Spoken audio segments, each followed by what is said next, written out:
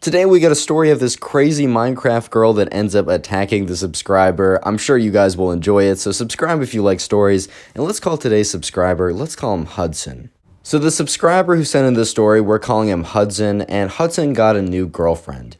And Hudson and this new girlfriend had been dating for probably about a month at this time, and Hudson had never been over to his girlfriend's house. Hudson's girlfriend knew about him and was totally fine with it. And, I think the reason that they just never saw each other at each other's houses is they were just kind of busy for the last, month or so. But one weekend, right, Hudson's girlfriend is like, hey, do you want to come over? So this was, tomorrow. So this was, a Friday, right? So she's like, hey, do you want to come over Saturday? Do you want to just, hang out for the entire day? And, Hudson was like, yeah, sure. Is this at your house? And the girlfriend's like, yeah, I talked to my parents. They're totally okay. In fact, they're going to be away. So the only person who's going to be in the house is going to be you and me and my little sister, but she'll probably just be playing Minecraft with her friends or whatever. She'll be in her room the whole time. So it's really going to be just you and me in the house alone. And Hudson was really excited because this is his new girlfriend or whatever, and this is a pretty big deal. So anyways, right, sure enough, Hudson is driven over by his mom to, his new girlfriend's house, and his mom's like, bye, honey, have a good time. Don't have too good of a time. Wink, wink. Hudson's like, mom, shut up. I don't want to hear that. She's like, ha, ha, ha, ha, ha. Well, typical mom behavior. You love to see it. But anyways, right, so Hudson walks up to the door. His new girlfriend greets him at it and says, oh, this is the first time we're actually seeing each other at each other's houses. And, Hudson was like, yeah, I'm pretty hyped. So she's like, all right, come in. I have lunch prepared. And, Hudson was like, damn, you have lunch prepared?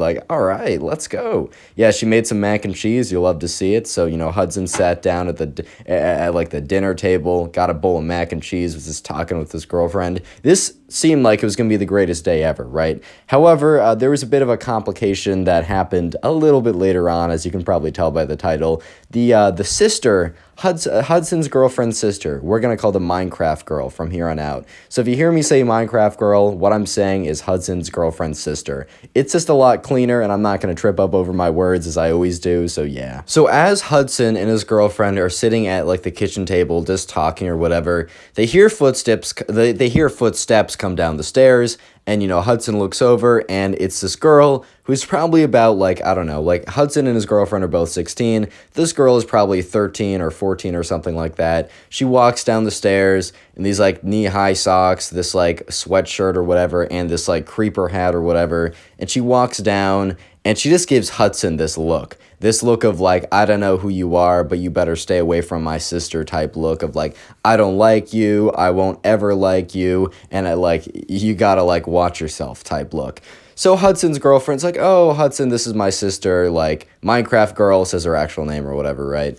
And Hudson's like, oh, Minecraft girl, it's nice to meet you, and the Minecraft girl kind of looks at him and is like, hi, and kind of just, gives him this kind of look of, I don't like you, bro. And, Hudson's girlfriend was like, okay, yeah, okay, that's enough of an introduction for you two.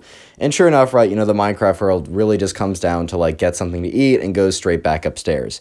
And Hudson, after she is obviously, left and has gone back up to her room, Hudson turns to his girlfriend and is like, hey, does she normally, not like people, that come over? And, Hudson's girlfriend's like, I don't think she's, super...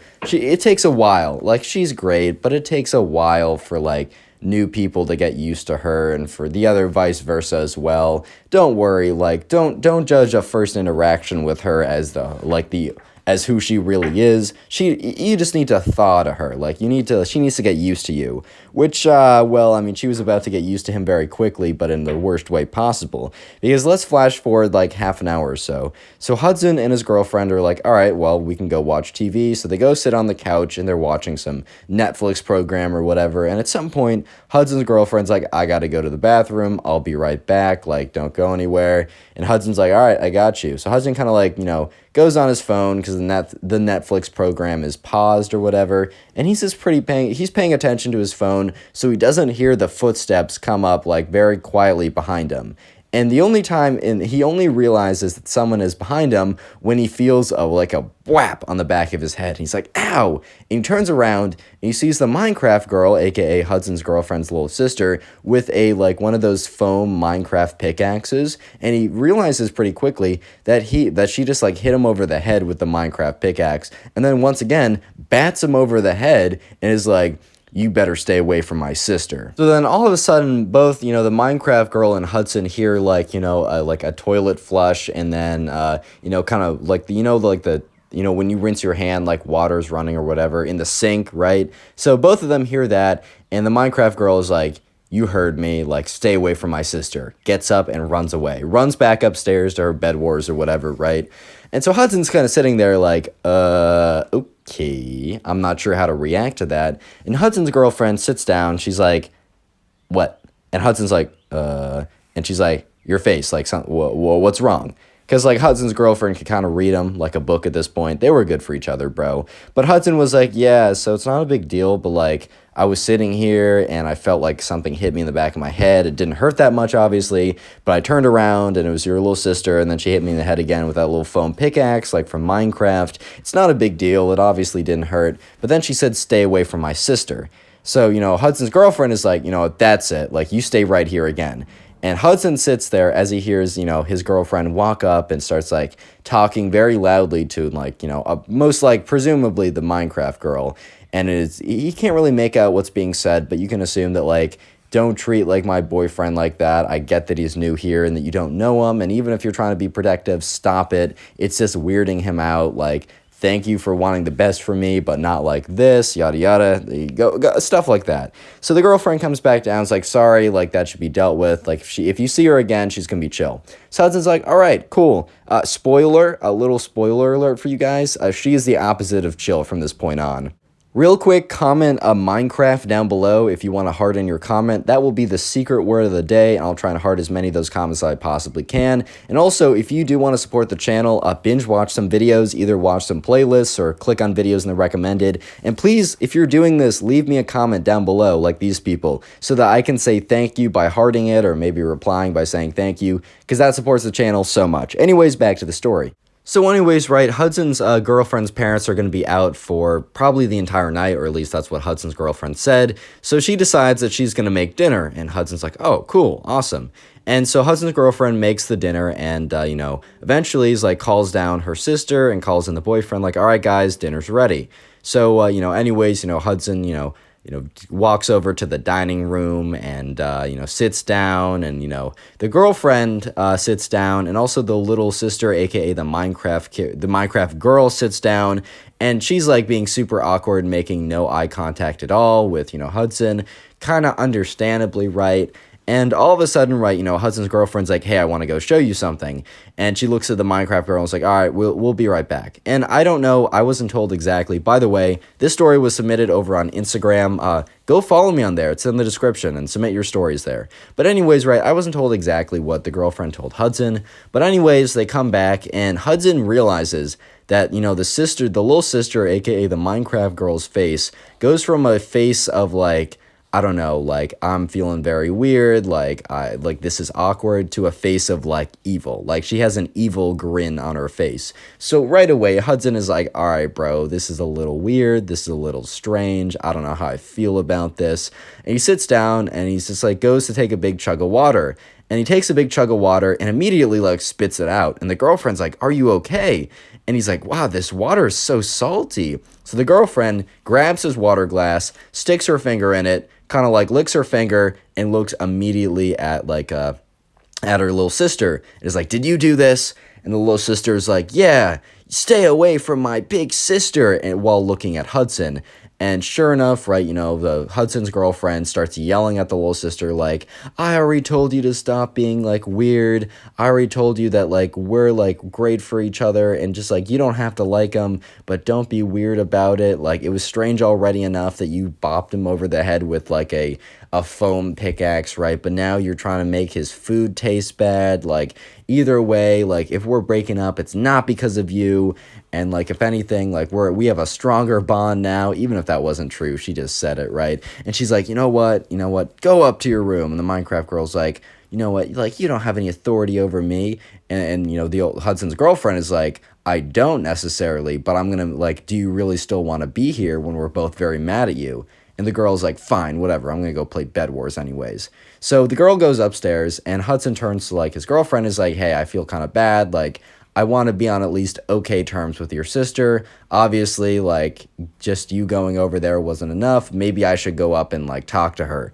And Hudson's girlfriend looks at him very longingly, like, you're so nice, you're so sweet, like, that's so kind of you, like, she really doesn't deserve it after what you've done, or not after what you've done, after what she's done, but just know that she's a little strange sometimes, and she really doesn't like new people, and I guess I've never had a boyfriend before, or at least I've never had one come over, so I don't know how she's gonna react. And Hudson's like, you know what, I got it, don't even worry about it, I just want to be on good terms. This was a big mistake for Hudson, let me just say.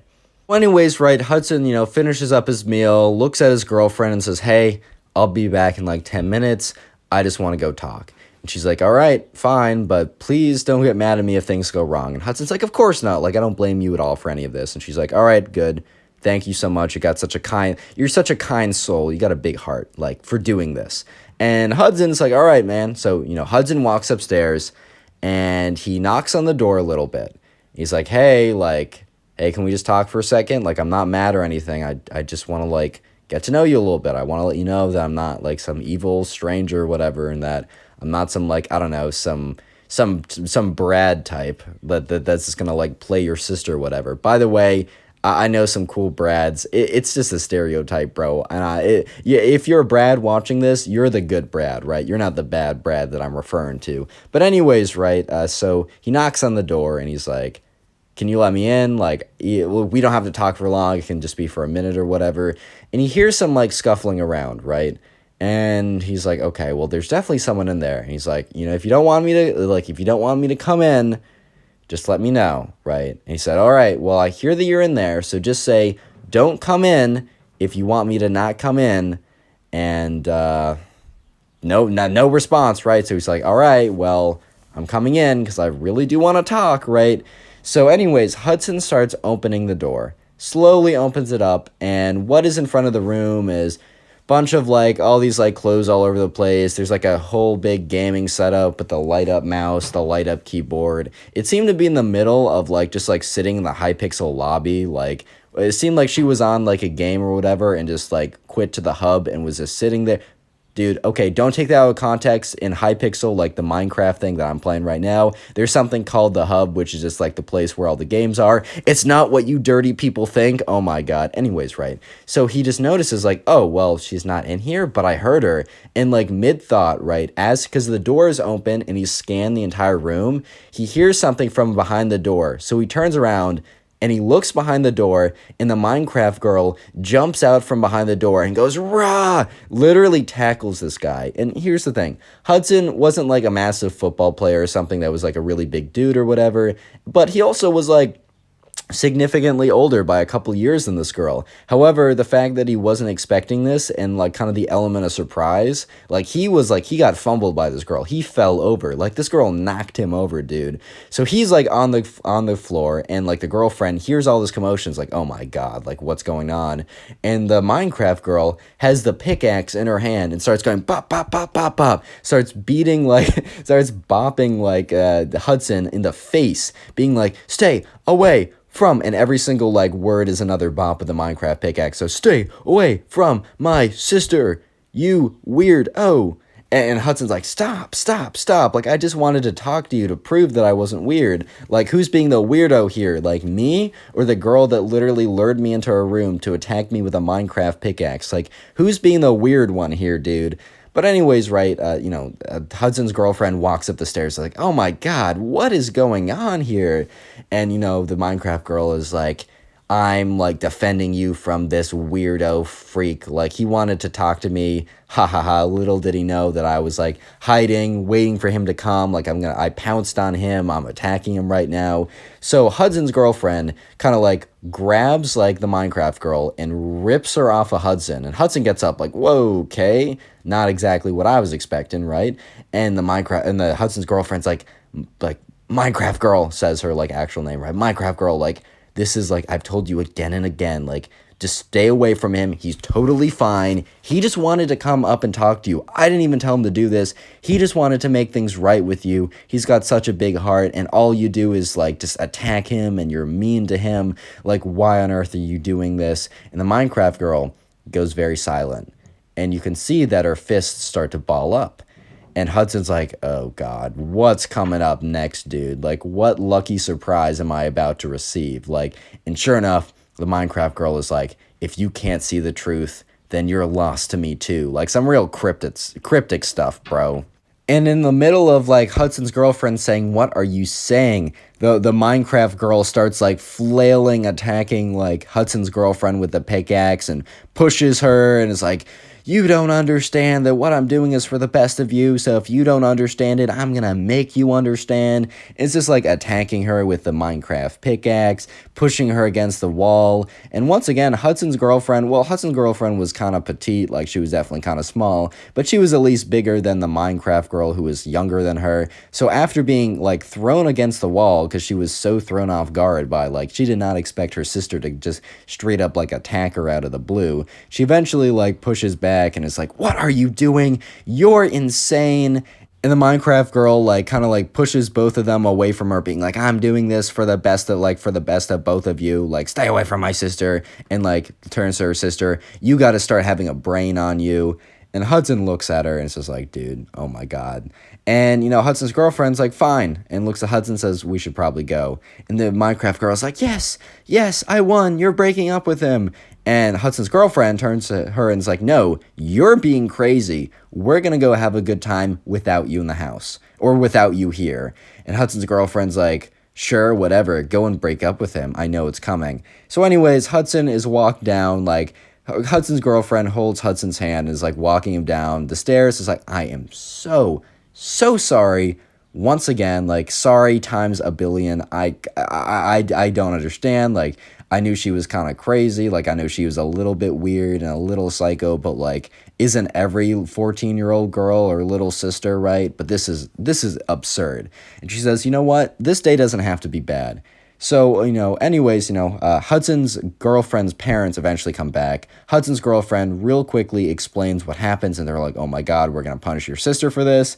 And Hudson's girlfriend's like, you guys can do whatever you want, but can I just ask for a favor? And they say, sure, what's up? And they say, can you just drive us to go get ice cream? So this story ends off pretty well, because Hudson and his girlfriend just end up getting ice cream, nice, relaxing, and no crazy Minecraft girl to ruin the day.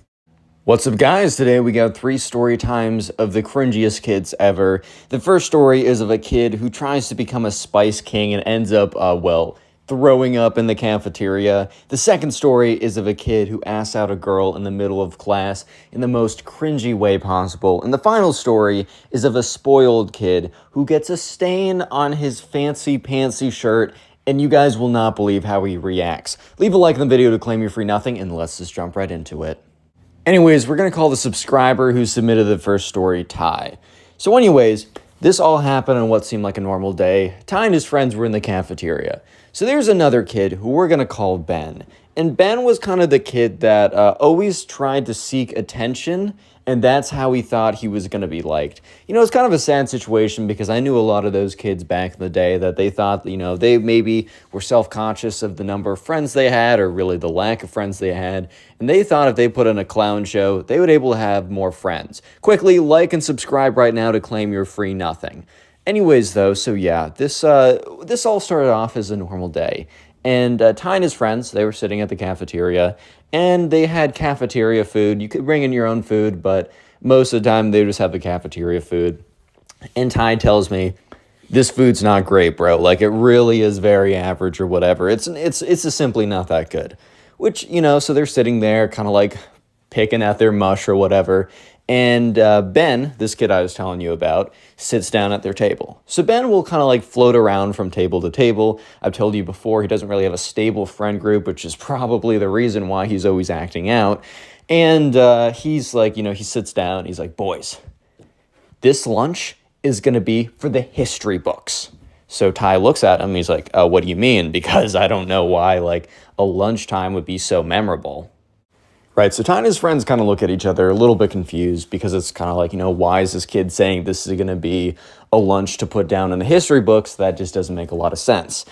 Anyways, though, so Ben elaborates, and he, you know, grabs his lunch bag, because he brought in lunch today, and puts it on the table. And Ty and his friends are kind of like looking at this lunch bag like, okay, bro, I see you have a lunch bag and you put it on the table. I'm not super sure what this means, but cool, I guess. And he's like, boys, I am going to do the spicy food challenge like the Spice Kings on TikTok. And they kind of look at each other. If you don't know, there's these people that are called Spice Kings, I think, or just people that eat a lot of spicy food in short form videos on YouTube Shorts, on TikTok, on Instagram Reels. Basically, they post videos of themselves eating, spicy peppers, spicy chips, just like a lot of spicy food, allegedly in one sitting. Trying to have like no reaction or whatever, and whatever, right? You can do what you want to do. I have no actual issue with that type of content. However, I think Ben thought it was such a good idea for him to do this to kind of show off to the kids or show off to like Ty and his friends and try and get their approval or whatever. Which, I mean, hey, bro, at the end of the day, like, this is not how the thing is, you're not going to become friends with people long term because you're able to pull off funny stunts or whatever. You're not going to be able to become friends with people just because, I don't know, like you're going to become friends with people because you spend a lot of quality time with them. You share hobbies. You're a good person to them. You are consistent. That's how you're actually going to become friends with people, not by pulling off stunts like this. Anyways, though, so yeah, sure enough, Ty takes out the stuff out of his bag. And in his bag, there are 3 things. There's a thing of jalapeno peppers. There's a thing of hot, spicy Takis. And then there's the one chip. If you don't know about the one chip challenge, well, let me explain it to you very briefly. Basically, the one chip challenge is this one chip that you can buy. And it's like this one black chip that is ridiculously spicy. There's so many funny videos on the internet of people trying to eat it and just not being able to do it. So anyways, yes, Ben had both the one chip, spicy Takis, and some spicy, probably jalapeno peppers. So at this point, Ty and his friends are like, okay, we don't need this kid like causing a scene, because look, at the end of the day, they're just trying to chill and eat their lunch. The last thing that they need is a big old situation or whatever that, because of proximity, because they are physically nearby, that then they are responsible, right? They're not trying to be responsible for this kid. Totally fair, totally understandable. So yeah.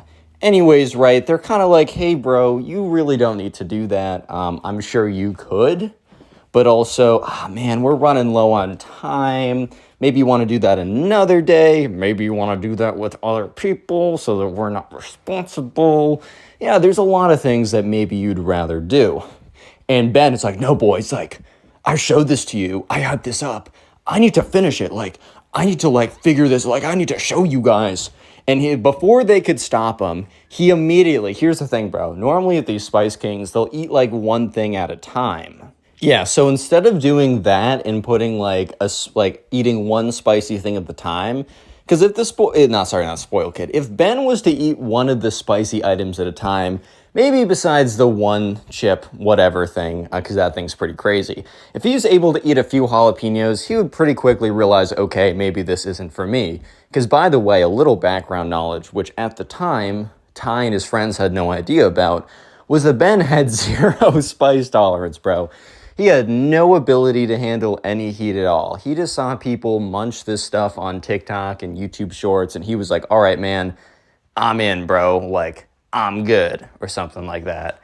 So yeah, sure enough, right, he decides to do something pretty stupid.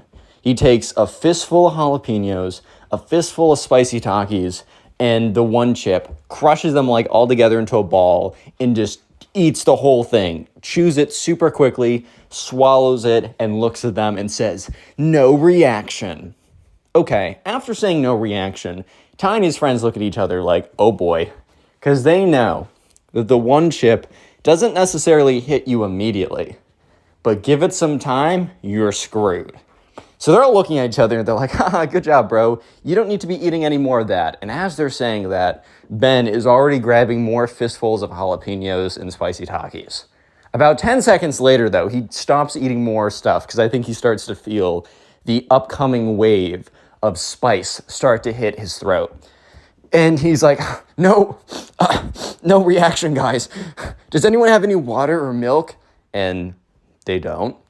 So he quickly gets up. He's like, no reaction, guys, no reaction. I just need something to drink to like make it easier for me to, oh my God, for me to eat more of these guys. Don't worry, no reaction though. And he starts like frantically looking around, and Ty and his friends are like, oh boy.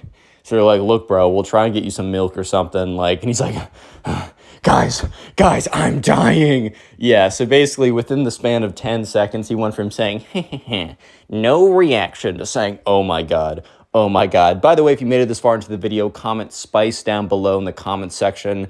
I'm going to try and heart as many comments on YouTube that say spice. Thank you so much for making it this far. Anyways, so yeah, sure enough, he's just kind of, he's dying, bro. Not actually. He's not actually dying. He's fine. He might have some toilet problems, but he's doing all right. But he's basically panting on the floor, and Ty and his friends are looking at each other like, bro, this is the exact reason why we didn't want him to do this. We don't want him to actually, like, harm himself, too, but also, now we're looped in by association. Like, we would be bad people if we just stood up and left.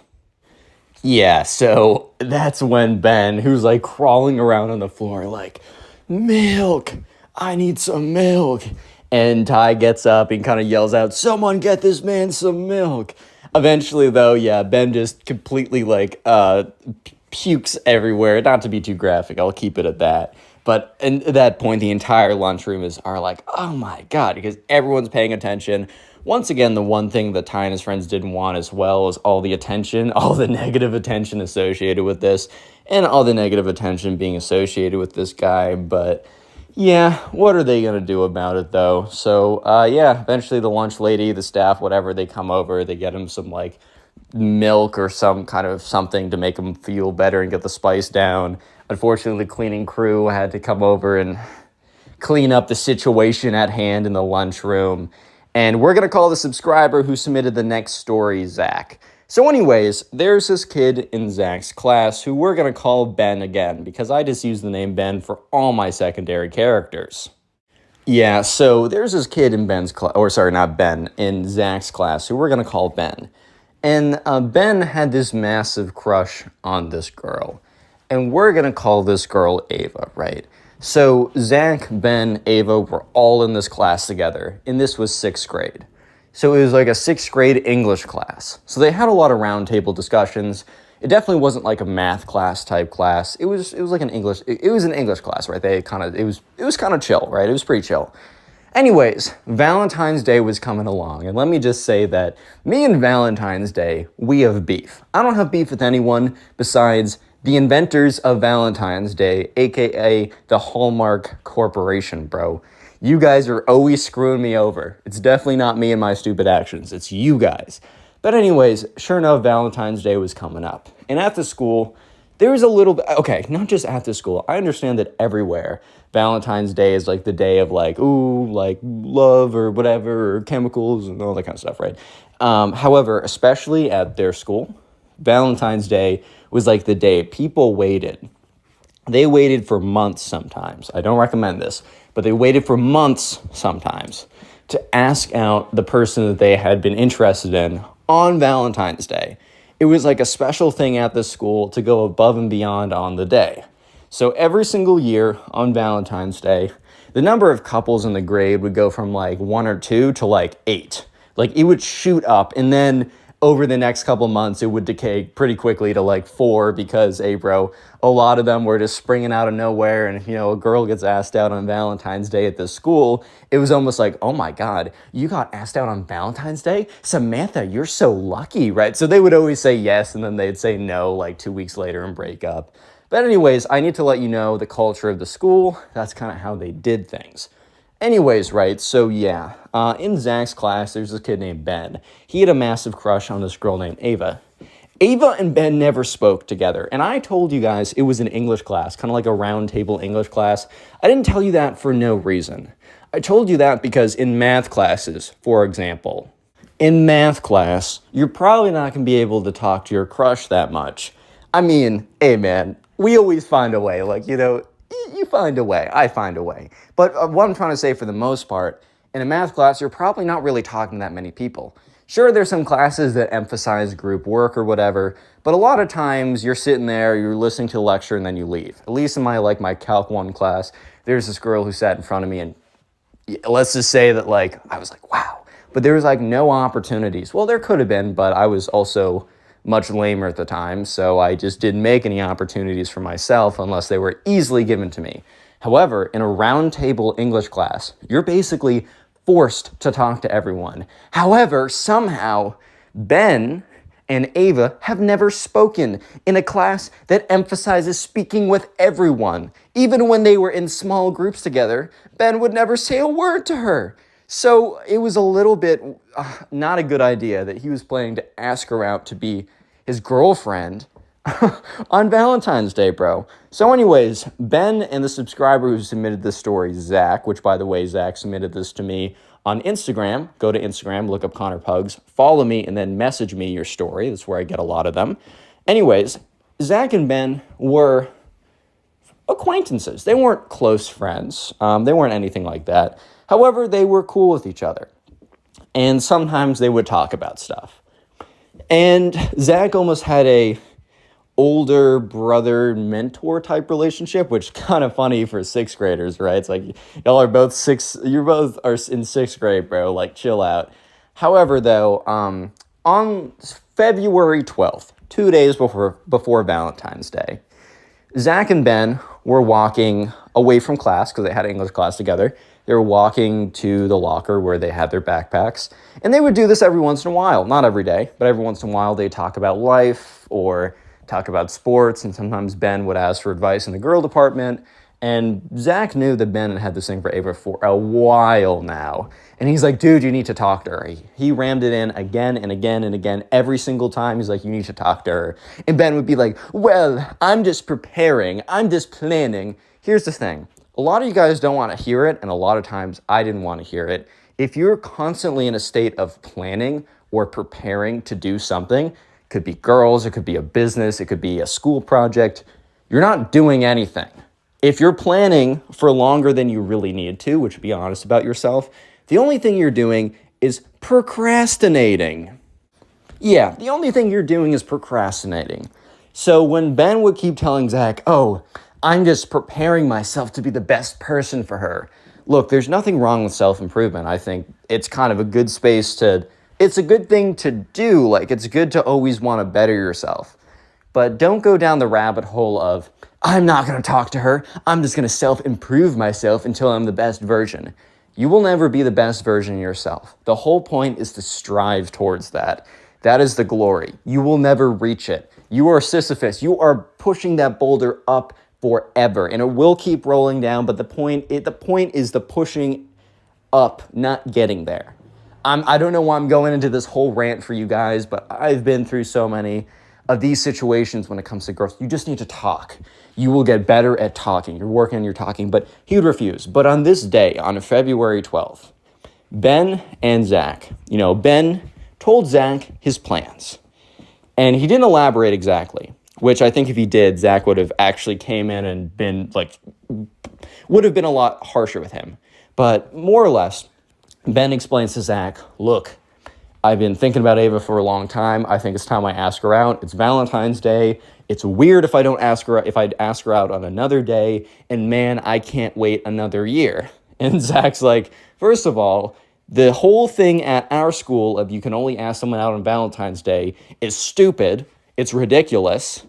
And also, no, you haven't spoken to her yet, Ben. I've told you this again and again. You have not spoken to this girl.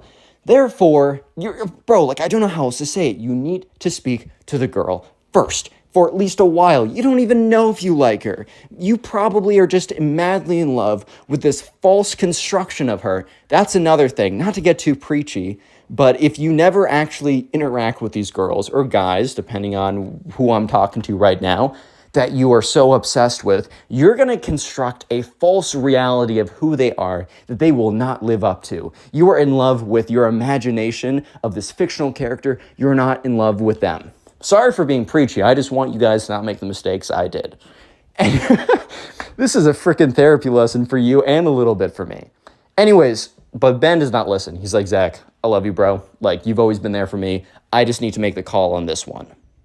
So Zach says to Ben, before they leave, which Zach says if he knew how Ben was going to act, that he would have acted a lot more strongly here. But he says to Ben, look, bro, you can't do this. Like, you can do what you want to do. Like, I actually can't control your life, believe it or not. But this is a bad idea, and I promise you it's going to end poorly. You're going to be embarrassed, and I just need you to hear it from me that if you do this, I'm not responsible, basically. And Ben's like, you know what, Zach, you always want the best for me, and I appreciate you, but I'm doing this. And Zach's like, okay. February 14th, dun, dun, dun, it is Valentine's Day. Everyone walks into school. There's kind of like this energy in the air, knowing that a lot of people are going to have really exciting days today. And there's a lot of girls that are very hopeful, and a lot of guys maybe that are hopeful on this day that maybe they'll be asked out. And there's a lot of nervous people knowing that they're going to ask someone out and not knowing the answer, even if they kind of have an expectation of the answer. And then there is Ben, who is about to embarrass himself. Anyways, so let's move to English class. They all get to English class, and it's the very beginning. And this is kind of the teacher settling down. And the teacher's a chill, like teacher's kind of fresh out of college or whatever, or fresh out of grad school. I don't know what you need for teaching English. I really don't know, bro. And so this teacher's chill, and we'll spend like 5 minutes at the beginning of class like on their phone and be like, guys, this is a warm-up period, which basically means the teacher's not trying to teach for the full 45 minutes and just wants to chill on their phone for 5 minutes. So congratulations, you get to goof around for 5 minutes. So this kind of like limbo period in class. They're all sitting there. Ava's sitting with her friends. Zach is kind of sitting in the back. Zach has a little bit of a pit in his stomach because he knows what's about to happen. But he does not know the degree to which what is about to happen is about to happen. So yeah, sure enough, Zach watches as Ben gets up, walks over to Ava's desk. He is hoping, he's praying, he thinks that it's going to be short, brutal, and quickly done. A nice execution in quotations, right? Quick, done, not horse-drawn and carriaged or whatever that's called. Very quick and easy. No, he sits down, he's sad, and then he realizes he's an idiot for what he was doing. But no. Ben gets down on one knee and screams, "Attention, class! Attention!" And Zach's like, no, my son, no. So everyone stops what they're talking about, including the teacher, to look at what's going on. Ben, not Zach. Zach would never do this. Ben is on one knee, and he's like, Ava, you mean the world to me, and I wanted you to know that. But I not only wanted you to know that through my words, I wanted you to know that through my song. Ben can't sing, by the way, so this reenactment is probably accurate. Ooh, yeah, Ava.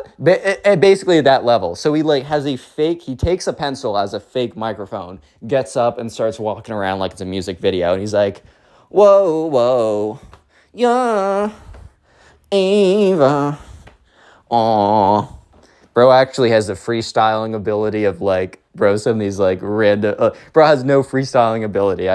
He probably wrote this down beforehand too. And he's like, Ava, every day that I come into class, I feel alive. Yeah.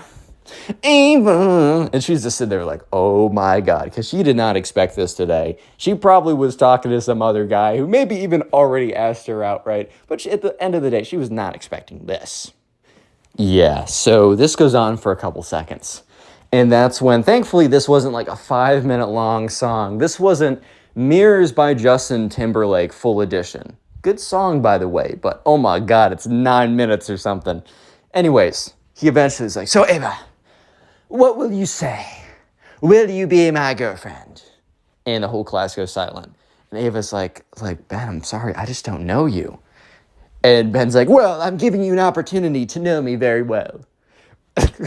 Dude, if she says no the first time, don't look for a yes. You're not going to get a yes. If you trick her or convince her in some other way, you shame her into saying yes, bro, if she doesn't want to say yes the first time, tricking her, shaming her, coercing her, somehow getting her to say yes, that's not a natural yes, bro. Trust me, that's not what you want, guys. Come on now. Anyways, though, so she's just like, I'm sorry, bro. I'm sorry, Ben. She didn't say bro. Sorry, bro. I can't do it. No, she's like, I'm sorry, dude. Oh, I'm sorry, Ben. I don't know you like that. I can't. So Ben is like, oh, okay. And he walks back. But Ben doesn't sit next in his old seat. He sits down in the empty seat next to Zach. And they sit there in silence for a little bit as the teacher starts the class a little bit earlier than usual because of, what's going on right now. And she starts the class sooner than usual because she doesn't like the awkward period of silence. And by the end of it, Zach and Ben walk out. And they walk together, but they walk in silence for a second. And that's when Ben says, "You're right." And Zach says, "Don't worry about it, bro. Like, learned a lot today. Don't let this lesson slip you by."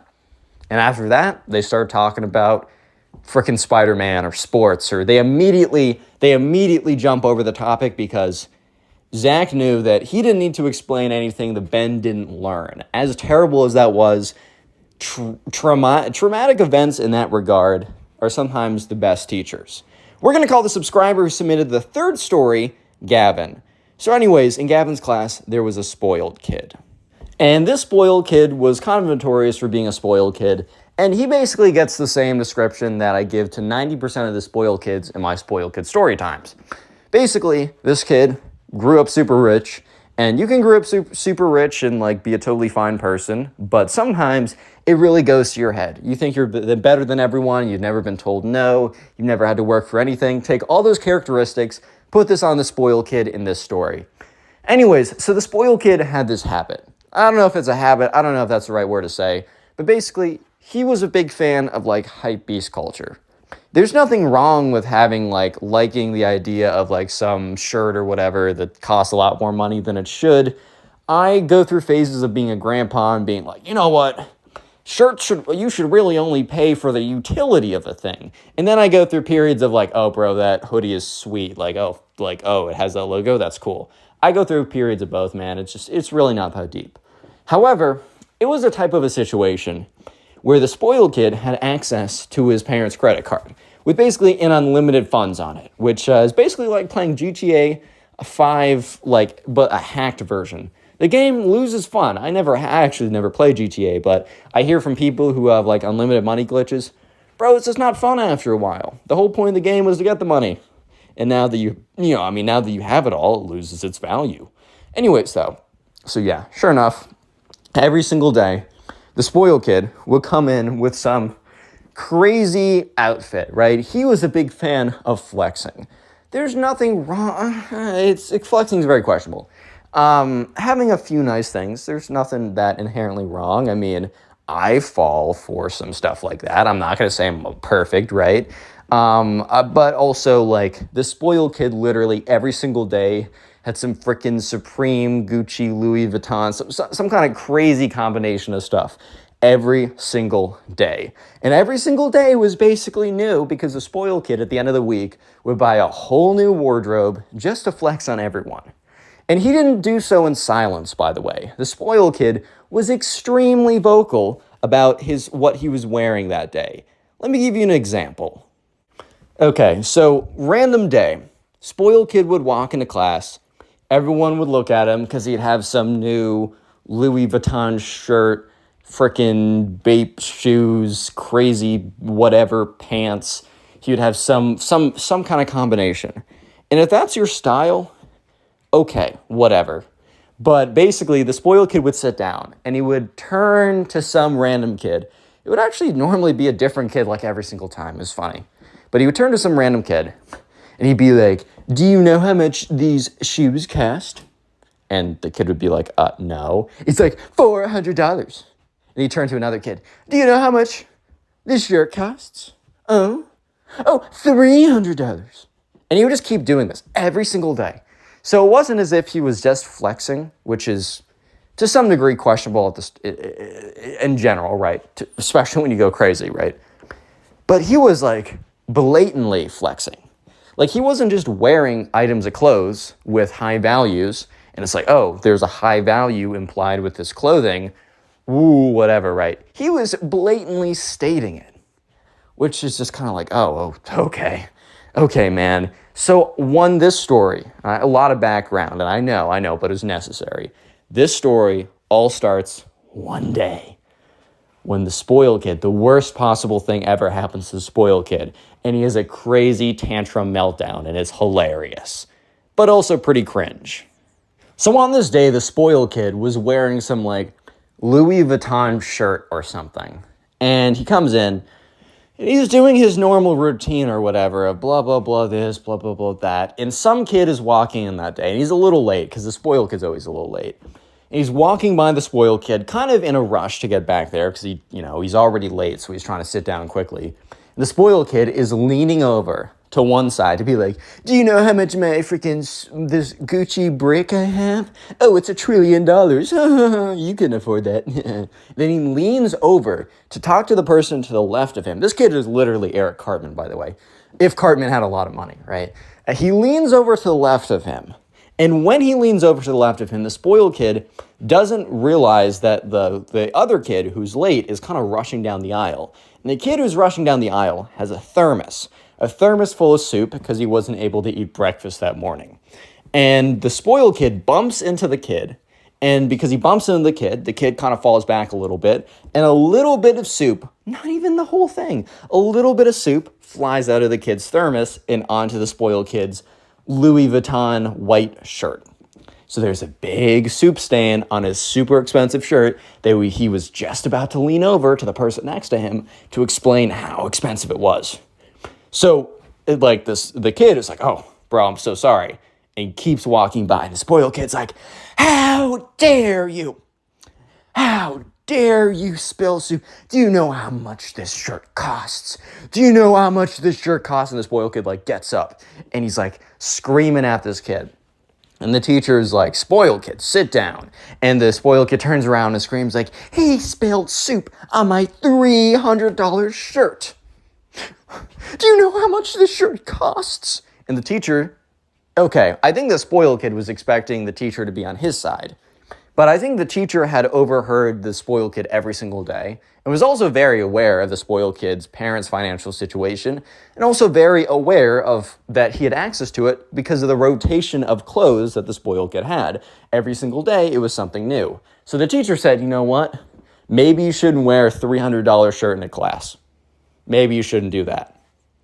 And the spoiled kid was so shocked that the teacher didn't fold to his every whim, right? That he's like, my dad is going to sue the school. It's going to sue you, teacher. It's going to sue you. And points to the kid who's rushing to get to the seat. And the kid's like, okay, bro, whatever.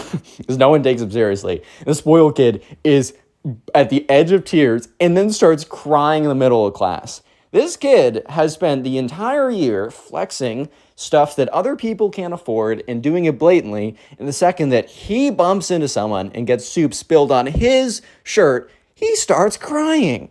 The spoiled kid, in tears, runs out of the classroom. And the subscriber, Gavin, who submitted this, just looks at his friend and is like, are you serious right now? How's it going, everyone? Welcome back to a brand new story. Today we have a story of another spoiled kid who does something absolutely crazy. This is another one of those stories of those spoiled kids who are just so ridiculous that you just can't help but just sit there and think, wow, these people really populate the earth with us. That's freaking crazy, bro. So with that all being said, leave a like in the video to claim your free nothing, and let's just jump right into it. So we're going to call the subscriber who submitted the story Adrian. And so there was a new kid who was moving into the neighborhood, and the new kid's mom reached out to a bunch of other kids' moms in the neighborhood because she was added to a neighborhood Facebook group or something. I don't know what moms do. I also don't know how Facebook works. I don't know much about either. But yeah, so the mom must have reached out to Adrian's mom and said, hey, I got a son that's your son's age. Or probably asked, if she has a son, how old her son is. And then, oh, my son's your age as well. So they got an invitation over. It was, this was all happening over the summer. I think the plan was that, the spoiled kid, or who they didn't know was the spoiled kid, but we're going to call the spoiled kid, right? The spoiled kid just got there, and the spoiled kid's mom is like, well, I want to make sure my son has friends as he goes into school. Obviously, I think all moms want that, right?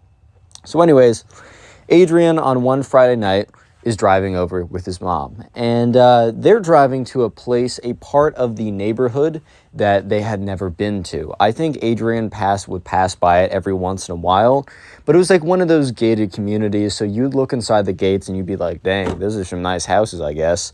But this time, they were given the access code or whatever. Apparently, in this gated community, they would change the access code every single day. And, like, if you had a guest, you just give them the right access code. And people who had, like, lived there had accounts you could log in. That's unnecessary details, right? So they get the access code, they go to the door, they type it in or whatever, the gate opens up, and they go through. And Adrian is just stunned that houses like the houses he's seeing exist in the neighborhood with him, right? He's like, that's ridiculous. Like, that's crazy.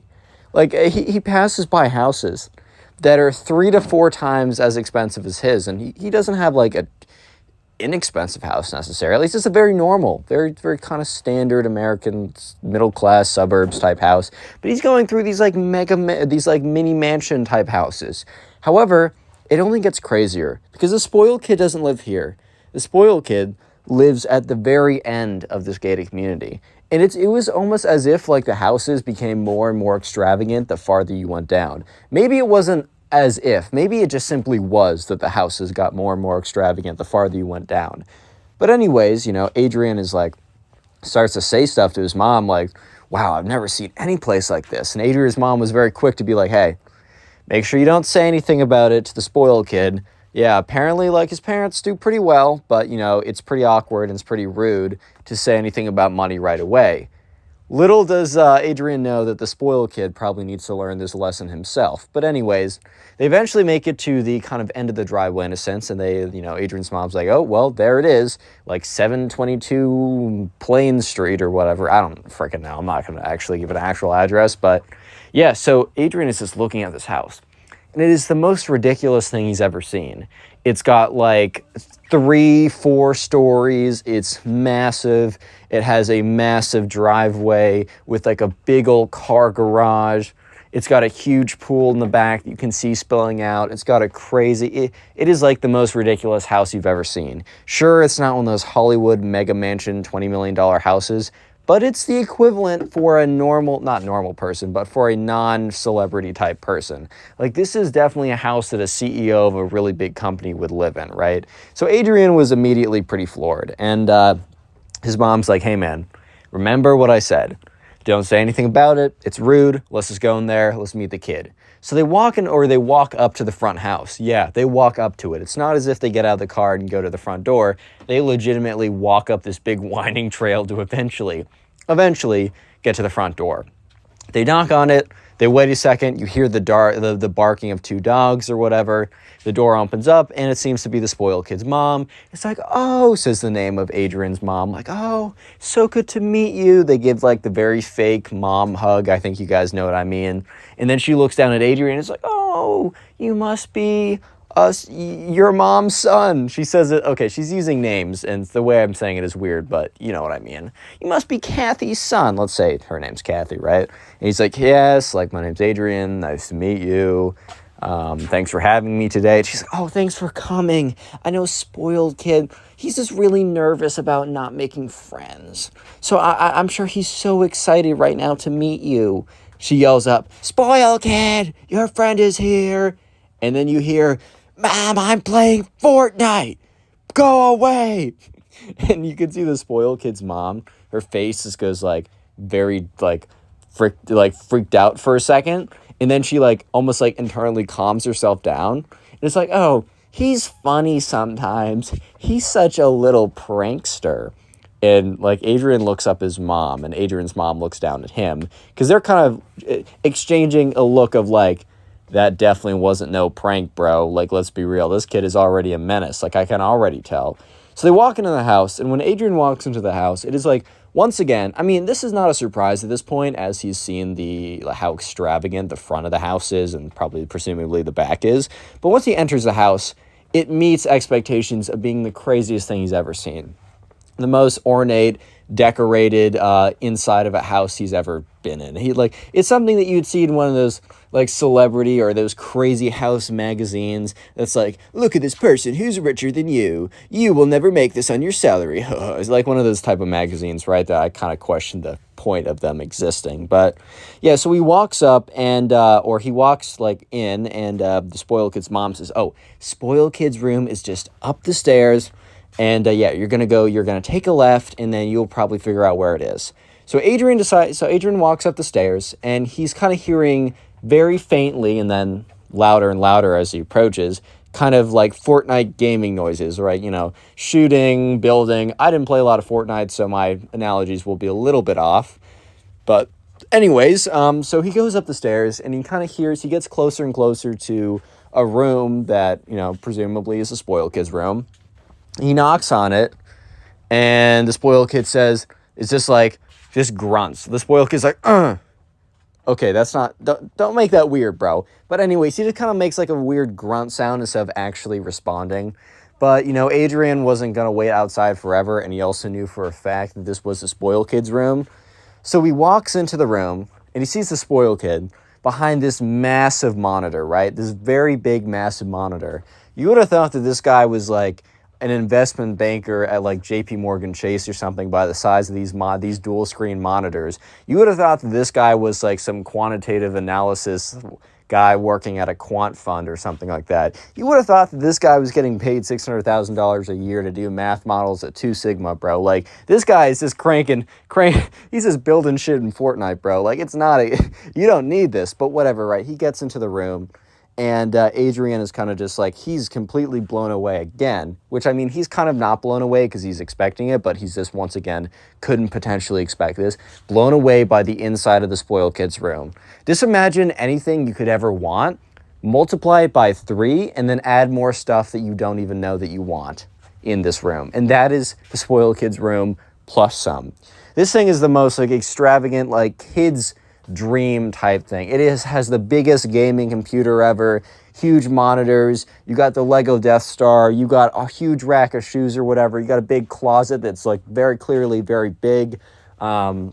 You got everything. You got the coolest light setup. You got, I don't know, charging port for his phone, iPad, literally everything possible. Like, I don't know how to explain it besides just imagine something unimaginable. That should be easy. Imagine something unimaginable, add 2 to it, multiply it by 7, and you got the spoiled kid's room. So anyways, you know, Adrian says, hey man, what's good? My name's Adrian. And the spoiled kid doesn't respond to him. He's just playing Fortnite. And he's just like, he's cranking 60s or whatever. I don't know the phrase, sorry. He's just playing a bunch of Fortnite, not paying any attention to the fact that another human being is in his room. And Adrian's kind of thinking to himself, did this kid just not hear me, or is he ignoring me?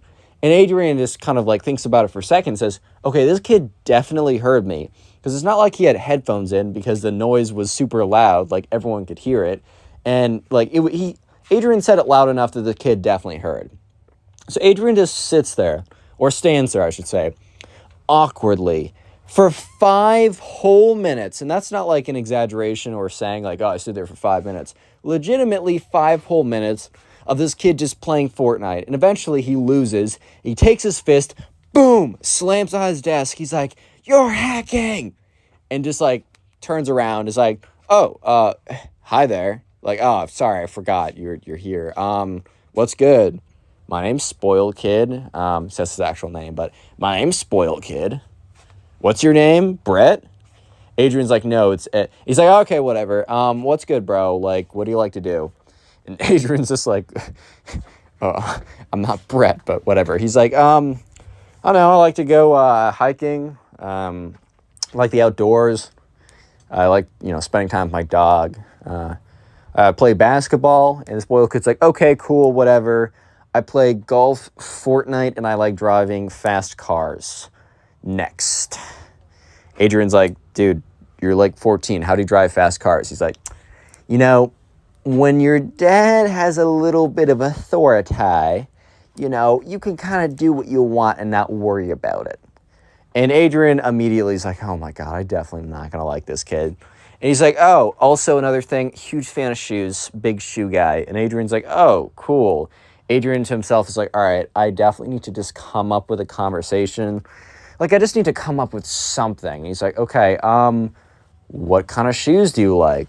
And the spoiled kid, like, gets off his chair, walks up to Adrian, looks down at Adrian's shoes, and is like, well, first of all, not those.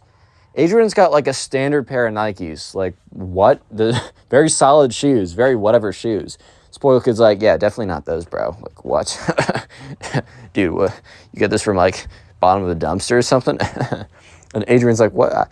I've had these for, like, a year. Of course they're not going to be great. But he's like, aha, very funny, dude.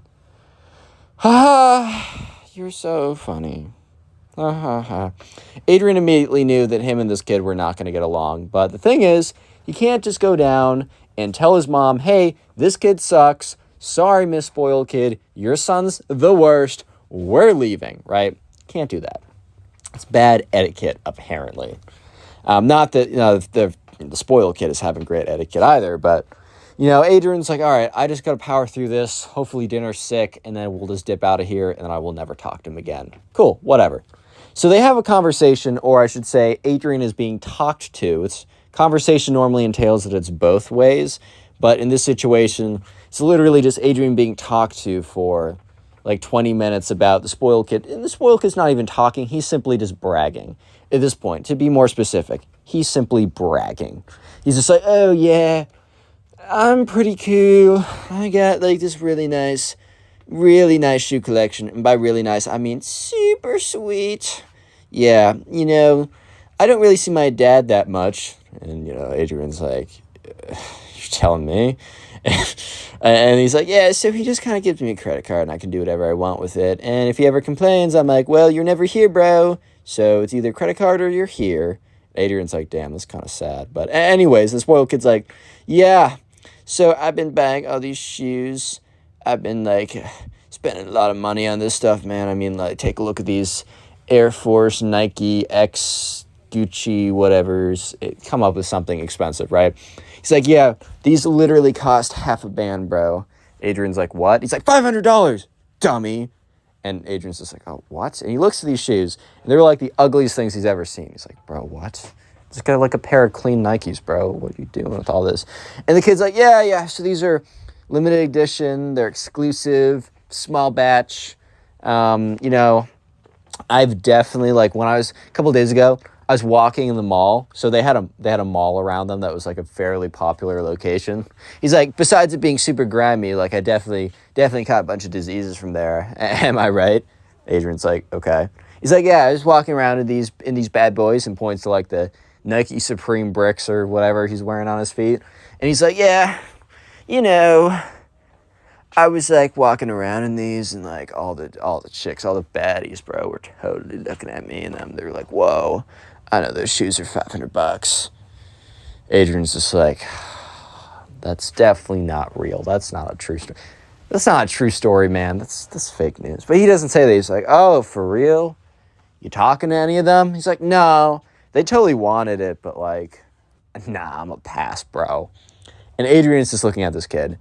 In his head, he's like, this might be the worst kid ever. Like, I thought he's going to suck, but this is just whole new levels, right? I guess this is, just whole new levels of just sucking. Wow. Okay, cool. Noted. Good to know. I will make sure to tell all my friends how I really feel about you. Anyways, yeah, so the spoiled kid goes on to talk about, shows off some other stuff in his room. He's like, oh, I got something to show you. And Adrian's like, yes. He's like, come with me.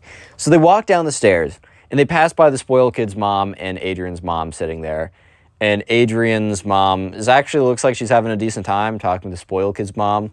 Like, they're just talking about mom stuff, like, the weather is nice today. I don't know what moms talk about, bro. I don't know. But anyways, they walk down, and Adrian's mom looks over and kind of gives the spoiled kid's mom looks over and gives the spoiled kid a thumbs up. The spoiled kid's like, shut up, mom. And they, they keep walking. They go out the door, and the spoiled kid is taking them around back. He's like, yeah, so I just wanted to, I thought I'd show you some cool stuff. Like, you definitely don't have access to stuff like this, so you're welcome in advance. Adrian's like, don't punch this kid in the face, bro. Hold it together. Don't drop kick him in the nuts. Just deep breaths.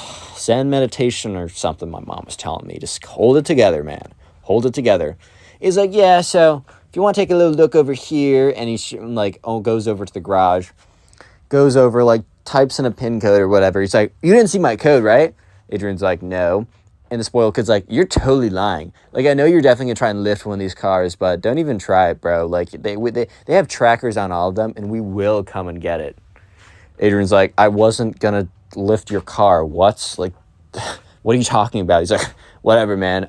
Anyways, so I know this is a big opportunity for you, because you probably will never, ever have access to, like, look at these, let alone, like, even get near one ever again. Adrian's like, okay. Word, bro. Cool. And this, well, it's like, yeah. So you take a look over here. This is my my dad's Aston Martin. Got a Mercedes C-Class. Got a, this one's not bad. This is a little sports car over here. It's not too bad. He says the name like Ferrari, Bugatti. The cheaper one of the two, they're both like super expensive, but you know what I mean. Like not the I think one of them's like crazy, and one of them's like crazy. So he's like, yeah, and there's like some other stuff, but like you maybe want to sit in one of these cars, and I can take a photo of you in it, so you for like a second you can be like, oh man, look at me guys, I'm in this car, even though it's like totally not your car and you totally will never have one. But if you want to take the photo, I will give you the opportunity, because I'm just nice like that. And spoiled Adrian is just like, oh my god, this kid's the freaking worst. Yes, you guys might be thinking this kid's pretty bad. Well, let me just say that he goes full mask off. He gets super blatant. And he actually, believe it or not, gets worse. Just literally give it a second, dude. Real quick. God, my voice is broke. Sorry. Real quick, if you made it this far into the video, comment spoiled down below. I know, it's the same word almost every time. But one of these times, I'm going to change it. And you sneaky, you, I'm looking at you, being all sneaky or whatever, you're going to comment spoiled in 5 minutes into the video, and it's going to be like potato, and then you're going to look like an idiot. So always watch till this part of the video.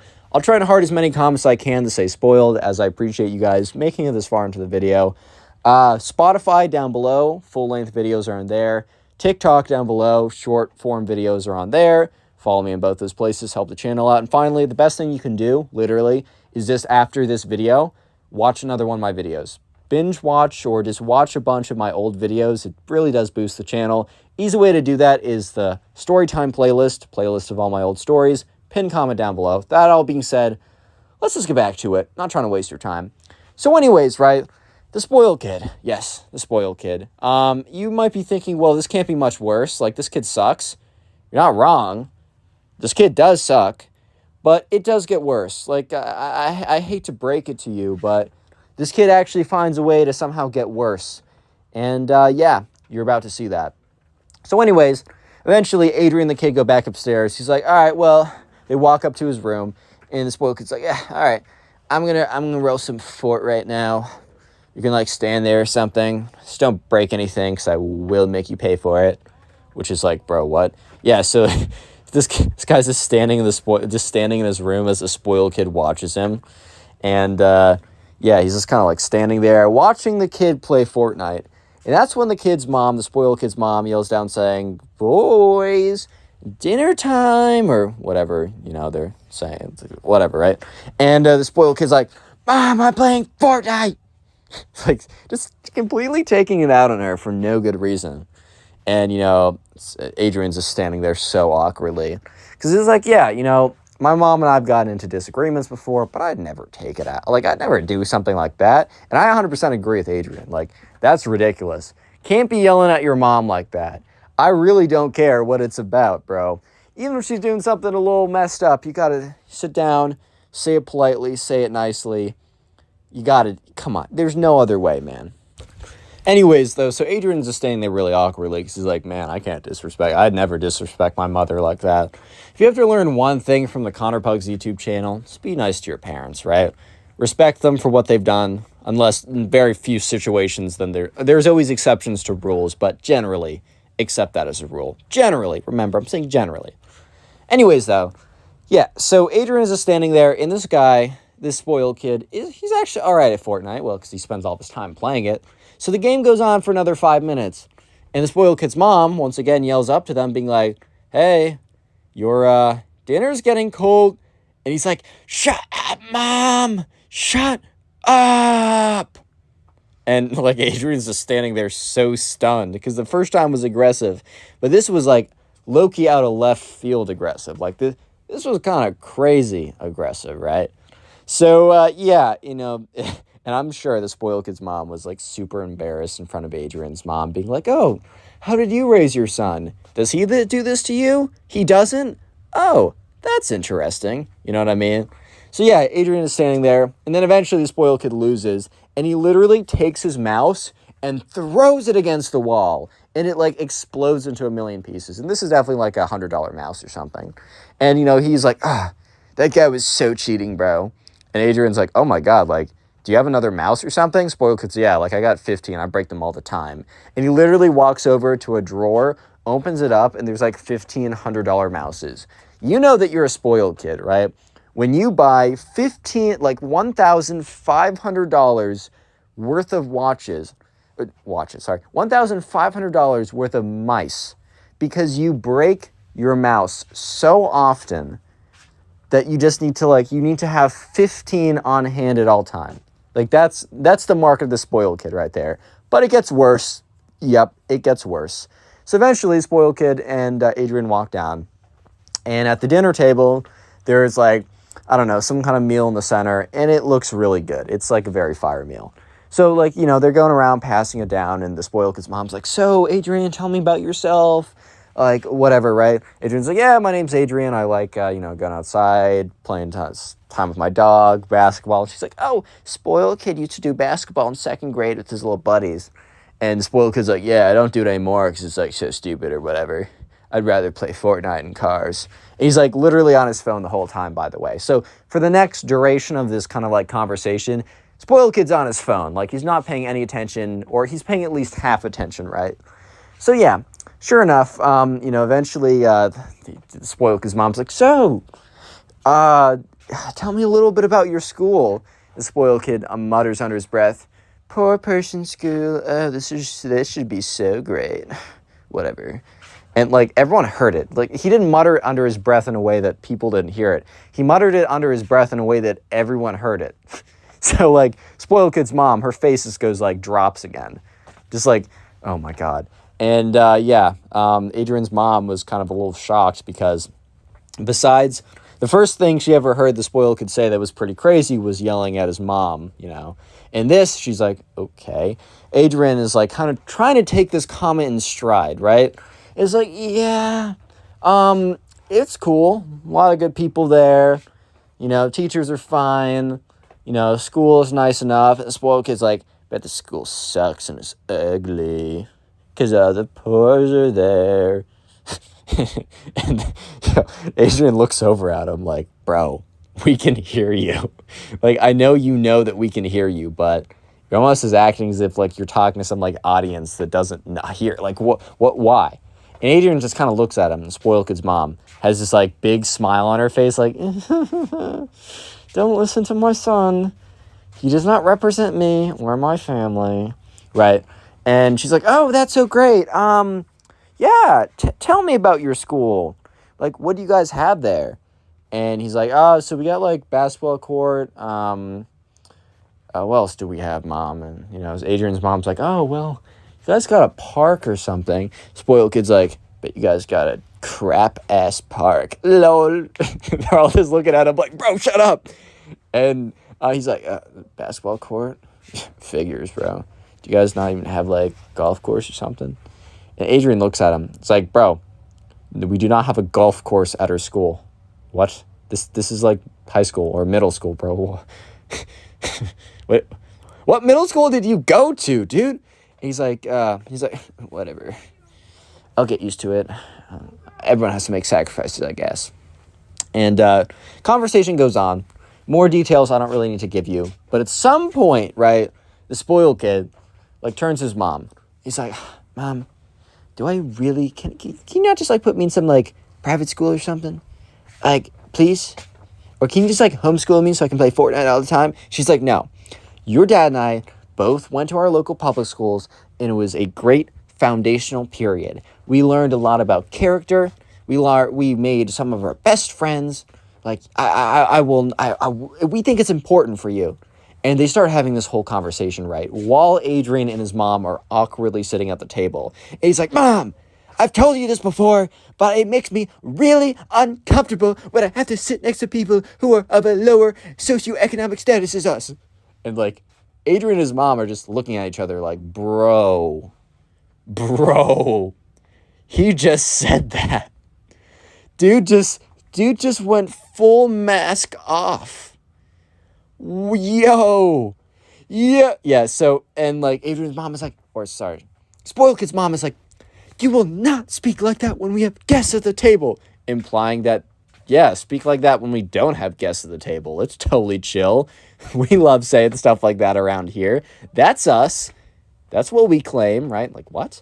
But anyways, Spoiled Kid's like, Mom, you know what? You're always telling me to, like, I should express myself and I should say what I'm thinking. And she's like, I don't say it. And he's like, you know what I'm thinking? I'm thinking Adrian over here. And Adrian's like, oh, God, it's looking real poor right now.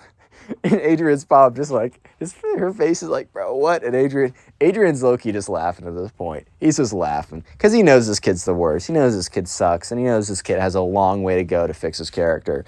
So he's just dancing, bro. He's just laughing. He's Josh, and he's goofing around right now. Like, he honestly doesn't care because it's, like, the funniest thing he's ever said or ever heard. Because, like, look, Adrian doesn't care. Adrian's comfortable in his life. He's happy with who he is.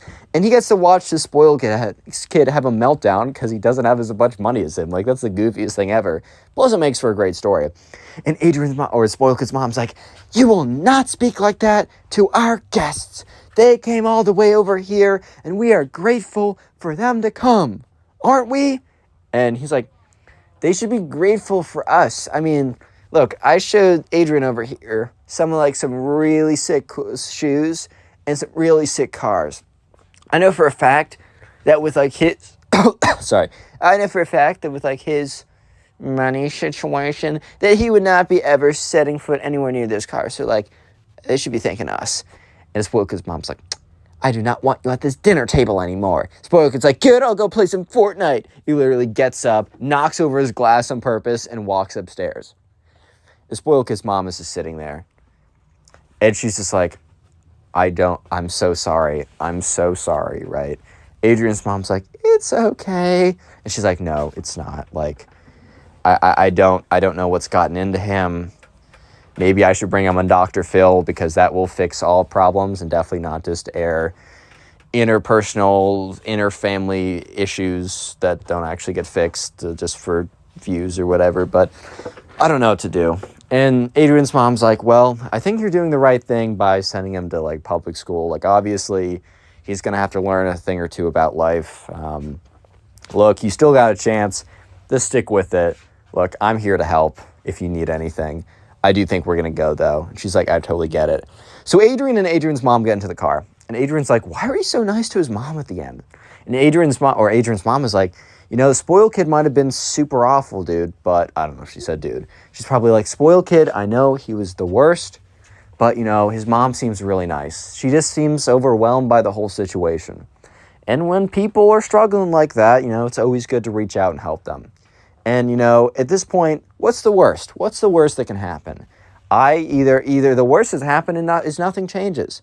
The best that happens is I can actually give some guidance and the Spoiled Kid's mom can fix his character because it's definitely not so great right now. And Adrian kind of agreed. And moral of the story is, I think the morals of this are so obvious. Like, don't be that kid, bro. Like, if you don't get that from the story, click on the video on screen right now. I know you'll enjoy it. Just click it. Do it. Look, in my opinion, it's never okay to shame someone for something that they can't control. However, it seems like nowadays, if a guy is under 6'11", they can be shamed and called ugly for something that they genuinely cannot control. In today's story time, this Gen Z girl calls every kid in her class who is under 6 feet ugly and worthless. It's absolutely crazy, so sit back, relax, and let's jump right into the story. So we're going to call the subscriber who submitted this story Billy. So anyways, in Billy's class, there was this Gen Z girl. This Gen Z girl spent all of her time on Twitter, as the Gen Z girls do. And by the way, when I say Gen Z girl, I use that as like, I don't know, a saying, and I don't mean literally anyone in Gen Z, because I'm technically in Gen Z. It's kind of just a saying for people who spend way too much time on Twitter and TikTok and cancel bread and all this wonderful stuff, right? So she spends way too much time on TikTok and Twitter and has come to the belief that all women are queens, all men are terrible, and if a man is under 6 feet tall, that he is not worth her time. By the way, dude, they're all in 8th grade. Billy's in 8th grade, she's in 8th grade. A lot of guys haven't even hit their growth spurts. Let me admit something to you guys. I am 5'10 to 5'11 on a good day. I am not 6 feet tall, and I will never be. I am basically done growing in that direction, dude. So, yeah, even like most kids will not be 6 feet statistically. And in Billy's class, there was one kid alone who's like 6 feet, but barely 6 feet. And he was like the star basketball player or whatever. Every other kid in Billy's class was under 6 feet tall because, bro, they're in 8th grade. Like, even the ones that are going to be 6 feet tall are just not 6 feet tall yet. I don't know why this is so difficult for people to understand. But one day in class, the Gen Z girl was like going around, we're like sat with a bunch of like other girlfriends, and Billy was overhearing a conversation that they were having. This conversation went about as follows. So this is the Gen Z girl.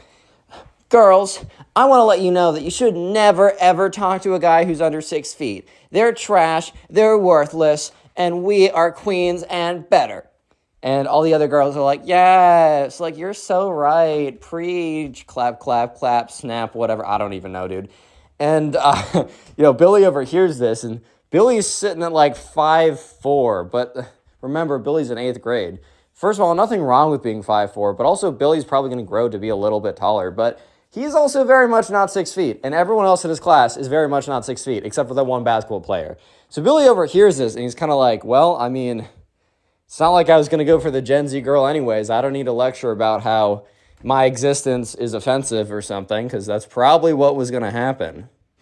Yeah, but sure enough, the Gen Z girl, what she starts to do is she starts to go around like talking to all the girls in the class.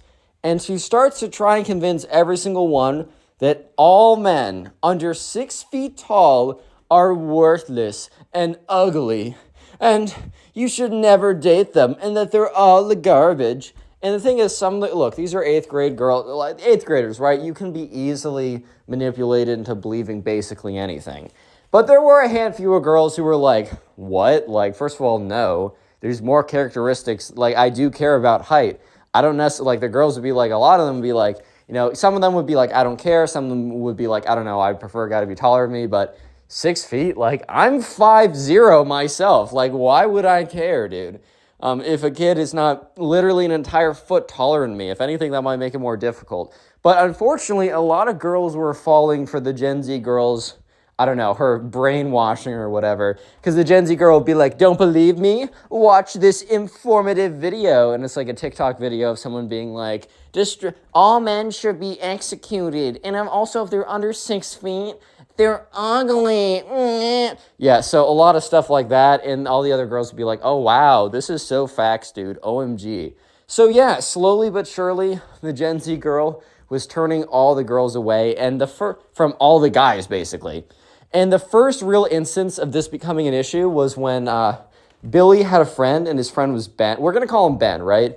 So Ben had this thing for this girl, and maybe this girl deciding that because Ben is not 6 feet, deciding to be like L ratio, maybe that says a little bit more about the girl than anything. But Ben was talking with this girl for a while, and here's the deal.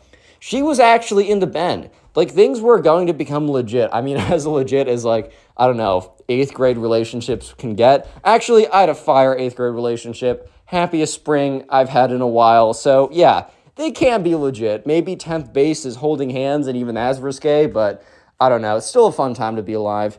Yeah, but anyways, so things were going really well for Ben until one day this girl just stopped showing interest.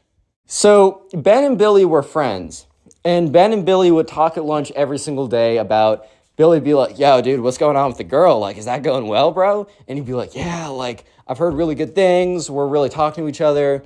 I've heard from her friends that she wants to escalate this to like a full-on relationship, which was a pretty big deal, especially for 8th grade. I think it's always a big deal. That stuff's always fun. That stuff never gets boring. But yeah, one day, Billy sits down and Ben sits down and Ben's like, dude, she's like completely cut me off and I don't know what I did. And I mean, this isn't like an uncommon thing. Like guys are just completely oblivious to what happens around them. I'm speaking from experience. I am CEO of being oblivious, bro. But yeah, so at first Ben's like, oh, or Billy's like, oh, dude, like, Ben, did you say something? Did you like not say something? Like it was her birthday and you just missed it? And he's like, dude, I really don't think so. And that's when another guy sits down and says, dude, like, Ben, I'm so sorry, bro. And Ben's like, wait, what are you sorry about? He's like, I heard it's not going well with what's-her-face. And, Ben's like, bro, like, how did you hear? Like, I haven't told anyone besides Billy, and Billy's sitting right here. And he's like, oh, yeah, you didn't tell me, and Billy didn't tell me, dude, I just heard. And Ben's really confused because how does this random guy know that it's not going well with this, like, girl that he's talking to? So that's when this random guy explains that basically word has gotten around that the Gen Z girl has, like, converted 80% of the girls in the class to reject all men that are under 6 feet tall. And that the girl that Ben was talking to was converted as well, and that she has been instructed by the Gen Z girl to not speak to Ben until he becomes 6 feet tall. And Ben's like, dude, what? Because, yeah, Ben's like 5'5", which is a totally fine height, but also in 8th grade, he's probably going to grow taller. There's like a chance, like probably a 1 in 2, 1 in 3 chance, he will approach, if not surpass 6 feet when he actually has a real growth spurt, dude. Like, I don't understand. Like, it's stupid. I mean, look, people are allowed to have their preferences, but I don't know. It just seems so stupid, especially for 8th grade. And this is like, Ben's getting mad because he's like, dude, I was doing so well with this girl before, like, this nonsense, like, oh, I have to be 6 feet came in, bro. And, the guy's like, yeah, dude, it really sucks. Like, this one girl is just, like, converted all the girls in our class against us. Like, the Gen Z girl really is just, like, she's the op, bro. She's against us, dude. Like, I don't know what happened. Yeah, so Ben is pretty upset because things were going really well. So they get into class, and Ben, Billy, and the Gen Z girl, they all have second class after lunch. So they all have class together. So they all sit down, and when they walk into class, Ben and Billy walk into class together, they see all the girls in the back huddled around the Gen Z girl. And they're watching some TikTok video on the Gen Z girl's phone about, like, ladies, this is why we don't need men at all, unless they're over 6 feet tall and make $7 million a year. So basically, if you guys know any men that are under 6 feet tall, tell them that they are worthless to society, right? So, and all the girls are like, yes, this makes a lot of sense. Yes. And all the guys are just kind of sitting there like, bro, what? So eventually class begins. And the teacher's like, all right, guys, like, it's a group project. I'm going to step out for a second because basically they were paired up into groups and they had a kind of a week-long assignment that they had to do. And the teacher's like, today's a work period, like a class period, just to do work with your projects or your teams. And if you have any questions, I will be in and out of class. I got to, like, make copies or whatever. But whenever I come back, feel free to ask me questions. So the teacher left class for the majority of the class. And when the teacher was back, it was very sparingly. So that's when, like, I don't know, I think Ben was just mad. So Ben, like, gets up and he walks over to the Gen Z girl's table. And the Gen Z girl is like, hi, shorty. What's up, small guy? And he's like, what? She's like, yeah, you heard me. You're under 6 feet, so you're worthless. And all the girls are like, oh. And Ben's like, dude, what? And at this point, Billy's like, oh, no, this is not going to be good. Because Billy knew that Ben was notorious for going off on people. Like, Ben was a good dude and Billy liked him. Like, they were boys. But also, like, Ben had no chill. Like, if someone was doing something and they needed to be called out, or even if they didn't need to be called out, that was the problem. Sometimes he would literally just be ruthless to the wrong people. Like, just for the sake of being ruthless, he would sometimes just be absolutely ruthless, bro.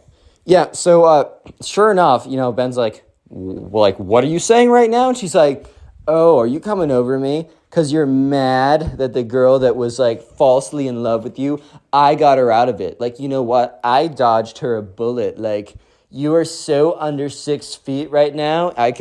I'm honestly gagging. Am I right, ladies? And they all start laughing. So at this point, Ben is being humiliated in front of the entire class for something that is out of his control. Look, you're allowed to have preferences. I honestly don't care. If, for example, if you're a girl who's watching this and you will only date men or women that are above 6 feet, that's fine. Like, you're allowed to have your preferences. If you want to date literally no one but one specific person, I do not care. However, that is a completely different story from publicly shaming someone for not fitting within those preferences, right? That is a completely different story, unless, the shaming is for different reasons. For example, if someone's like a bad person or is doing something bad, that shaming is okay, but that's not shaming because they don't fit within your preferences. That's shaming for a different reason. But to shame someone, one, because they don't fit within your preferences, and two, because of something they literally, physically cannot control, I mean, bro, you're kind of asking for trouble. And so anyways, Ben is about to go off on her. Ben is about to get himself in a little bit of trouble as well, because the teacher is walking in as Ben is going off on this girl. Basically, here's the deal. The Gen Z girl is a little chungus among us. She's a little bigger than the average person, which is fine. Right? Who cares, bro? Live your life. However, in Ben's mind, she was coming after him for a characteristic that he cannot control. So he should be able to go after her for a characteristic that is difficult to control, but possible, right? It is technically possible to change your weight within bounds, but it is impossible to change your height after you grow. Sure, you can do stretches to like get an extra quarter inch out of your spine, but bro, not really. And Ben was about to fight fire with fire, and he was unleashing the flamethrower. Flame. The secret word of the day is flame, so if you made it this far into the video, comment flame down below. I like to see how many people made it this far. And also, if you check the pinned comment on this video, you'll see a link to the Spotify, which all these story audios are on Spotify as a podcast, so listen on there. And then also a link to both my meme channel and my Reddit story channel. I upload on both those channels every single day. Please go ahead and subscribe. I'm starting both of those from a very low number, so you guys watching means even more on those channels, and I genuinely think you'll enjoy the content. Anyways, let's get back to it. So Ben is about to go off on the Gen Z girl as the teacher is walking back in. So pretty tough timing.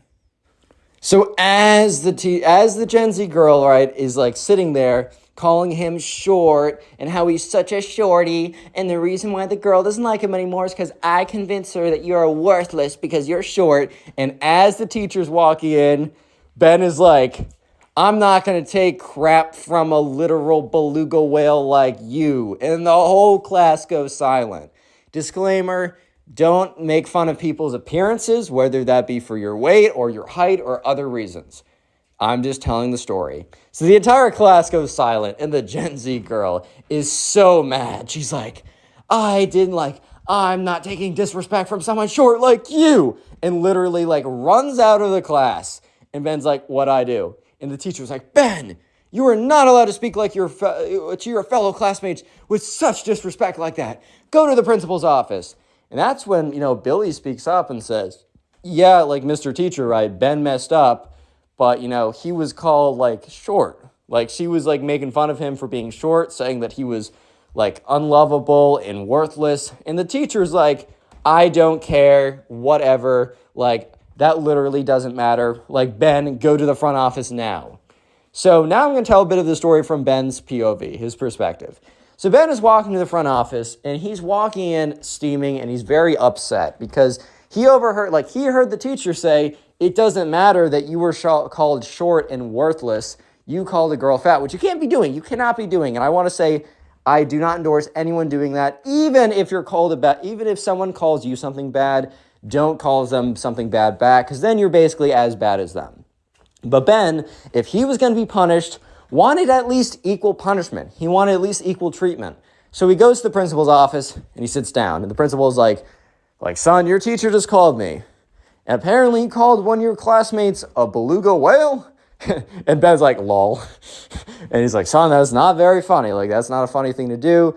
Like, girls have a lot of self-esteem issues. You cannot be doing that. Like, I mean, we're looking at probably a day of in-school suspension for that, which that's a little harsh. I'm not going to lie. That's a little harsh, but I guess that was the punishment. So Ben's like, okay, like, I accept my punishment. However, I don't think I should be the only one punished here. And the teacher's like, oh, like, do say, like, what do you mean by that?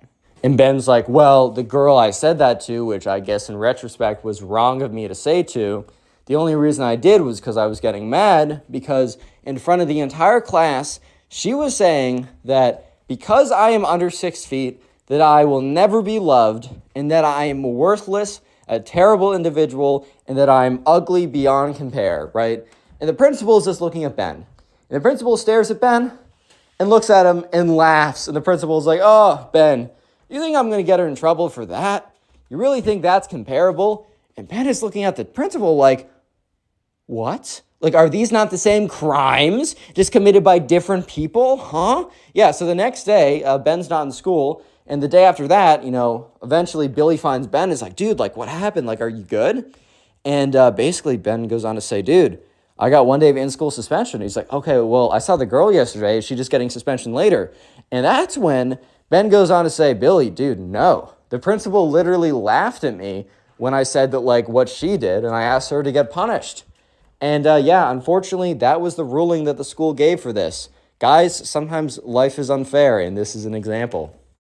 What's up, guys? Welcome back to a brand new story. Today we have a story time of a Minecraft kid who thinks that Minecraft is real, that the real world is Minecraft, and that there is no difference at all. I know you'll enjoy it, so sit back, relax, subscribe if you're new, and let's jump right into it.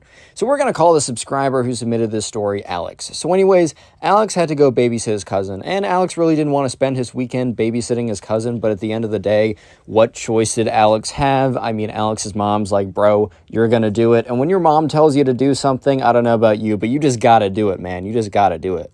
Anyway, so Alex heads over to his cousin's house. It's about like a 20-minute walk from his house because they live in pretty much the same area. So it's not that big of a deal, but he gets over there and Alex's cousin, okay, so we're going to call throughout the rest of this video, Minecraft kid equals Alex's cousin. So when I say the Minecraft kid, I'm speaking about Alex's cousin. So anyways, the Minecraft kid's mom gets to the door, Alex's aunt, and she's like, Alex, thank you so much for coming. Like, I know this is on super short notice. I'm so sorry about that.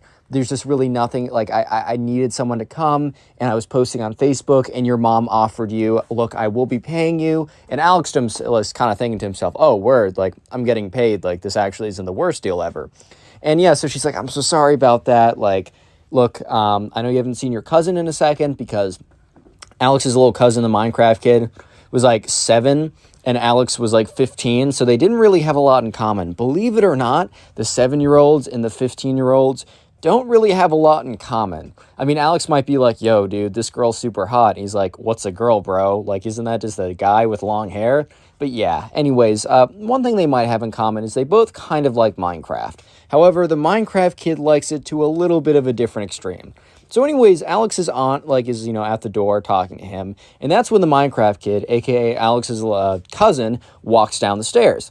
And Alex's aunt turns around and says, oh, perfect, Minecraft kid, says his name. But Minecraft kid, like, you remember your cousin, right? And, Alex kind of looks at him, gives kind of like a smile, very forced, but whatever, but gives a smile and waves.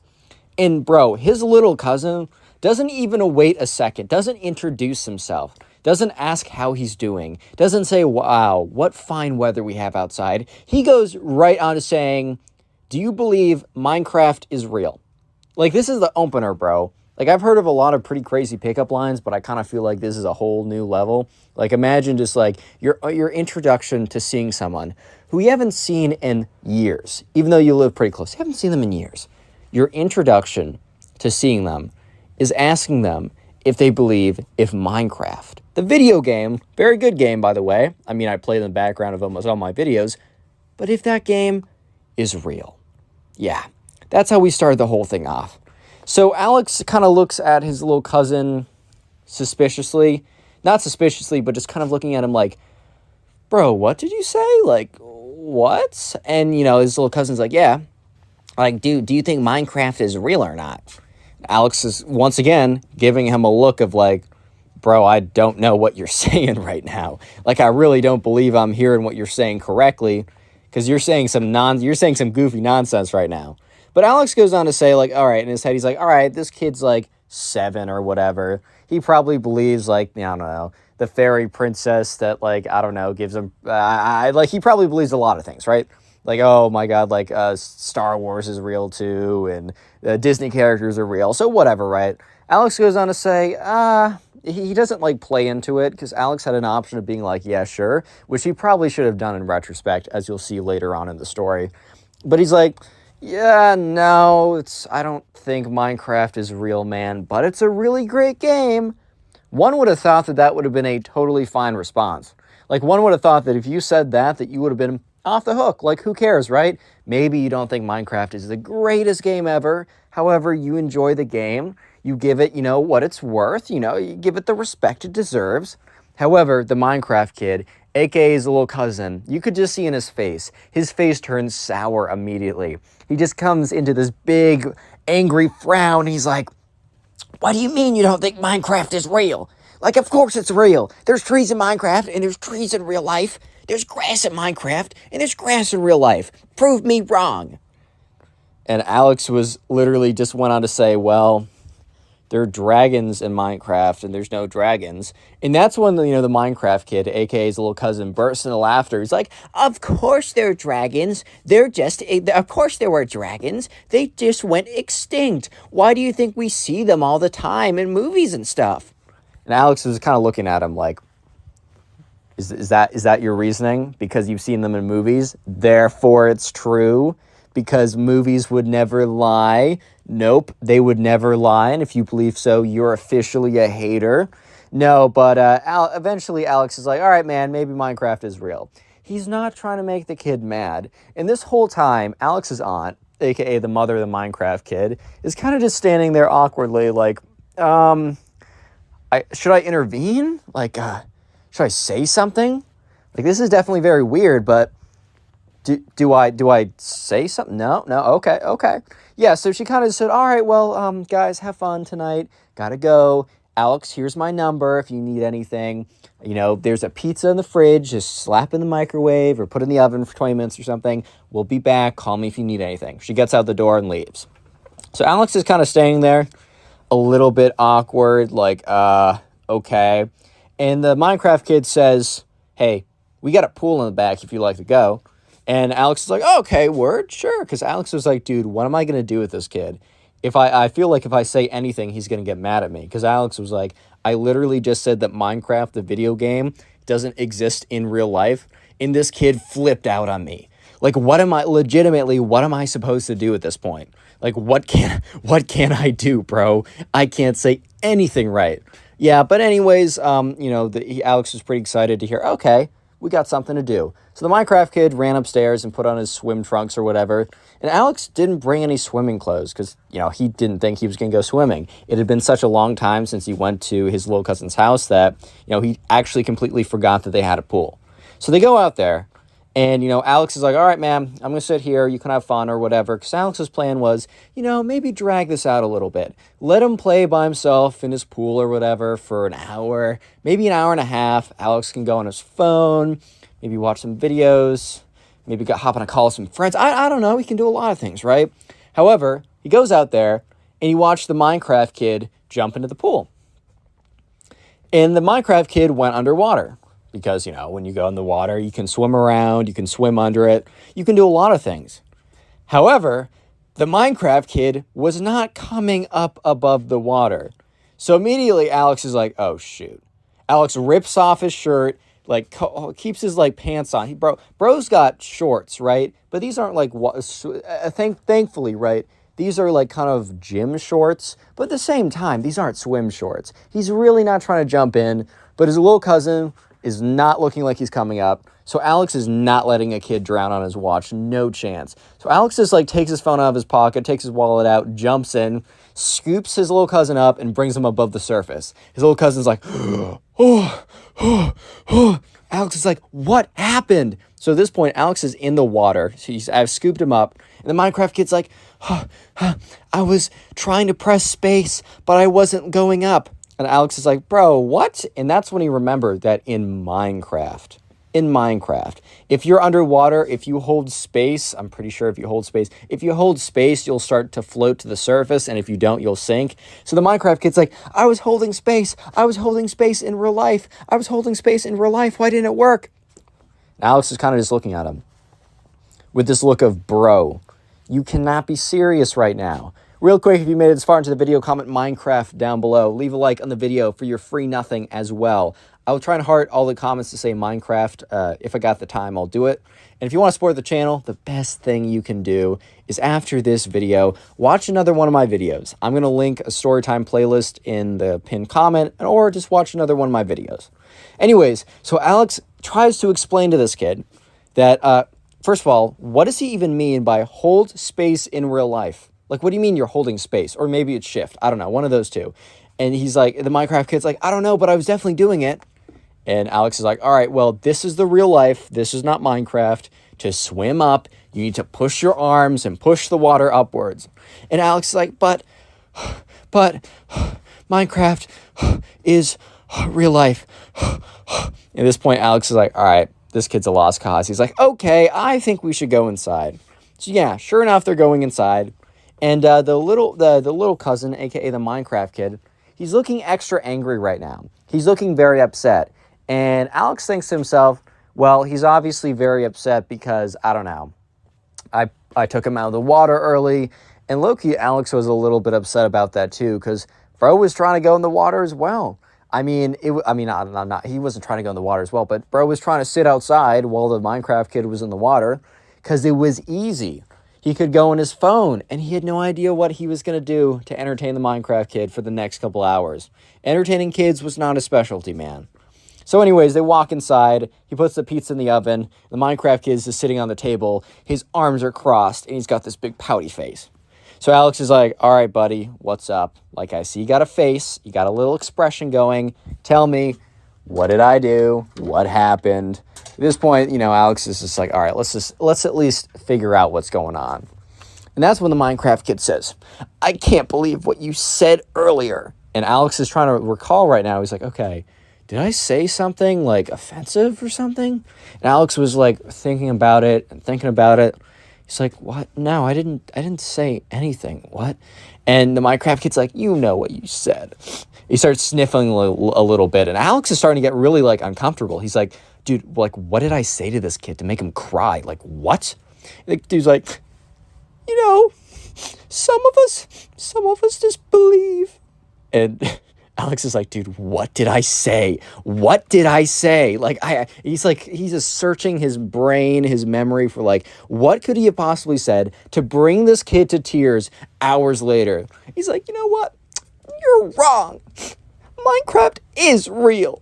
And at this point, Alex is like, bro, there is no way that this kid is this upset over the fact that I said that Minecraft wasn't real. What? Bro, it's a video game. Chill out. Are you what? Yeah, so Alex was just kind of like, bro, what is bro doing over here? Like, this is crazy, bro. Like, are you serious right now? And he's like, dude, I didn't. And so Alex is like, all right, let me play along with it. He's like, bro, I didn't mean it like that. Minecraft, a lot of parts of Minecraft are real. Like the Minecraft trees, those are real. Like trees really do exist. Grass in Minecraft, it does exist in the real life. All I'm saying is, there's just not creepers walking around that are going to blow up in your face. I'm just saying that's not true. And there aren't zombies. Those don't exist, right? But a lot of Minecraft is real. So you know what? You're right. Minecraft is mostly real. Because Alex wasn't going to tell this kid that zombies, dragons, real-life skeletons that shot you with bows and arrows, he's not about to tell this kid that those things actually exist. Because he's not trying to be, he doesn't want, to get an angry call from his aunt saying, you traumatized my boy and told him that zombies were going to eat his face off. He just didn't want that call, man. You know what? I can respect that. I can understand that. However, the Minecraft kid, Alex was expecting the Minecraft kid's face to change. He expected the Minecraft kid's face to light up and be like, oh, he agrees with me now. Perfect, like everything in the universe is right again. But no, the Minecraft kid's face still has this grumpy look on it. Alex is so confused. He's like, well, I said Minecraft was real. And the Minecraft kid's like, no, you said some of Minecraft is real. All of it is real. The whole thing is real. And he crosses his arms. He's like, meh. And Alex is like, all right, you know what?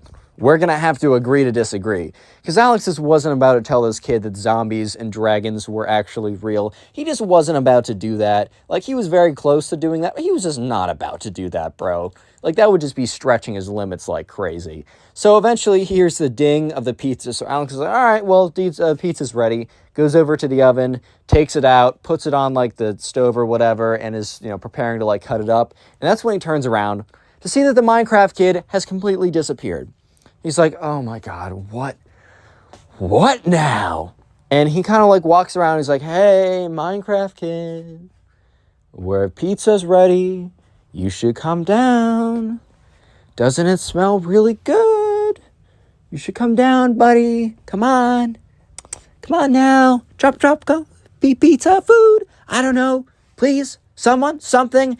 And that's when he hears a noise at the top of the stairs. And he looks up at the top of the stairs. And the Minecraft kid has a creeper helmet on and a blue Minecraft diamond sword. It's a foam sword, by the way. It's not like an actual sword. I hope you guys know that. But he has the creeper helmet on. He has the Minecraft sword.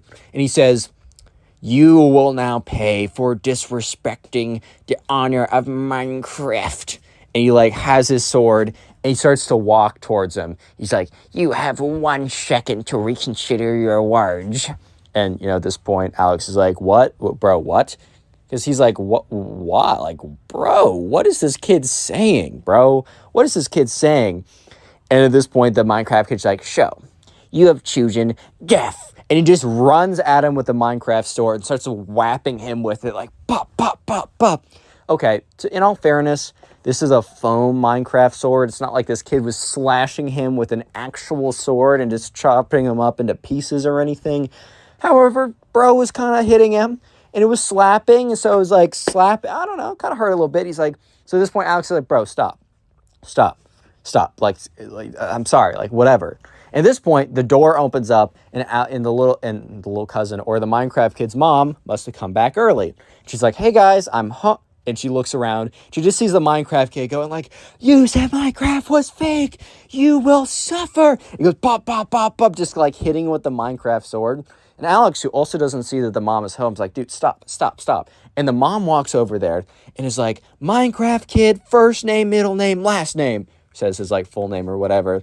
You are disrespecting your babysitter who came here very last minute just because he said your video games are real.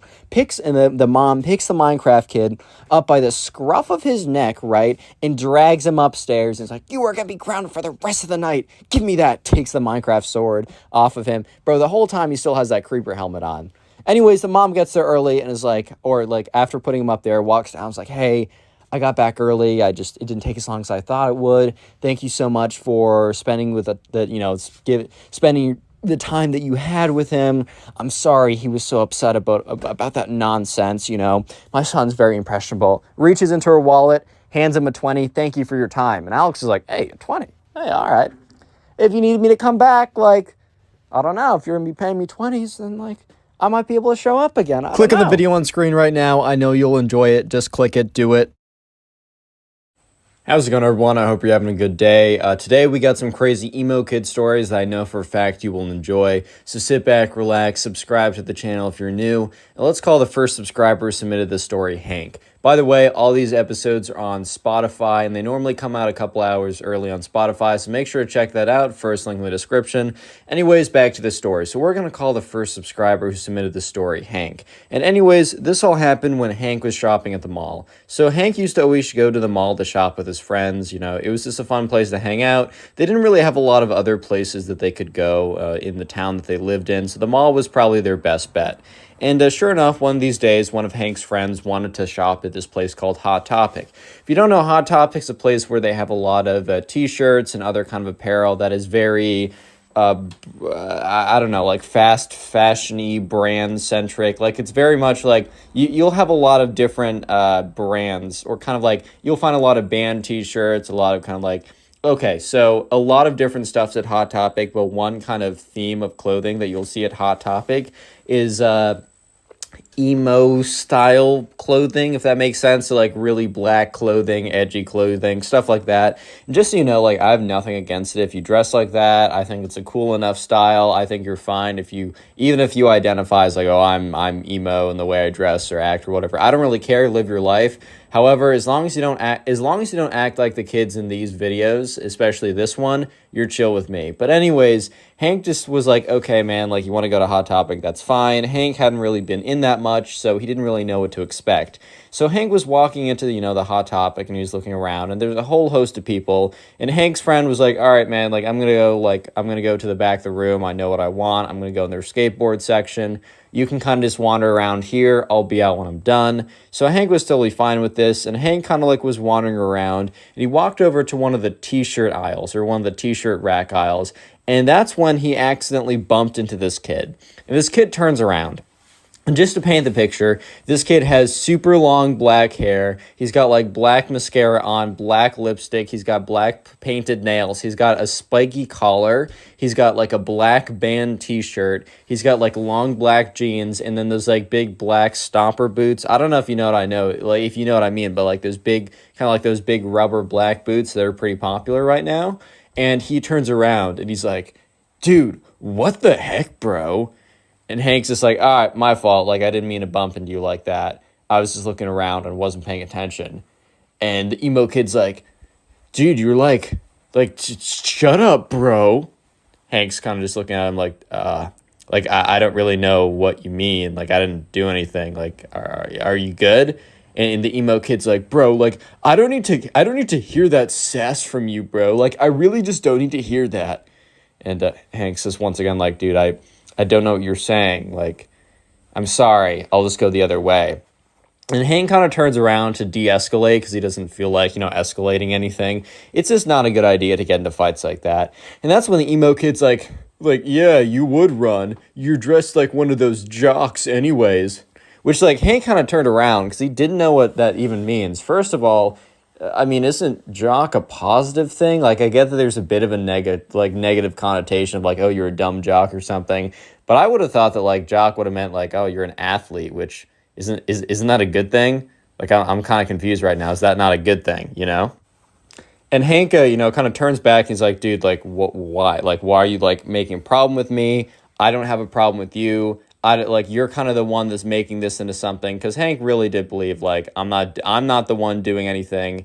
It's like 100% this guy who's making it something, And the kid's just like, well, like you're just looking like a dumb jock. Oh, isn't that right, guys? And he turns around and there's two other emo kids, and they look very similar to the main emo kid, but they kind of just, they're dressed slightly different, but really.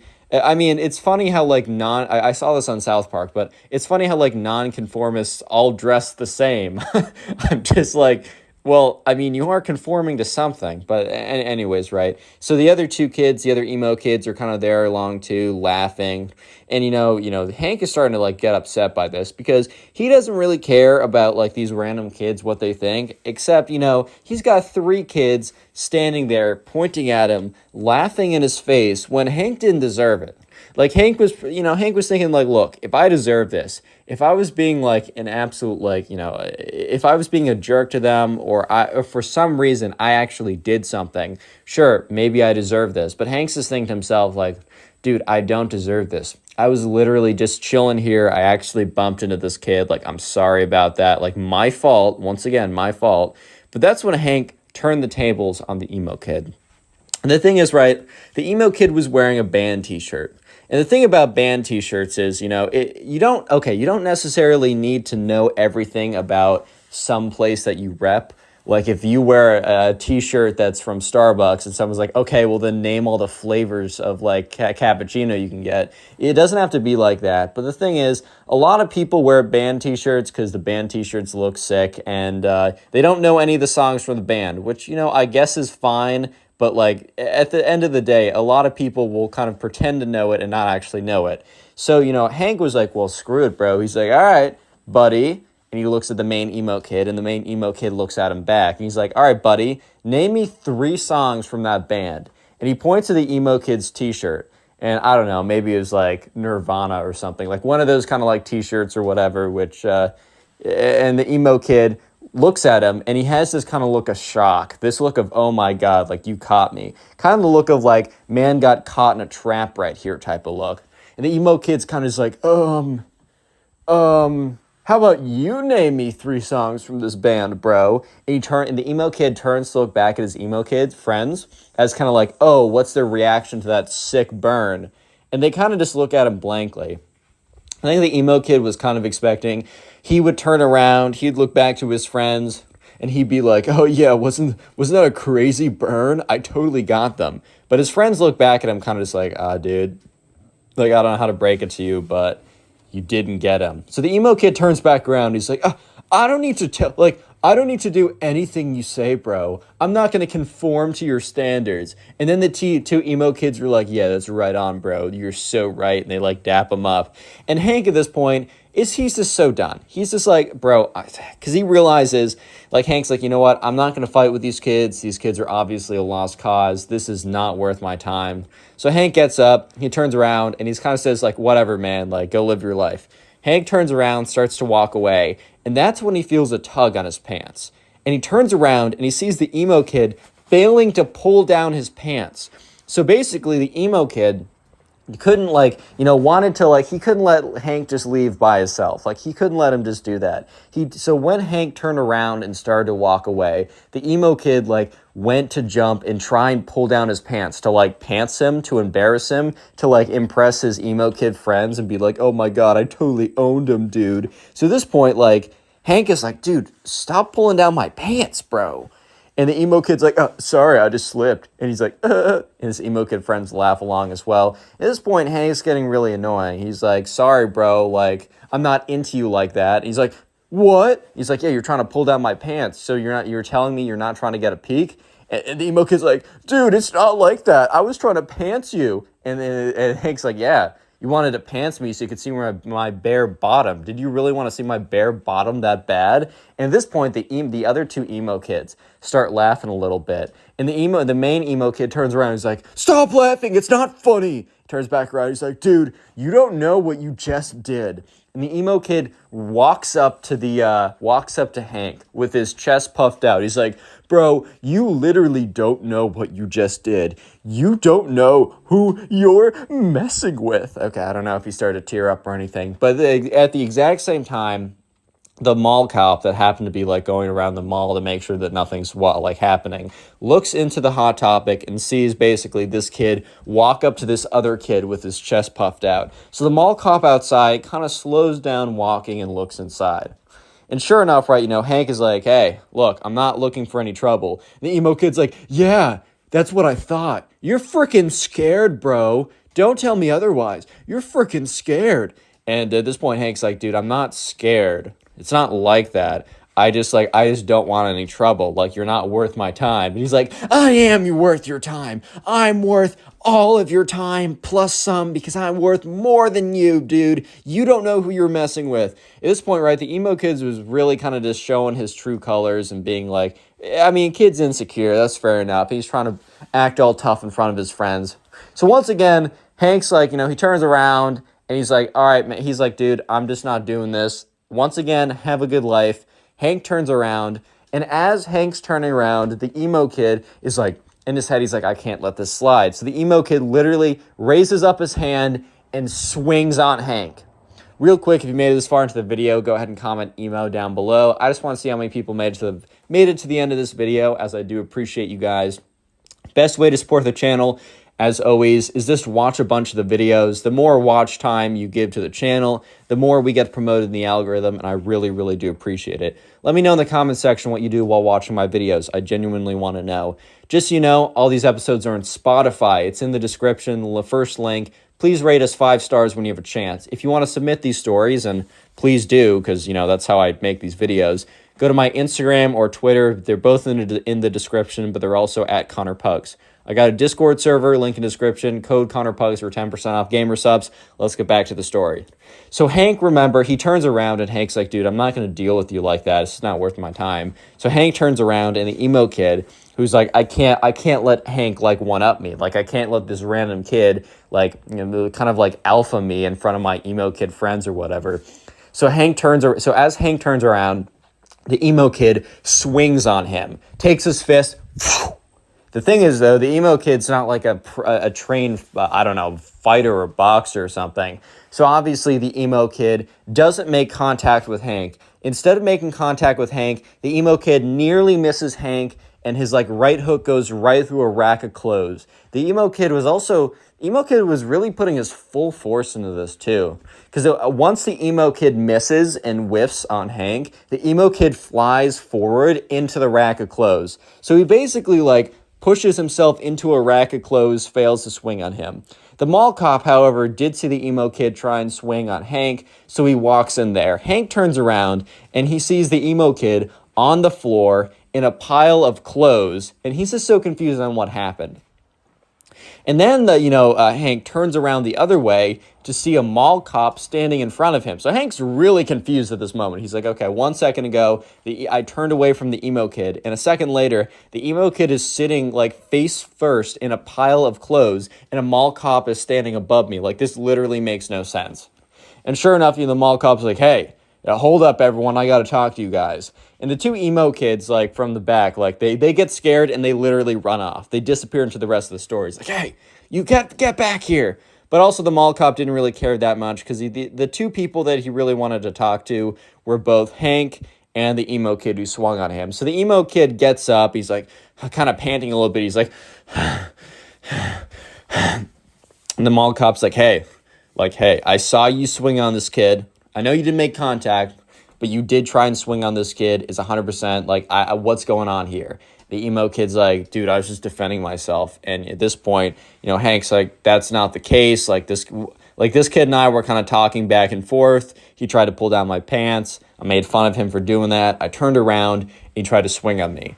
At this point, right, the mall cop kind of witnessed the last 60% of this altercation. So he knows for a fact that he saw the emo kid try and pull down the pants and then have an argument. So the emo kid says, well, after I pulled down his pants, this kid tried to swing on me and I just defended myself. And the thing is, right, that was a mistake for the emo kid because the mall cop had been watching the whole thing. So the mall cop knew for a fact that that wasn't the case of what happened. So the mall cop goes on to say, like, dude, I know for a fact that's not what happened. I saw you guys kind of like bickering in the store, and I wanted to make sure that we had no like nonsense going on. Obviously, some nonsense did go on, and I watched the whole thing. I saw you try and pull down this kid's pants. He did not swing on you. I don't know what he said to you that offended you or anything, but it's very clearly that you're the aggressor here, and I can't have that. So he's like, hey, I'm gonna need you to come with me. And the emo kid's like, all right, buddy, go ahead with him. And the emo kid is like looking at Hank and kind of giving him this look of like, come on, bud, like go ahead. He's asking for you. When in truth, the mall cop is not asking for Hank. The mall cop is asking for the emo kid. So the mall cop's like, sorry, man, you must be mistaken. I'm not asking for this guy over here, pointing to Hank. He's like, I'm asking for you. And he points at the emo kid. And the emo kid is so absolutely stunned by this revelation. He's like, at this point, the emo kid is practically speechless. The emo kid is standing there, is just like, you must have some kind of mistake or something. Like, you can't be talking about me. That's insane. Like, there's no way. Like, what do you mean? Hanks is looking at the emo kid with this bit of a smirk, and the mall cop is kind of like, come on, bud. Like, we don't want to have any trouble here. Make this nice and easy for all of us, and just come along with me. And, at this point, the emo kid is looking at Hank and kind of just giving him this look of like, this isn't over, buddy. This isn't over. And Hank is kind of just like, wow, this like a lot just went down the last 5 minutes, because this was like no longer than like 10 minutes of an altercation. And as soon as the mall cop basically drags the emo kid away, his friend comes rushing up to him, and he's like, dude, like, I just checked out the thing I was getting, and in his hand, he had this, like, skateboard thing or whatever. He's like, dude, I just saw, like, a mall cop over here. I saw some kid getting dragged out of the store. Did you happen to see what happened?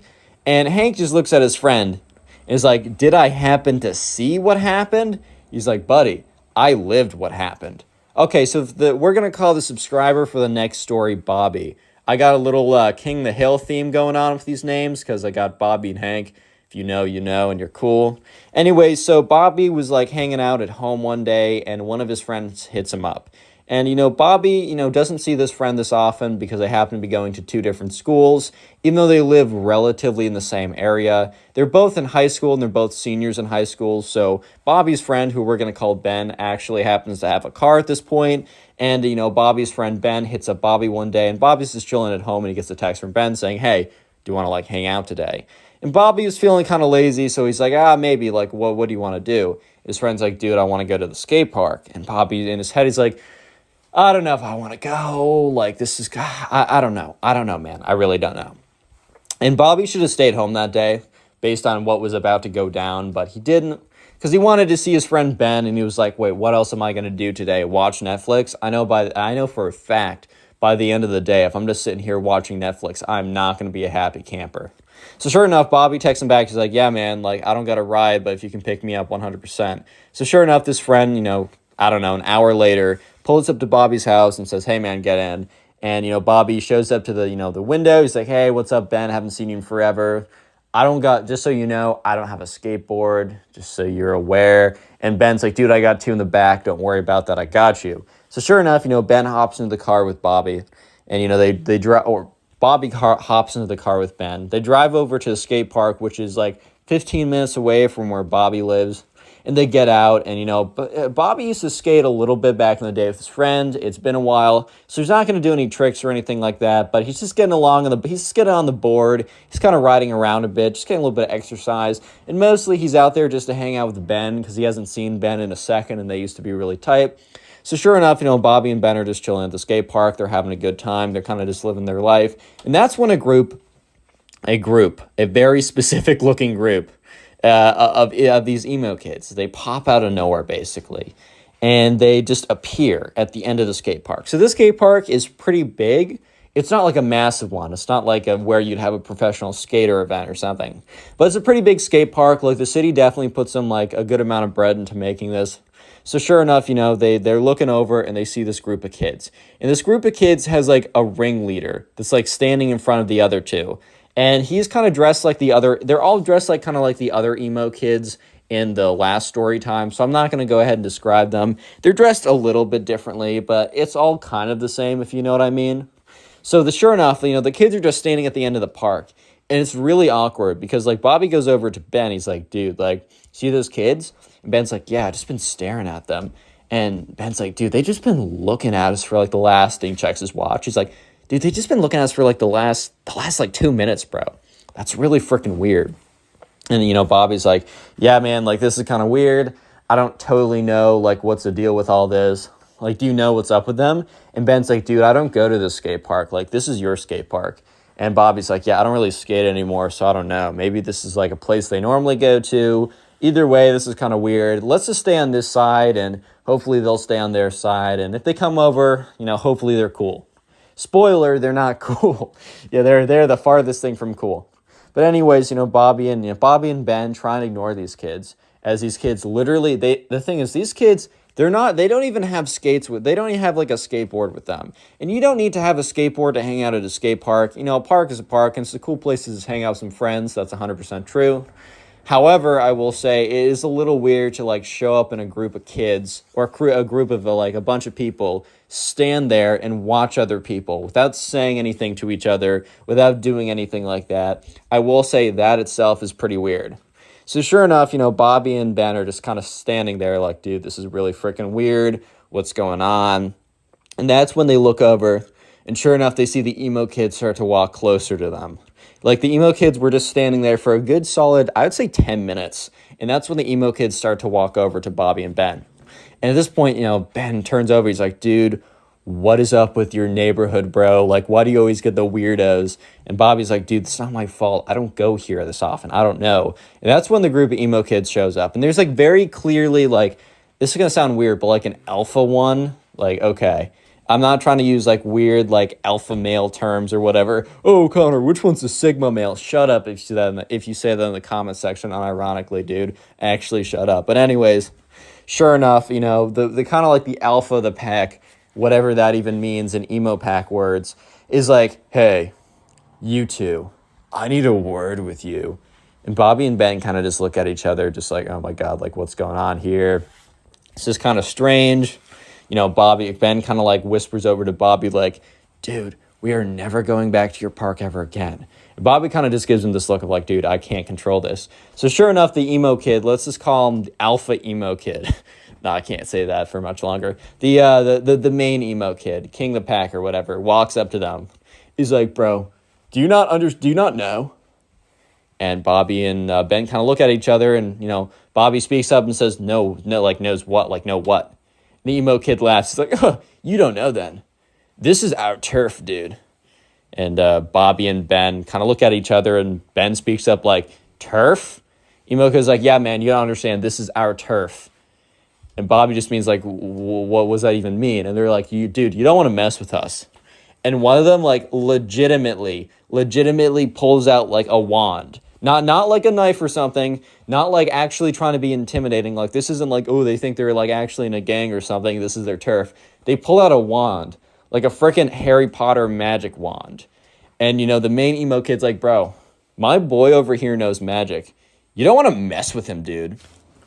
And so Bobby and Ben kind of look at these kids, and Ben speaks up. Ben's a little bit more brash. Ben's a little bit more, I don't know, confident is maybe the wrong word, but I'm going to use that word than Bob. Confrontational, that's right. Ben's a bit more confrontational than Bobby is. So Bobby would have been fine literally just going somewhere else. It's not like there's not a lot of other places. I mean, there's not a lot of other places they could go, but it's not like Bobby's a big skater in the first place. He just wanted to hang out with Ben. And Ben literally goes up. He's like, dude, what are you going to do with that little magic wand? You're going to wave it around, put a spell on me? Is this freaking Harry Potter, dude? We don't care. You guys don't have turf. That's ridiculous. Like, look, we're not taking up the whole park. This park's massive. You guys chill over there. We'll do our thing over here. There won't be any trouble. The emo kid's like, dude, there's going to be trouble if you guys don't leave or at least pay respects.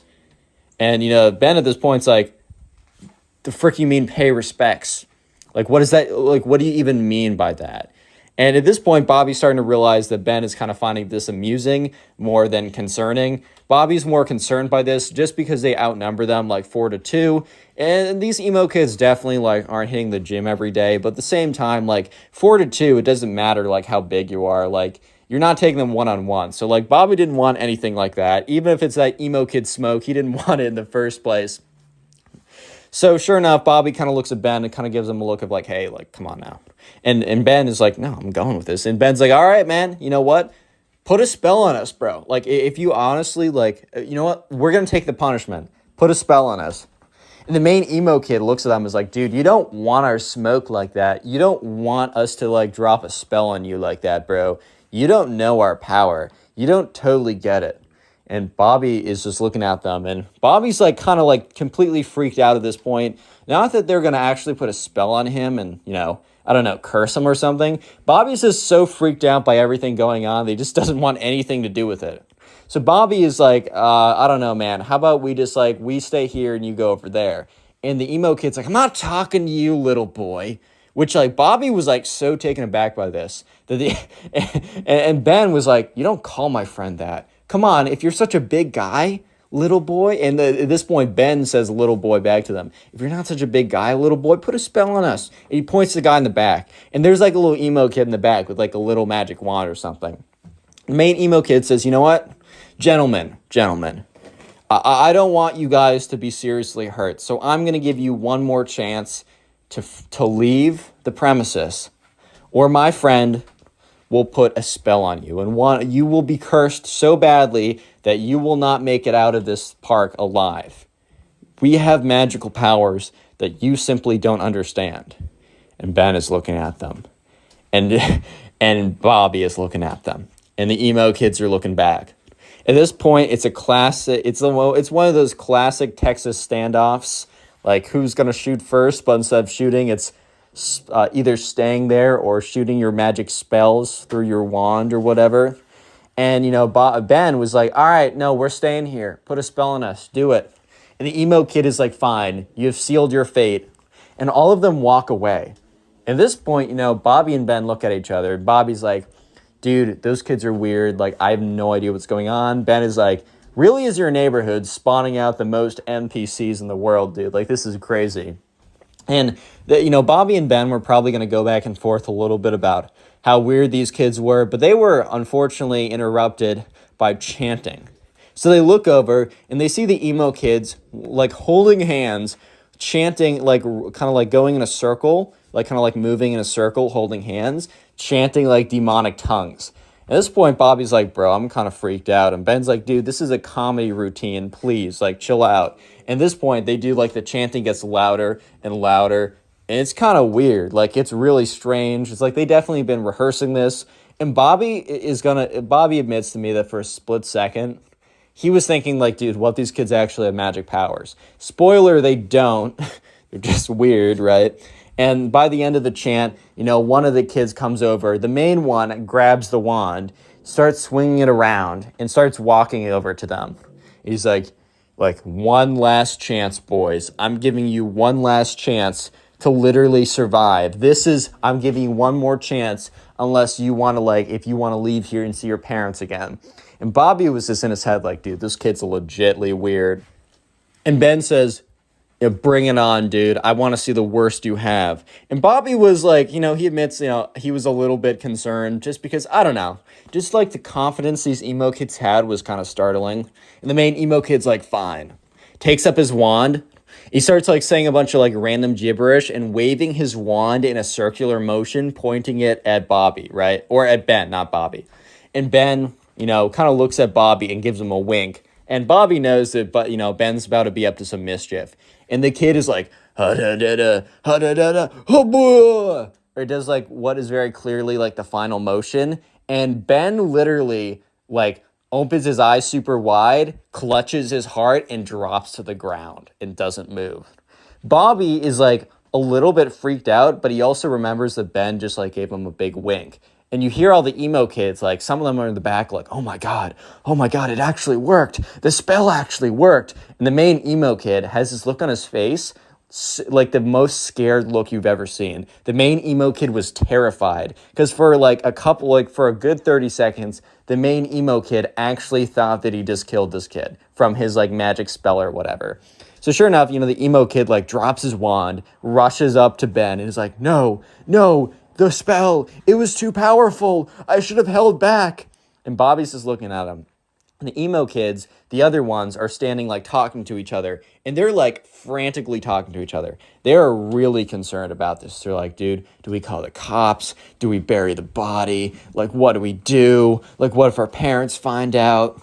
All this kind of nonsense, right? And that's when you hear giggling. It started as giggling, but then it just evolved into laughter. And that's when Ben flips over and you can see that he's just been laughing. He couldn't hold it in any longer. And he gets up, he's like, oh my God, you fell for it. This is the funniest thing ever. He's like, "Guys, you're not wizards. You're just weird. Go to that side of the park. We're going to be here, and there's nothing you can do about it."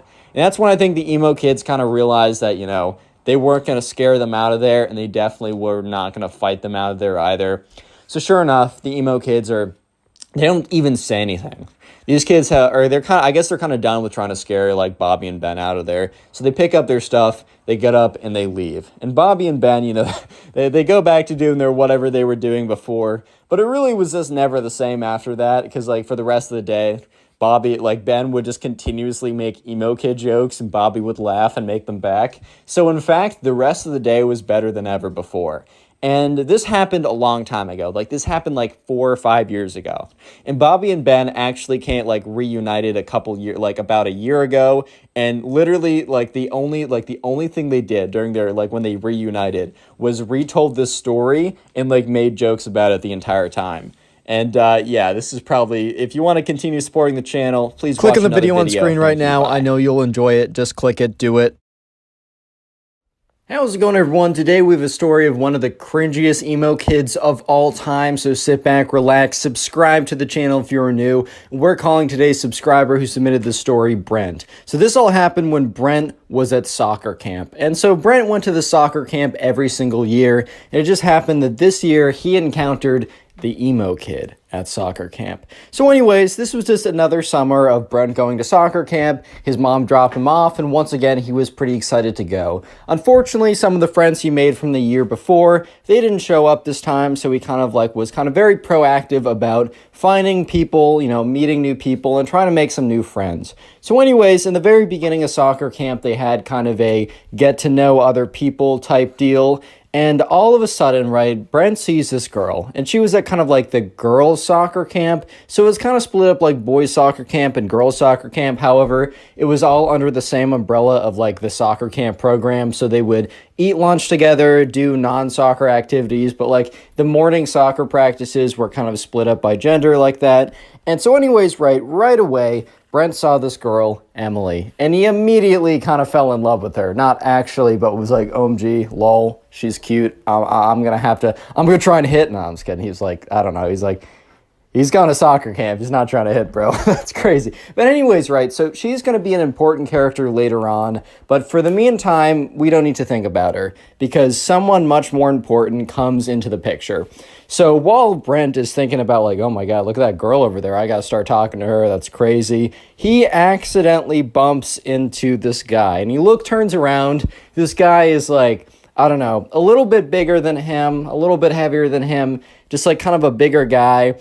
And he's got this like long black hair that's swooshed over. He's wearing like the standard soccer cleats, but otherwise it's like this black band heavy metal t-shirt. He's got like black painted nails. He's got like a spiky wristband on or whatever. And he turns around. He's like, yo, what did you bump into me, bro? And Brent's like, oh, my fault. Like, didn't mean to do that. And he's like, you don't think that I'm an alpha? Is that what you think? Brent's like, what? He's like, I'm an alpha male, just in case you weren't aware, which I know that you subconsciously were because, all betas instantly know when there's an alpha present.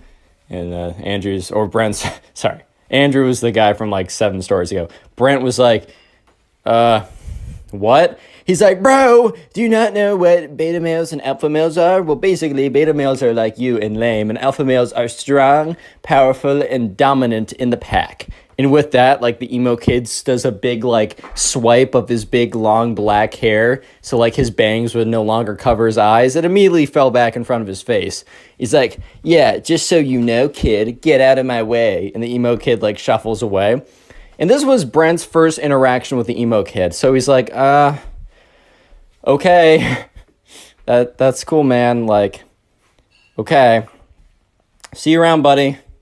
Bye-bye. So anyways, let's fast forward a little bit. After soccer practice in the morning, Brent was actually one of the better kids there. He was pretty good at soccer. They had lunch, and in the afternoon, they had activities such as like this, like, I don't know, like tag, capture the flag, all kind of like random camp activities. And today was capture the flag, and Brent happened to be on the same team as Emily. So immediately he goes over there. He's like, hey, how's it going? Like, my name is Brent. Emily's like, hey, like, my name's Emily. Nice to meet you. And Brent and Emily immediately hit it off. They're having a good time. They're talking with each other. They're enjoying each other's company. You simply love to see it. And like from very far away, Brent catches the eye of the emo kid who's on the other team and is just staring him down for some reason.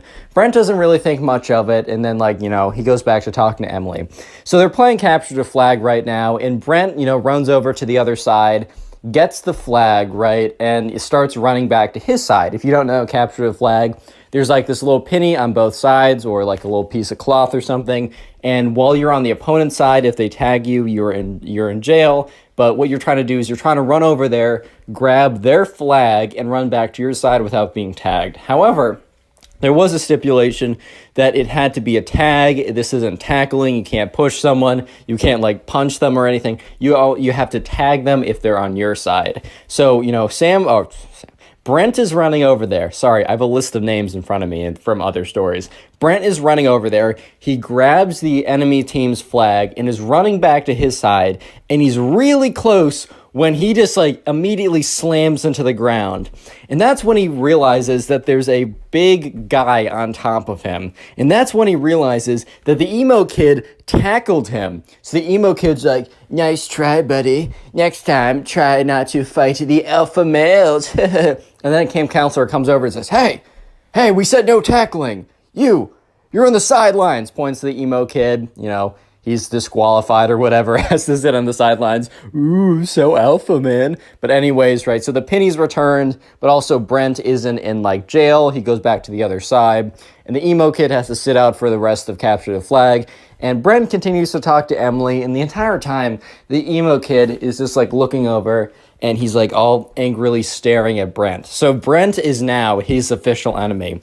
Brent kind of just assumed that they were enemies because of when he bumped into him and also when he got him disqualified, which did Brent really get him disqualified, or was it because he's an idiot and jumped on him? That's why he got disqualified? Who knows, man?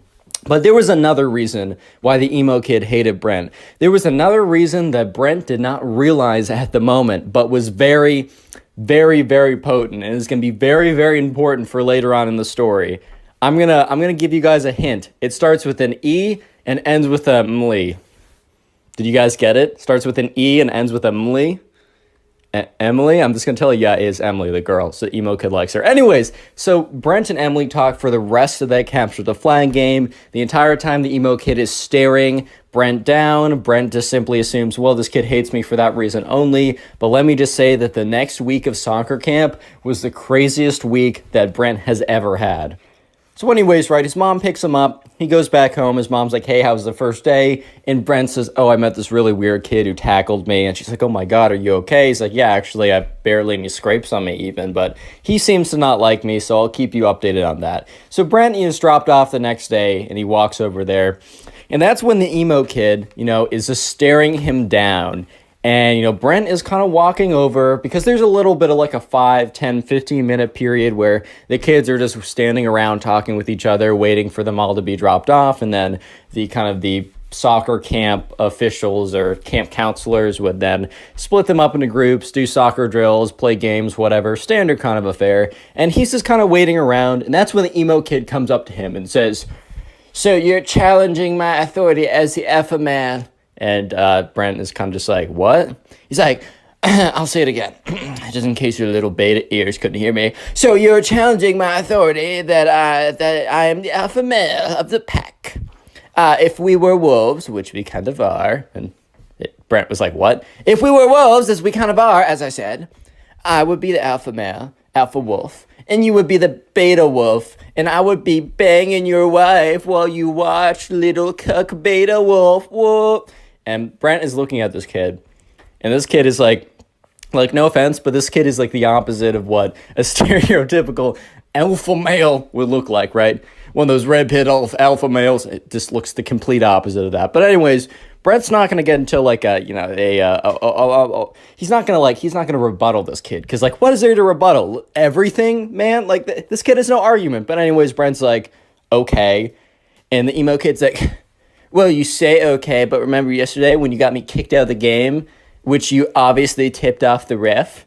And Brent's like, bro, you tackled me. It's very clearly stated in the rule books that you're not allowed to tackle anyone.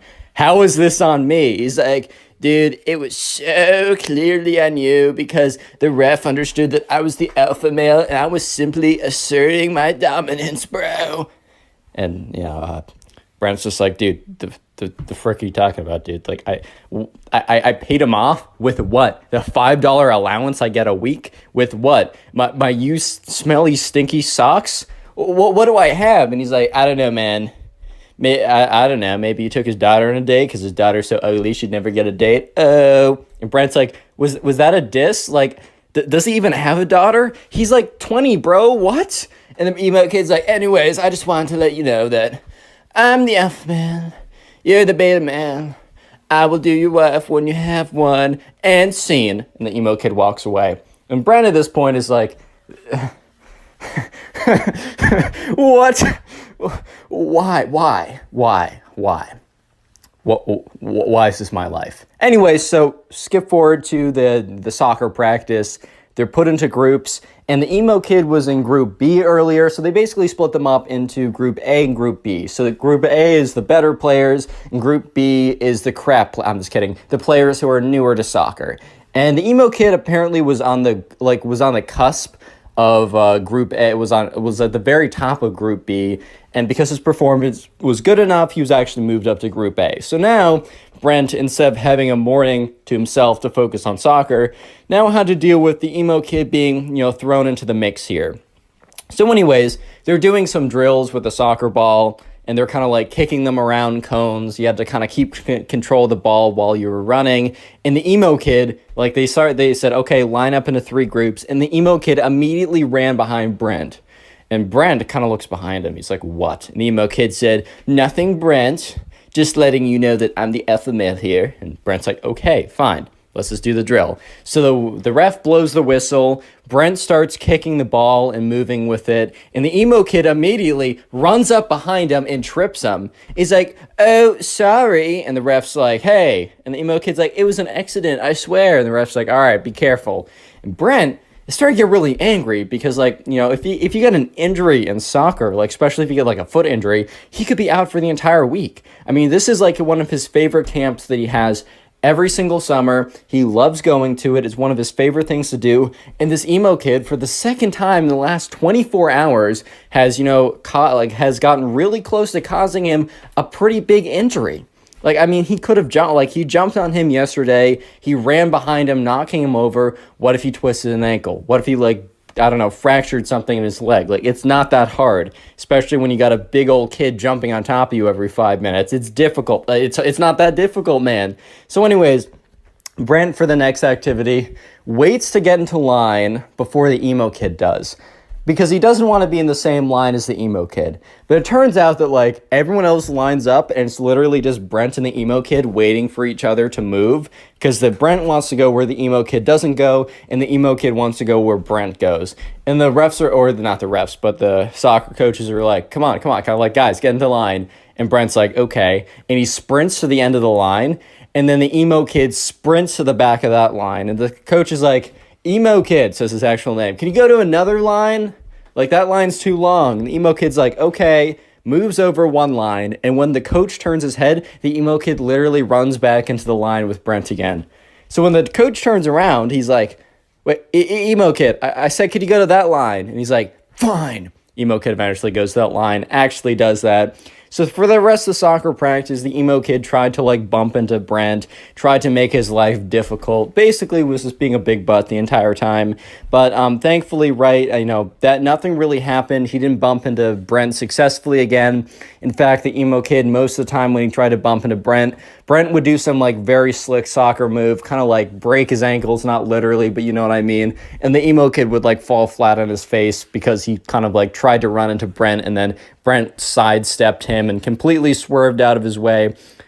Anyways, though, things start to get a little bit more interesting because throughout the next day, Brent and Emily are talking it up. It's kind of the known thing for the camp that those two were kind of the unofficial soccer camp couple. I don't know if your camps had stuff like that, but this was true for the soccer camp. And word was that the two of them, they were gonna kiss soon. Oh my God, guys, isn't that 12th base or something? So sure enough, right, one of these days, so a day later, Emily and Brent are just sitting with each other at lunch. They're kind of on a quote unquote date or whatever. And that's when a girl comes over and sits next to them. And Emily's like, oh, this is my friend Robin. And Robin's like, hey guys, I just want to let you know, Emily, that the kid over there, and points to the emo kid, is planning to ask you out soon. And Emily's like, dude, I don't know that kid. I've never spoken to him in my life. And Brent's like, oh my God, I know exactly who that kid is. Emily's like, what? And Brent basically tells her the story that I told you guys for the last 13 minutes.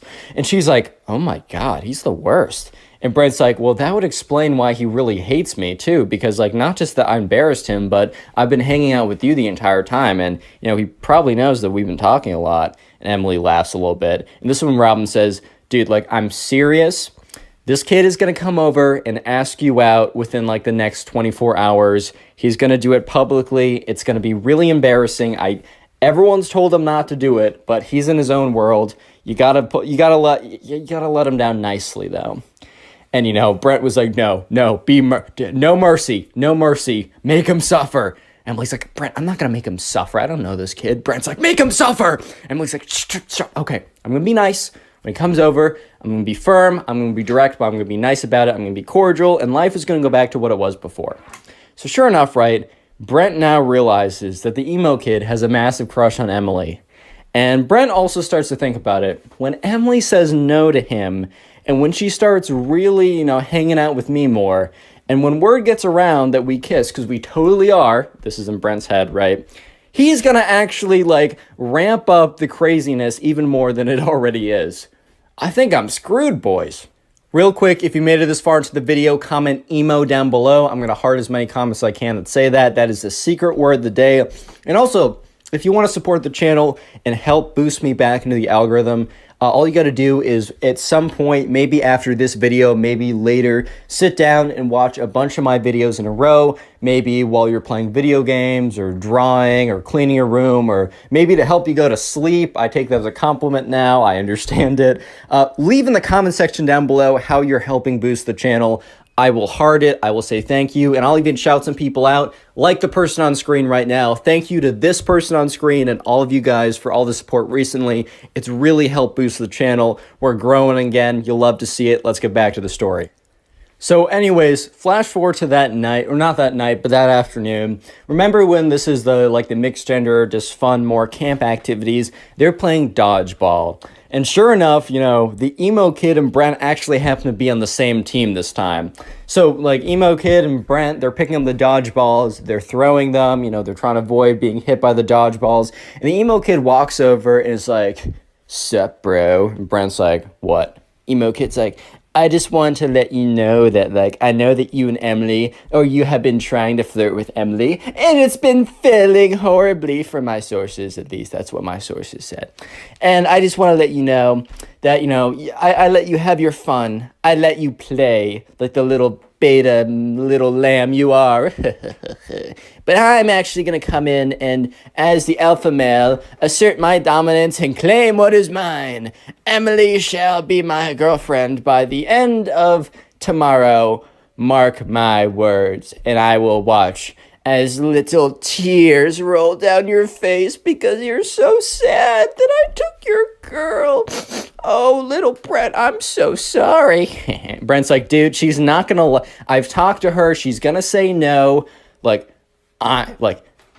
Don't do it. I hate you, but I know for a fact that you're gonna get rejected in front of everyone. The emo kid's like, nice try, little boy. I know for a fact that my testosterone is 10 trillion and yours is 0. So based on that alone, plus a billion other factors, such as my manliness, my alpha maleness, my swag, overall levels, and a billion more things. She will obviously say yes to me. And even if you two are fake dating, she'll break up with you immediately to say yes to me.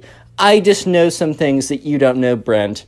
Get over it. So the emo kid walks away. And Brent's like, well, my conscience is clear because I tried to warn the kid not to do it. I tried to warn the kid, right? I'm not a bad guy.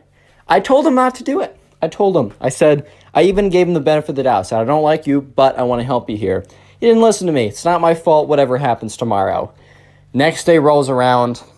At soccer practice, the emo kid for the entire morning is like, Brent, better spend the last moments with Emily as you can because she's about to be my girlfriend. Oh, and Brent's like, dude, shut up, dude. He's like, oh my God, am I getting to you, man?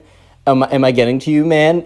Oh, man, it was so easy to break your thin, weak beta skin. Oh, my God, my words are hurting you so much. I'm going to lick up your little salty tears. They're so tasty and so good. And Brent's like, shut up, bro. You're going to get embarrassed. I can't wait for the moment. She better go hard. Anyways, flash forward to lunch. The moment. So anyways, Brent is sitting with Emily, and Emily's like, dude, the emo kid, I can't see him anywhere. And Brent's like, dude, he's going to ask you out. It's happening. Get over it. It's going to happen any second. She's like, he's going to do it the next day, which means probably now in front of everyone. And, Brent's like, that's what he said he would do. And Brent was like, oh my God, don't turn around. Because Brent was looking, and the emo kid was walking over. And what was he walking over with? He was walking over with a boom box. You already know where this is going. And Brent's like, you know what? Brace yourself. Try and have an out-of-body experience right now so you don't have to deal with what's about to happen. This is about to be bad, Emily. I'm so sorry. And Emily's like, oh my God, oh my God. And that's when you start to hear music. It's the emo kid's personal band. So it's like this heavy metal rock band. So just imagine some like heavy metal rock going in the background. And the lyrics are, Emily, Emily, why do you hang with losers like Brent? Emily, please love me. Yeah. And it's just kind of like more stuff like that in the background. And the emo kid is like rocking out by himself with an air guitar while this is all going on. It is the worst moment of Brent's life because the secondhand embarrassment is so strong. He's basically getting firsthand embarrassment from the whole thing. Everyone has stopped eating and turned around, including the camp counselors. They're just watching this kid bounce around with an air guitar with his like super long black bangs flying all around the place as this boombox plays one of the crappiest songs they've ever heard, terribly mixed, the worst lyrics, basically saying that Brent sucks and that she should be in love with him, and he's bouncing around, and then after 5 whole excruciating minutes, and everyone at this point is laughing and trying to hold themselves together, after 5 whole long excruciating minutes of the worst music ever and some like really bad air guitar and bouncing around, the song stops and the emo kid says, Emily, it is clear who you shall choose. What is your verdict? And Emily's like, I'm sorry, I don't know you. I'm not going out with you. Emo kid's like, that's hilarious. What's your actual verdict? Emily's like, dude, I don't know you. He's like, dude, that's hilarious. What's your actual verdict? And Brent's like, all right, man, that's enough. Let's concede while we're behind. The emo kid looks at Brent and says, this isn't over, man. And he walks away with his boombox. And Brent's like, why did he say that to me? I didn't dump him. And Emily's like, dude, that was worse than I could have ever imagined. And right, so Robin, the friend who warned them, came over again and said, look, I should have warned you about that. I didn't think it was real. I didn't even think that was actually going to happen. I was told earlier this morning and I laughed. I'm so sorry. I should take anything that you hear about this kid seriously from this point on because, oh my God. And Emily's like, wait. Oh no, we still have an activity tonight, this afternoon. And Brent's like, oh my God, he said this isn't over. And sure enough, it was far from over. So they get to the activity that afternoon. So it was probably the worst possible activity that it could have been because it was small groups of charades. They kind of ran out. They had something else planned, but since it started to rain, they had to go inside. So they're like, all right, we're going to break you off into small groups of 3. And we're going to have you play charades with each other. And at this point, they're like, okay, what are the odds? Brent's like, what are the odds that I'm put with? And the person says, Brent, Emily, and emo kid. And Brent's like, you got to be joking, man. You got to be joking. Apparently, right, Robin tells him this, later on, once the camp is over. Apparently, because she was talking with one of the camp counselors about everything that went down. The camp counselor said that, once, it started to rain, the emo kid went up to them and asked what they were doing. Camp counselor said, oh, we're doing small groups of charades. And the emo kid requested that his 2 best friends and him were put together in a group. So it wasn't just random, it was the emo kid. But Brent didn't know that at the time. So Brent looks at Emily, and Emily looks at Brent. And they're both basically just like, oh boy. And they both look at the emo kid, who has a massive smile on his face. So all 3 of them go away to a corner. And the emo kid's like, Emily, I might have came on too strong. And she's like, well, that's an understatement. But he's like, I will show you the truth. Brent, I challenge you to an alpha battle. Brent's just like, what's an alpha battle? Ha! You're such a beta for not knowing what an alpha battle is. Beta. He's like, an alpha battle will be proof that I am alpha and you are a weak beta. And then Emily will choose me. And Emily's like, I'm not. And he's like, wait, your heart will tell you otherwise after the alpha battle. Emily's like, okay, I'm still not going to. She's like, God, stop, silence, woman. And Brent was like, whoa, chill out, dude. He's like, You silence too? We're having an alpha battle right now. So, right, this just kind of looks like they're doing really weird charades from afar, but the emo kid is like, all right, let's form our best wolf poses. Brent's like, what? He said, form your best wolf poses now. And emo kid, Brent's like, all right. Ooh, emo kid's like, that is the worst wolf pose I've ever seen. You were definitely not part wolf like I am. And the emo kid does this really weird pose. He's like, oh my god, I'm wolfing so hard right now. This is the most emo thing. I mean, the most the most alpha thing I've ever done. Oh my god. At this point, Emily's like, guys, you are both embarrassing yourselves. Emo kid is like, no, you will see that I'm the most alpha. I swear. Emo kid's like, all right, let's do it. Wrestle me. And, Brent's like, what? Emo kid jumps on top of him, just tackles him to the ground, because he's like 20 pounds heavier, right, and a little bit taller. And Brent was completely taken off guard. He's like, bro, stop. What are you doing? And the emo kid's like, I'm out alphaing you. And that's when the camp counselor comes over and says, all right, guys, break it up. Tears the two of them apart. He's like, all right, so we're only doing this for 20 more minutes, but it looks like you two can't keep off of each other, so I'm going to be joining your group. Imagine how awkward this is. It is Emily, Brent, the emo kid, and a random camp counselor. So they do normal charades, right? And the entire time, the emo kid is like sneaking in punches to Brent's arm. He's like, ow. And when the camp counselor looks up, the emo kid puts his arms behind his back. And the emo kid's like, this isn't over, man. And then the emo kid walks over to Emily. He's like, tss, tss, Emily, tss. Emily's like, what? Do you think I'm more alpha? Shut up, kid. Emo kid's like, no. Okay, I'll just be direct. Do you want to go out with me? No! And the camp counselor was like, guys, silence while I'm doing charades. And Emily's like, dude, I don't want to go out with you. How many times do I need to tell you this? Emo kid's like, but I'm definitely more alpha. She's like, that's not a real thing. So the next day rolls around. It's Thursday. And that afternoon, there's no real activity. It's just known as like the soccer dance or whatever. And during the soccer dance, there's one coveted slow song where anyone who has feelings for each other might ask for like a slow song or something. And sure enough, let's just jump to the dance because the emo kid is like being a jerk to Brent all day, but that's not anything new. And sure enough, it is the dance. And they're putting on normal songs. And Emily and Robin and Brent are all together like, dude. And Robin's like, dude, the emo kid is definitely going to try and get that slow song with you. Like, Brent, you got to swoop in right away. Because at this point, Brent and Emily were, like, unofficially a thing. They're only at camp for a week, so they're not going to make, like, a long-term relationship. Let's have kids, baby. Okay, you know what I mean. But sure enough, the slow song comes on. And Brent's like, oh my God. And Emily's like, quickly. And you can see the emo kid sprinting from the other side of the room. So Emily and Brent quickly like get together in the slow song, kind of like whatever. And Emily's standing there and she feels Brent being ripped off of him. And the emo kid grabs Brent, rips him off Emily and tackles him on the ground. And this is what the camp counselors are like, oh, okay, foul play.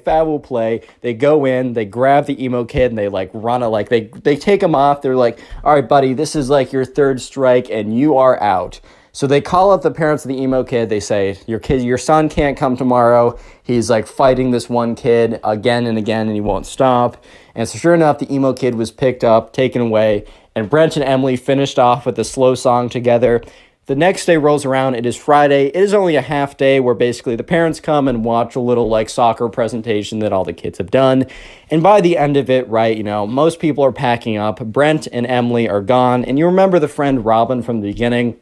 One of the camp counselors and Robin were like friends or whatever, or like friendly. And the camp counselor's like, do you happen to know about that like emo looking kid? Like, do you happen to know what was up with him? And Robin's like, do I have a story? Click on the video on screen right now. You? I know you'll enjoy it. Just click it. Do it. Leave a like on this video and I'll actually give you nothing at all. No, but what's up, guys? Welcome back to a brand new story. And just imagine you're chilling with your girlfriend. Life is awesome. You stare into her eyes lovingly.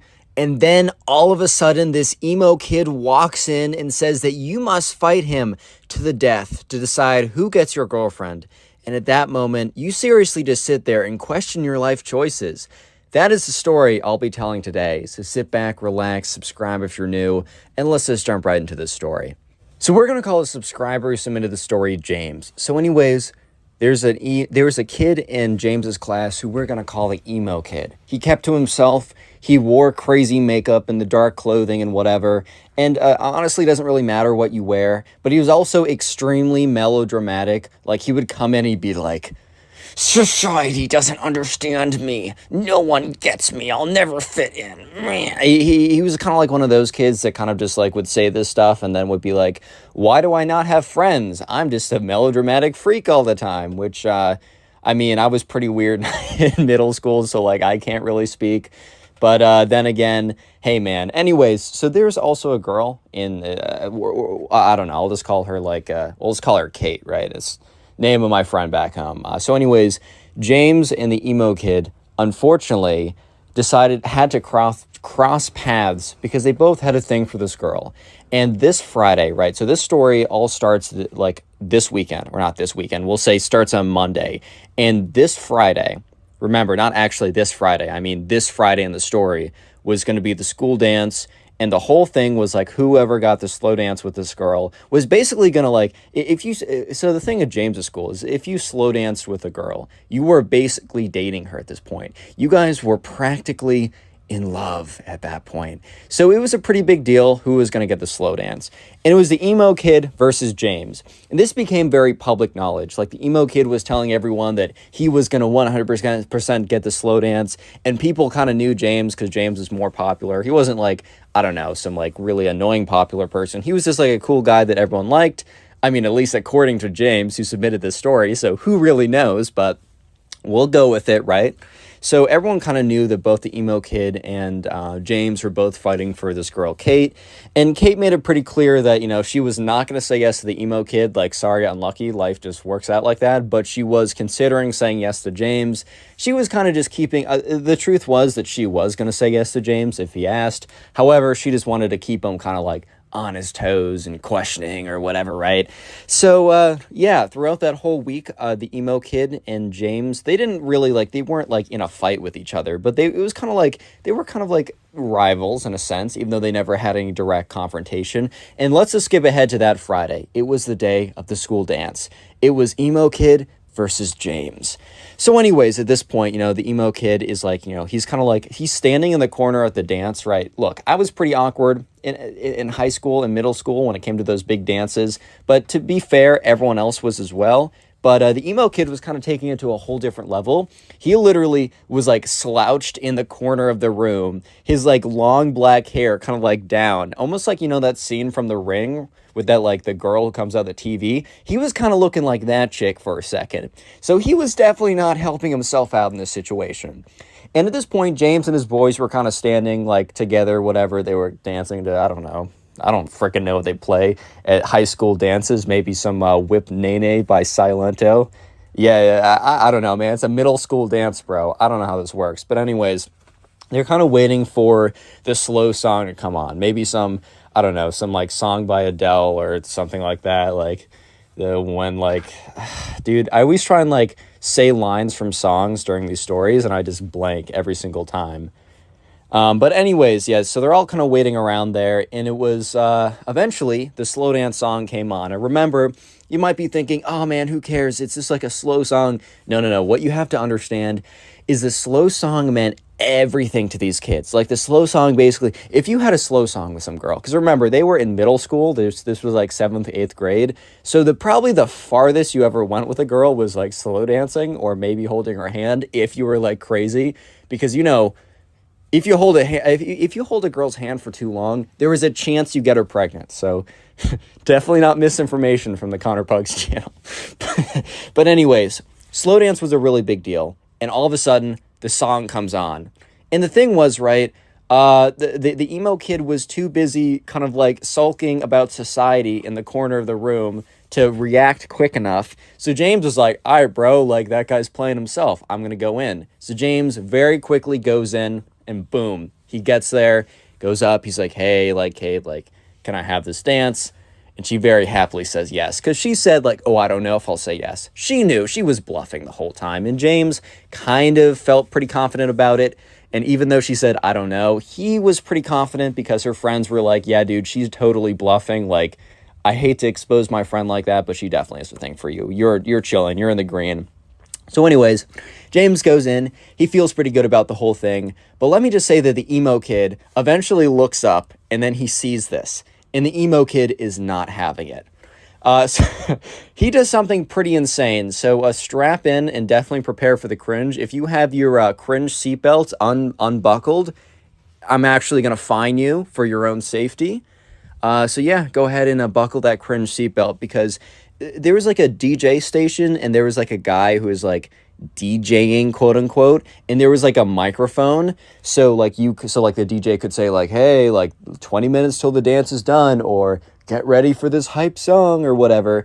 And other than that, he was really just a Spotify playlist. He just edited the Spotify playlist, right? However, the DJ let the Spotify playlist run on autoplay or whatever, and he went to the bathroom. So the emo kid ran up to like the spot or whatever. He grabs the microphone. He stops the music. First of all, he goes up to the Spotify, clicks pause on the music, and screams into the microphone, "Wait!"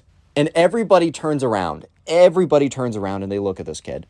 And they're all kind of like looking at this emo kid who's standing at the front of the room with like the microphone. He picks it up. He's like, "Kate, no!" So at this point, everyone's kind of looking at this kid like, oh my God. Because they all knew that like he wanted to have the dance with Kate, but like James obviously got it. So they were like, that's tough, man. Like life sometimes doesn't work out the way you want it to. Like that's just unfortunate how that goes. However, he goes up there and he goes in the microphone, like he says, "Wait!" And everyone turns around. The music is off. He's like, "Kate, may I have this dance?" And everyone's so confused because, first of all, he turned off the slow song in the middle of the song. And also, she was already dancing with someone. And instead of just going up to her, he makes a massive scene in front of everyone, grabbing the microphone and screaming into it, saying like, "Will you have this dance?" And the thing is, right, it's caused enough commotion that the guy, like the DJ that was hired, ran back. Because I think he was supposed to be there the whole time, but he needed to like rip a piss or something, so he needed to go. And he runs back over. He's like, "Give that back to me." He like snatches it out of the emo kid's hand. He's like, sorry for the interruption, guys." Turns the music back on, like starts like, not cursing out this kid, he's a middle schooler, but being like, "Dude, what do you think you're doing? You can't just like come up here and take this stuff. Like, if you do this again, I'm going to tell your teachers and you'll be in big trouble." Or, I don't know how much trouble a hired DJ can get you in, but, the emo kid returns to his corner and literally just sits down, just slumps into the corner of the room, which James felt kind of bad. He felt a little bit bad because, like, James has definitely been in that position. I say that very kind of liberally because James has not actually been in a position where he grabs the microphone at the school dance, stops the music, and asks the girl out unsuccessfully. He hasn't specifically been there, but he's definitely been in a situation where it just hasn't gone his way. So he feels bad, man. Feels bad, man. You hate to see it. But anyways, James like continued on with the slow. He's not going to stop his life because this kid has an unlucky moment. Like, that's tough.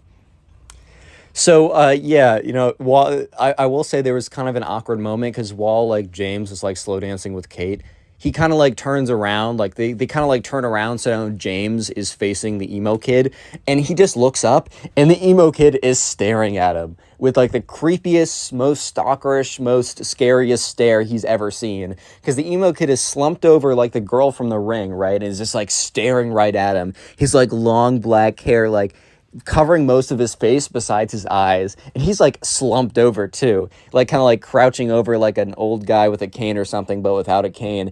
And James is like, "Hey, do you mind if we turn like 45 degrees this way or 90 degrees this way?" Thank you, that's much better. So he doesn't have to see him anymore. Or actually, let's do a whole 180. He didn't ask for a 180 because he didn't want like Kate to be making eye contact with him either. But yeah, so that was a bit of a tough situation. However, you might be thinking, well, at this point, reasonably, the emo kid must have realized that this just wasn't his day, and he must have just, like, given up, which he's already embarrassed himself. Like, he probably gave up after this point. And while that would be pretty fair for you to believe, that was unfortunately that was just not what happened, because the emo kid would continue Let me just say that the emo kid thought that if he had a sword fight with James, that he would be able to win the honor of his lady. I'm not even kidding you. Real quick, if you made it this far into the video, comment emo down below. That'll be the secret word of the day. I will try and heart as many of those comments as I possibly can. And also, if you want to support the channel, the best possible thing you can do is just watch this video throughout the entirety of this video, and then afterwards, if you could watch some of my old videos, that helps more than you can ever imagine. And please go in the comment section and tell me how many of my old videos you've watched today or this week. I'll heart it and say thank you, because it helps me out more than you can ever imagine. Anyways, let's get back to the story, because the emo kid is not done. In fact, he is far from being done. So what happened after the school dance? Like, over the weekend, James actually met up with Kate. They went to, like, go get dinner together, and that's when they officially started dating, whatever that means in 8th grade, which means, oh my God, they're gonna sit together at lunch. Oh my God, dude, that's crazy, right? But anyway, so James officially starts dating this girl. Word gets around really quickly, and eventually the emo kid, I'm pretty sure at this point the emo kid would have known, but by his next actions, it's not super clear. So that Monday is the first kind of like lunch day that Kate and what's his name, James, are going to be having their first real at-school lunch date, which is a pretty big deal for the 8th graders there. Obviously, it's not that big of a deal in general, but hey, man, let them have their fun. And so, yeah, he sits down, like, he finds Kate, they sit down, and they're at a table by themselves, and, like, people are looking over and talking and be like, ooh, someone's dating, whatever, right?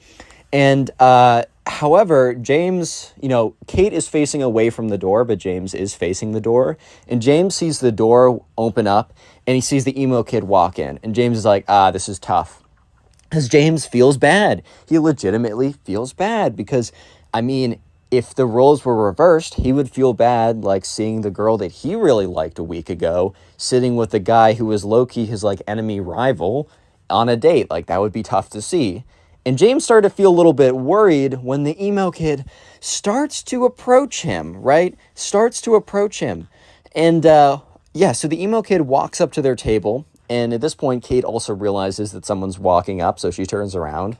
And the emo kid walks up and doesn't look at James. He's not paying any attention to James. He's actually acting as if James doesn't even exist at this point. The emo kid turns to the girl, Kate, I forgot her name for a second, says, Kate, I've been wanting to ask this for a while, but since we've become so close in the last couple weeks, which they have never spoken before, but that is beyond the point. At this point, that is beyond the point. He's like, I was wondering if you would like to go on a date with me, if you would like to start dating. And James is like, oh, no, he doesn't know. How does he not know? Because James is like, everybody knows. Everybody told everybody, but I guess everybody didn't tell the emo kid. Of course they didn't. And Kate at this point is like, oh, well, I'm very flattered. And the emo kid's like, well, if you're flattered, then you should say yes, correct? And at this point, she's like, oh, well, you see, it's actually not great timing because I'm actually currently in a relationship. And the emo kid's like, what? How? With who? And James is like, oh my God, this is so awkward. He doesn't know. So James has kind of assumed that the emo kid didn't think anything of the fact that James got, like, the dance with her, which in all reality, the emo kid was kind of the one who had the most common sense in that situation, because just because someone dances with a girl once doesn't mean anything, right? But at this middle school, if you got the slow dance, you were basically in. You were locked in at this point, is what I'm trying to say. So Kate has to go on to awkwardly explain to the emo kid that, well, the guy that she's sitting at right now on the lunch date with happens to be the guy that she's dating. And the emo kid turns to James, looks at him, looks him down and up, like does like the elevator look when he looks at like the top of his head, looks all the way down, then looks all the way up, turns back to Kate and is like, really, dude? You decided to date this guy when you could have dated me? He's like, bruh. And he just kind of like storms out of there. And James looks at Kate and he's like, dude, how did that kid not know that we're dating at this point? Like, I swear to God, all your friends told everybody. Like, and Kate's like, dude, my friends didn't tell everyone. And James is like, if you ask anyone at the school, besides the emo kid, apparently, they will know. And Kate's like, yeah, okay, my friends do talk a lot. And they're like, well, that was pretty awkward. Hopefully nothing else happens again. You might be thinking at this point, Connor, the emo kid must stop. There's no way he continues on. There's not a chance that he continues, right? Well. I got some news for you guys. He does continue, and it's bad. Because you might be thinking that, oh, well, the emo kid stormed off and he was done. No. About 20 minutes later, when there's only like 10 minutes left of lunch, James sees the doors open up again, and he's like, you gotta be kidding me, dude. Because the emo kid walks through. But this time, he is like stomping towards James super angrily. He runs up to the table practically, looks at James, looks him in the eye, and says, it's not over between us. It is far from over between us. And is like taking his little finger and like pointing at James. And James is like, okay, nice. Like, I like, we do not care. Like, I don't know what else to say at this point. Like, okay, cool, nice. Like, okay, what do you want me to say? And the emo kid after that is like, you better watch yourself. It's about to get bad. He like storms out of there. And, you know, at this point, James is like, okay, well, I guess that answers my question. So the next day at lunch is where things get really, really, really crazy. So he's sitting there with Kate on his second date. James is enjoying himself. He's having a good time with Kate. They're enjoying each other's presence. They're doing well. I mean, they're kind of clicking, so things might continue on, right? And that's when the emo kid walks in, and he's carrying like two sticks, like two pretty good sized sticks that he probably found in the backyard of the school. So in the backyard of the school, there's like a mini forest, nothing too crazy, but there's like a pretty big forest back there. And the emo kid must have gone back there and like found two decent sized sticks. He walks into the cafeteria with one stick in one hand and one stick in the other, and James is just looking at him. And he's like, he kind of says like to Kate, he's like, oh, okay, we got trouble. Kate turns around, looks at it, and it's just like, turns back around and is like, what? And James is like, yeah, I have no idea what's happening, but I guess we're about to see. So the emo kid walks up to the table, like kind of like waddles his way up. And he's like, you. And he like hands the stick to James. And James is like, like, I need a little explanation. What do you want me to do with this? Like, it's not super clear. The emo kid's like, you and I will have a sword battle, and whoever wins the sword battle will have the will win the honor of your lady, and will. At this point, like Kate's like, what? And James is like, dude, what are you saying? He's like, fight me to the death. The winner gets your girl. And James is like, no. And the emo kid's like, oh, so you're scared of me then? You know that you're gonna lose, and that's why you don't want to do it. And James is like, well, I'm not convinced I'm going to lose. I mean, I'm not an expert at random stick fighting or whatever, but at the same time, why would I want to even engage? Like, why would I even want to do it? And the emo kid's like, well, I mean, for the sake of your honor, bro, like, do you really want to be known as the guy who chickened out because he's a chicken? And James is like, well, I mean, I don't really care, but I also don't want to be known as the guy who who during the dance last Friday grabbed the DJ's microphone and like stopped the music to like ask out a girl who was very clearly in the middle of dancing with someone else, and then come into school the next day super angry with a bunch of sticks and try and like fight some guy to get the girl that already obviously said no to him twice. At this point, the emo kid's like, so what you're saying is that you're too scared to fight me, and because you know you'll lose. And James is like, dude, we're going in circles right now. I'm not fighting you. I'm not having a sword fight to the death. Like, okay, I'm just not doing that. At this point, the emo kid's like, fine. Well, you're about to see me in my final form, where I am the most powerful. And James is like, okay.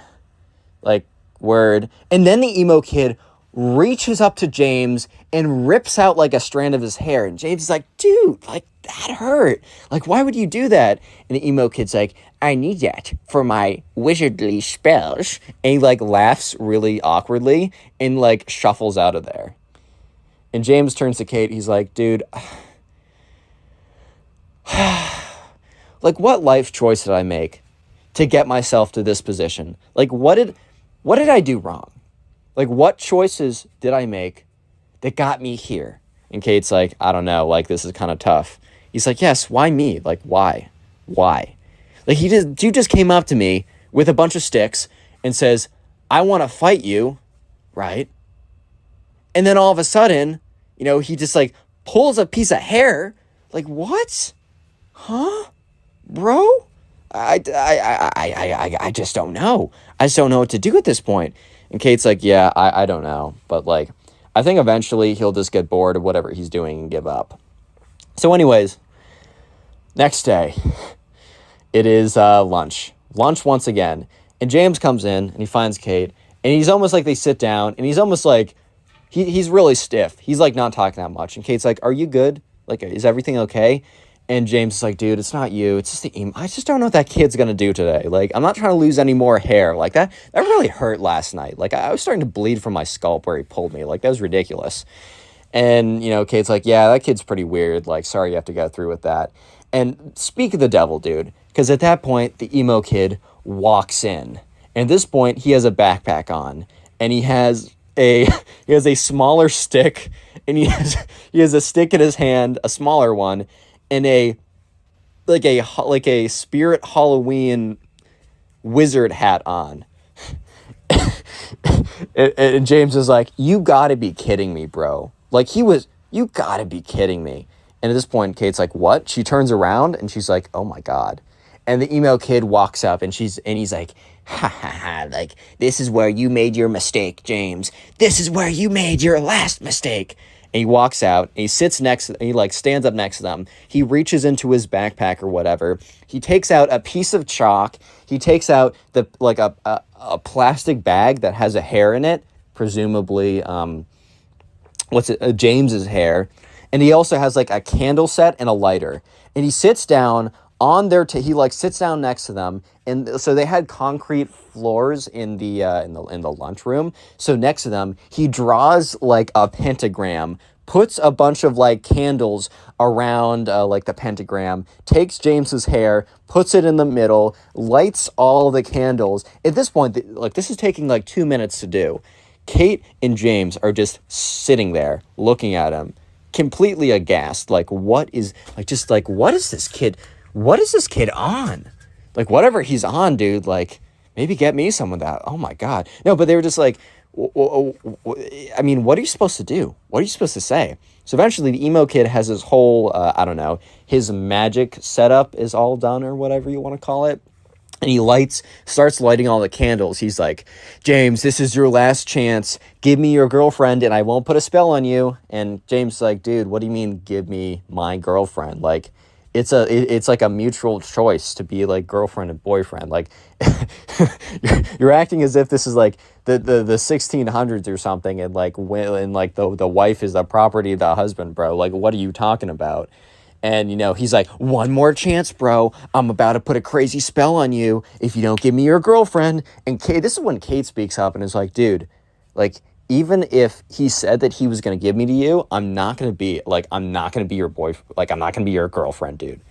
And the emo kid's like, well, I'm going to put a spell on you too, dude, if you don't become my... He literally threatens Kate. And he's like, oh, if you don't become my girlfriend, I'm going to put a spell on you as well, which... Okay, I might not be the smoothest individual. I might not be, I don't know, the one that has the greatest pickup lines of all time. My Tinder one's pretty funny. I did steal it from my friend, but maybe I'll 5,000 likes and I'll reveal it because it's pretty funny, but it's also a little embarrassing. But here's one thing I do know. There's a very decent chance that if you threaten to cast a spell on a woman if she doesn't become your girlfriend, she's probably, not 100%, but probably not gonna become your girlfriend. I know I might be going out on a crazy limb right now, and you guys might completely disagree, and maybe you found your wife of 10 years who loves you very much from threatening her with magical spells. I just don't think that's a great way to do it. So eventually the emo kid finishes up, and then he lights the hair in the middle, and then he takes his magic wand, waves it around, and just starts saying a bunch of nonsense. And at this point, half the entire cafeteria is just like looking. They've almost like circled around it like it was a school fight or something. They've circled around it and they're just like, what the frick, bro? Like, oh my God, like what's going on right now? And eventually the emo kid like points his magic wand at James and is like, ooga booga, or I don't know. He's just saying some nonsense. And like literally 15 seconds of pure silence happened. And then very clearly nothing happens. And he's like, I'm going to give you one more chance. I'm going to count to 3. If you don't, you're going to explode because of my spells. And James is like, I think I'm going to take the risk. He's like, 3? I'm going to give you one more chance, bro. Like, I'm going to give you one more chance. And James is like, nope. I'm going to take the risk here. 2? And he's like, yeah, nah, I'm good, man. Like, you can go ahead with this. If I explode, I explode. Like, that's tough. 1? Last chance, dude. I'm being super generous right now. Just give me your girlfriend, and we'll be all good here. And James is like, nah, I'm chilling, bro. He's like, fine. Kicks it. The emo kid literally kicks over his magic, like, whatever set, because I think he knew it wasn't going to work anyways, which thankfully it was concrete floors and nothing, like, flammable, because, like, the candles fly all over the place or whatever, and he storms out of there. He, like, storms out of there. At this point, James sits back down. He's like, maybe we should go on dates at night when we're not in school. And Kate's like, that's not a bad idea. So the next day, Kate and James actually don't sit together at lunch. They sit separately. So they decide that if they're going to like do anything, at least for a little bit, to do it outside of school, like after school or at lunch or something like that. But the emo kid once again comes up to James, and James is like, oh my God, dude, like what? What now? And the emo kid, like, he literally goes on one knee and like kind of like presents, he's down on one knee, puts his head down and says like, I concede the battle, you win. Like, I tried everything possible, but you are the better duelist. Like, I honorably concede. And in James's head, he's like, bro, he didn't say this, but he's like, bro, you did not honorably concede. You did the least honorable, you did not concede honorably. But at this point, James sees this as a perfect opportunity for the emo kid to just stop. So he's like, all right, man, like, it was a good battle. It was really close, and you'll get them next time. Like, honestly, James is trying to be as chill as possible so that the emo kid doesn't come back and be like, well, actually, I'm going to try more magic or something. And the emo kid stands up, and he like kind of like nods his head. And James nods his head back, and the emo kid bows and leaves. And yeah, after that point, James and Kate actually were able to like do like lunch dates or whatever in school again. The relationship lasted like 6 months. It didn't last crazy long, but Kate and James are still cool to this day. And the emo kid never Click on the bothered video them on after screen this right point. now. I know you'll enjoy it. Just click it. Do it. How's it going, everyone? I hope you're having a great day, because today I have probably the craziest emo kid story I have ever received to date. I'm not even kidding. So sit back, relax, grab something to eat, grab something to drink, subscribe if you're new to the channel, and let's just jump right into it. We're calling today's subscriber Ty. So anyways, Ty was going off to camp, and this was his first time doing an overnight camp, so he was a little bit nervous, and it was kind of like a wilderness-based overnight camp, but they were mostly in cabins. Ty's parents did it before, and they actually met at this camp, so they were really pushing for Ty to go. But the summer before, he just said that he, wasn't ready and was going to do it the next year. And of course, the next summer rolls around, and Ty's like, oh my God, I said that? So sure enough, Ty and his parents ship him off to this camp. Ty's a little bit nervous about it, but they say, hey man, it's going to be good for you. Trust me. Like, I know it's scary, but you just got to do it. So anyways, they arrive at the campground, and they walk over, Ty and his parents walk over to the person who is signing everyone in. And it's some 25-year-old dude with a big old goofy smile on his face. He's like, hey guys, welcome to Camp Awesome. That wasn't actually the name, but we're going to call it Camp Awesome. Hi there, buddy. What's your name? He's like, Ty Gooden. And he's like, Ty, let me see. There you are, buddy. All right, so you're going to be in group B over there.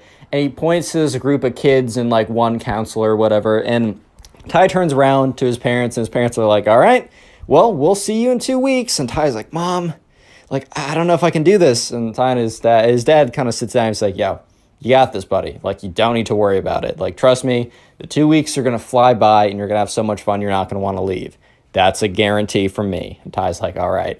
So Ty walks over, and he goes over to Group B, and there's a big group of kids, and, the counselor's like, hey, guys, My name is Ben. Don't worry, he's not the evil guy. But hi, guys. My name is Ben. Welcome, to the camp. These are going to be the guys who are in our group. We're going to be in the same cabin together. We're going to do a lot of activities together. You can still meet people in the other groups, but these are going to be the guys you're going to be seeing all the freaking time. So start getting to know each other. Let's go around, do some names. And so they went around and did some names, and Ty was just kind of observing, all right, well, that person seems kind of cool and whatever, oh, we have that in common. And then it kind of comes around to this one kid that Ty didn't even realize was there until until he spoke up. And this kid had these long black swooshed hair, right? He wore all black. He had these rock band t-shirts, these big black boots. He had this spiky bracelet necklace type thing. And by the way, if you kind of dress emo, that's totally chill. I don't really care. As long as you don't act like this kid, you're cool in my book. I say this every single time. And this guy was kind of just known as the emo kid. And since I don't want to give him a name because I will forget it and then it'll be very awkward, but we're just going to call him the emo kid from this point on. And Ty didn't think anything negatively. He was just oh, this guy really does put a lot into the way he dresses, and he definitely dresses with a lot of character. Ty legitimately had no ill will or feelings of just ew, this guy's dressing different than me, or anything like that. It was just an observation. And so later on, they have they go to dinner together as a group, and then afterwards they have the welcome to camp ritual, whatever. They all sit around a big campfire, and they're inaugurated in the class of 2015 or whatever. I don't know. This took place a little while ago. But anyways, right, it's finally time for them to go back to their cabins to figure out which bunks they want, etc. like that. So anyways, right, they get back there, and they're just the counselor dude who is their group B counselor, right, who's also sleeping in the cabins with them. He's well, just to make sure that no one feels left out, we've already assigned bunks to everyone. So he said, all right, Ty, you're in bunk A. He says, so-and-so, you're in bunk B. So-and-so, you're in bunk D. And then in bunk D, which they're in kind of quads of 4, or they're in kind of groups of 2, but they're bunk beds, so it's 4. So in Ty's group of 4, the 4th one was the emo kid. So the 4 of them walk over. They go in their bunks. The camp counselor says, yo, if you really want, you can talk to your bunkie about being top or bottom. Doesn't really matter. Lol. Doesn't really matter. And so sure enough, Ty and his bunk they didn't really care. Ty was on the bottom. He didn't really care. But anyways, flip over to the emo kid. And the emo kid is with this guy. And we're going to call this guy Benjamin. He's a throwaway name. But Benjamin was his bunk. And, the Benjamin is hey, do you mind if I have the top? And the emo kid is no, I must have the top. I must keep watch at night. And everyone just kind of went silent in that group of 3. They're or group of 4. They're kind of and Benjamin's all right, man, that's fine. Bottom bunk's cool with me. He's good. You have made a good choice, because I will watch over us at night. I have spoken. And everyone's okay. A lot of character in this guy. Funny guy. Anyways, things seem pretty normal until, it's time for them to go to bed. So anyways, they go and they brush their teeth, and then they get into bed, and the camp counselor guy comes around and is all right, group B, section A, or whatever you want me to call you guys. Let's call you the A squad. Yeah, we're going to have a lot of fun in the next 2 weeks. Just make sure no leaving the camp or no leaving the cabin overnight. Make sure that, you follow any rules that, we ask you to. Be nice and, fair to everyone, and just, have fun. Anyways, good night, guys. And he walks out of there. And so, the lights are turned off, and Ty in his top bunk, and also Benjamin across from him, they were talking for a little bit. And the emo kid didn't really join in. He was just sitting cross-legged, but kind of sitting very stiffly. So he was very much not going to bed. And eventually they were all right, I'm tired, good night. And they all kind of go to sleep at that point. And about 20 minutes later, Ty has not fallen asleep because he's still feeling a little weird. He's in a new environment. It's dark or whatever. He's a little bit scared. He's a young kid, whatever. He hears rustling, right? And that's when he hears steps, right? And he realizes that the steps are coming from across from him, and it's coming from the top bunk across from him, meaning the emo kid, is starting to walk down the bunks. He's like, all right, well, there's nothing too weird with that. And that's when he hears, because there's like a door next to like their cabin, so there's like multiple exits from the cabin. He hears the door open, and he watches as the emo kid walks out. So Ty at this point is like, what? So he kind of gets up, and the person above him is completely asleep, but Benjamin, the kid from the side of him, is still awake, and he's like, yo, Benjamin. He's like, yo, what's up? He said, emo kid. I maybe said his actual name, but we're calling him emo kid. He's like, emo kid, he just walked out the door. Benjamin's like, you can't do that. And, Ty's like, dude, but he did. So anyways, they both get up, and they both look out the window, but they're trying to do it stealthily so that they're not caught, right? And they see the emo kid literally just standing there looking into the moon. It is the creepiest, weirdest thing they have ever seen. Because the kid is just literally freaking standing there, bro. He's just standing there observing the night sky. And they're all like, oh my God, dude, that's freaking weird. What is going on right now? And, sure enough, Ty and Benjamin were like, all right, this kid is a little strange. Make sure he doesn't, like, strangle us to death or something in our sleep. I'm a little freaked out. And that's when the emo kid, out of nowhere, does a 180-degree turn and turns right looking at the window. Ty and Benjamin quickly jump down there, like, oh my God, do you see us? Do you see us? Do you see us? So, like, Ty starts to look up. He, like, peeks a little bit into the window and quickly goes down because he sees the emo kid walking towards the window. And he's like, dude, Benjamin, he's walking towards the window. He's like, crawl back to your bunks. So they both crawl out of sight of the window, and they crawl into their bunks, and it's dark enough in the room for them to do this without being super obvious. And they're both in their bunks, and Ty turns around under the sheets, right? And he peeks out, and the emo kid is literally standing right with his nose up against the window looking in. And he's like, oh my God, this kid's insane. Anyways, emo kid walks back in quietly, goes up the stairs again, and sits in the bed and supposedly goes to sleep. Ty doesn't fall asleep for like another hour afterwards, but eventually he opens his eyes to the camp counselor being like, Ty, come on. We're going to be late. And Ty's like, oh my God. And everyone else is like, yeah, you slept in, man. Actually, everyone in this bunk besides emo kid slept in. And that's because everyone was so freaked out that they couldn't go back to sleep. But anyways, first day activities. They go outside, and during the day, they don't totally have to stick with their group. They're actually assigned to random groups. However, a lot of people in the random group will be from their group because they're just trying to make friends within the group. So, and they also go to meals together, so like lunch or dinner or whatever is together. And so anyways, the first activity of the day is not with the emo kid. It is actually like kayak/canoe or whatever, either or, one of those two. And, Ty has a lot of fun. And they go back to dinner or lunch, They go to lunch as a group together. And Ty's, talking about what he was doing. And the counselor kind of went around the table and was like, oh, so Ty, what did you do? And Ty explains. Oh, so Benjamin, what did you do? Benjamin explains. Oh, so emo kid, what did you do? And he was like, I prayed to the overlord. And they're like, oh, haha, I don't remember that being an activity. Emo kid's like, it's not.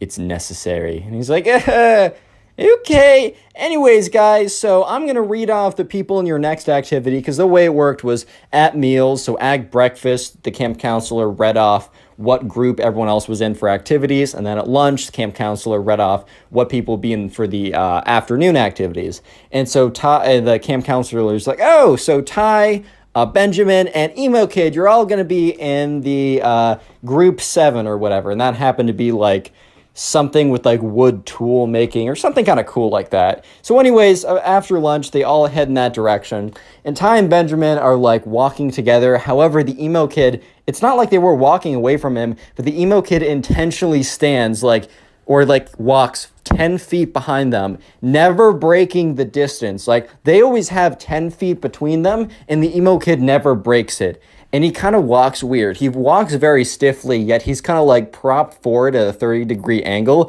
His arms shoot straight down, and he kind of waddles a little bit like a penguin. But it's very intimidating and very weird. And Benjamin kind of whispers like, Ben, I can feel his eyes in the back of my head. Or not Ben, but Ty, I can feel his eyes in the back of my head. Ty's like, dude, Benjamin, I know. So anyways, they get there. And the camp counselor dude is like, hey guys, welcome to woodworking. It's going to be a lot of fun. You can make whatever tools or whatever you want.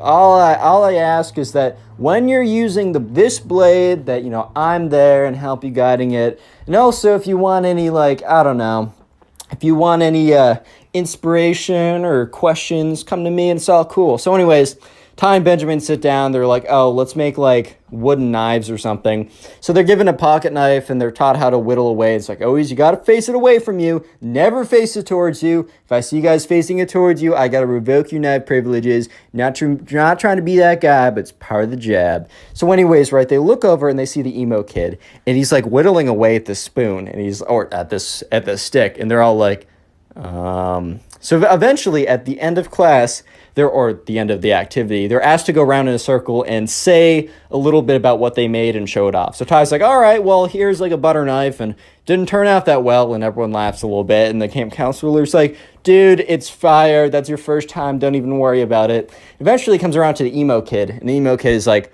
whips out this like almost perfectly whittled. Like this is like really professionally well done. And the camp counselor's like, wow, what is that? He's like, this is a wand for my warlock activities. Nobody better cross me now that I have access to my most powerful weapon of a wand. And everyone was like, what?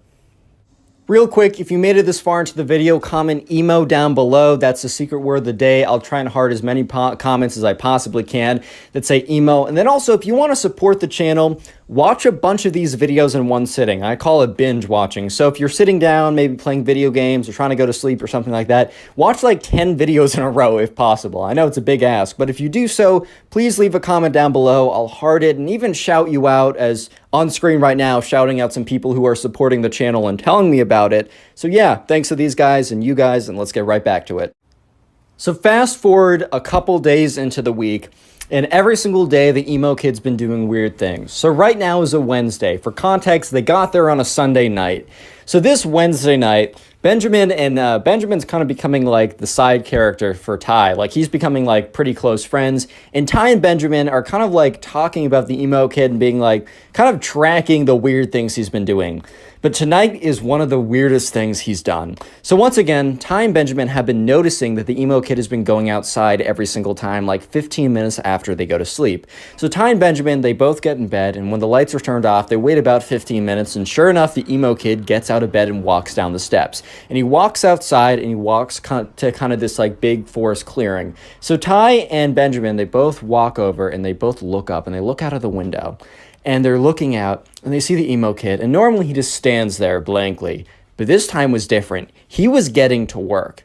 They saw the stick that he made in the wands, in like the wand craft whatever class, or the woodsmanship class. And he takes the end of it that isn't pointy, where you do the spell, and he puts it into the dirt, because he's standing in a pretty big dirt clearing, and he starts drawing this circle, this very big circle. And Ty looks over at Benjamin and is like, dude, what on earth is going on? Like, what is this kid doing? And Benjamin's like, dude, I have no idea. And they look at it, and he's drawn a complete perfect circle around him. And then he steps out of it. And then he starts making lines within the circle. He goes from the top of it, down, up, down, across, up. He's made a perfect upside down pentagram. And if you don't know, that's basically like a sign of like ship or the something.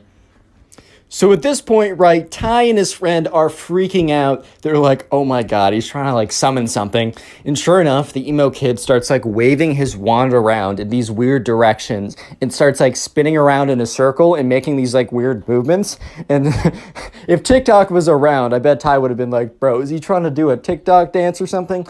But anyways, Ty and Benjamin are watching as the emo kid, after making the upside down pentagram, just starts waving it around and starts speaking, like, because the window was cracked open a little bit, and they start hearing like some weird okay, maybe it wasn't as goofy as that, but he was kind of talking these like weird tongues or whatever. And that's when they heard the light flick on. Not in their room, because they would have seen that. They heard the light flick on in the middle cabin. The middle part of the cabin. that is where the camp counselor lived. He must have heard or must have felt like some kind of disturbance or something, because they see the emo kid grab his wand and sprint out of there, and sprint so quickly he goes to the back room. And that's when like Ty and Benjamin are like, oh my god, he's sprinting here. So they quickly jump into bed and are, when, I don't know if you guys did this, but like when you were up later than you should and your mom is about to run into like open the room, and you just jump into your bed and then you just stay super still. That was them. Like, it doesn't matter if you're sprawled out in a weird position, you're staying as still as possible. So they jump in, they're super still, and they watch as the door opens and the emo kid runs in and runs up to like the second bunk and just sits in there. And that's when like they see, like, literally 10 seconds after the emo kid gets into his bed, they see the light flicker on. And the camp counselor, who's for cabin B or whatever, walks in and is like, hey, I saw something out there. And you guys go out there? And like, everyone's pretending to be like, what? Like they just woke up. The emo kid is really pretending to be like, what? I don't know what's going on, bro. And obviously Ty and Benjamin, they're trying to like pretend like they weren't up watching the whole thing. And the kid on the very top of like Ty just is still completely asleep. So counselor's like, all right, whatever. He's like, all right, well, remember, it's a punishable offense if you guys leave the cabin during night. Like, you will be forced to go back home, and you don't want to miss the fun retreat we're doing this weekend. And they're all like, all right. They're like, yeah, it wasn't us. I don't know what it is. And that's when the camp counselor is like, what? And he looks outside the window, and that's when he sees it. He's like, stay here. And he goes outside, and they all watch as he walks outside, and he sees like the upside down pentagram like drawn into the circle or whatever, drawn into the dirt. And he's just looking at it. And he takes out like his iPhone 4, because it was like 2015 or whatever. And he takes a photo of it with like flash, takes another photo, steps back, takes another photo, and everyone else pretends to be asleep as they go back in. Next day rolls around, and they're walking to their first activity from breakfast. And Ty and Benjamin happen to be in the same group. And Ty's like, dude, the emo kid's insane. Like, that was ridiculous last night. And Benjamin's like, I've never been more freaked out besides the first night, bro. Like, this kid's insane. And at this point, they start talking about the camping retreat. So I mentioned this like a couple minutes ago when the camp counselor said, you guys don't want to miss the special fun camping retreat we're doing. So they stayed out in cabins. But part of the wilderness camp, whatever, at the very end of it, at the very, like, the last Friday night to Saturday, they hike out kind of farther out into the woods. They bring like camping equipment, and they kind of like camp out like that. So they both of like Ty and Benjamin were a little bit worried, because that basically meant that they were going by group, and they were going to be out in the woods in tents by themselves with the creepy emo kid. So anyways, let's just fast forward to that day. It's Friday, and everyone is kind of packing their little bags, and the camp counselor for each group packs their like supply kit, medical supplies, radio, the food that they're going to be eating. And he's like, all right, everyone grab like groups of 2 grab a tent. And so sure enough, people pair up, and Benjamin and Ty are together, and they grab this tent, and they start walking over to the campsite. And Ty and Benjamin was like, dude, I heard that like, there's only like enough tents so that like we have to pair up with someone. And he said, I heard that it's random. I heard that we don't get to choose who we pair up with. Ty's like, dude, that's insane. We already have friends. I get in the beginning them assigning us stuff, but like, we know people now. This is the last day. Like, why would we need to bunk with someone random? And Benjamin's like, dude, I don't know if that's true. That's just what I heard. So eventually they get to the campsite. Anyways, so they get to the campsite, right? And, they set up their kind of like, they sit around a bunch of logs. So they like light a little fire, and they have like baked beans in a can or something. Then they also go out and they kind of like clear the land to put down the tents. They all set up a bunch of tents in the group of 2 that they carried it over in. And Ty at this point is thinking, all right, we're good, because I'm going to be with Benjamin, because, we're in groups of 2 already. Why would they need to reassign us groups?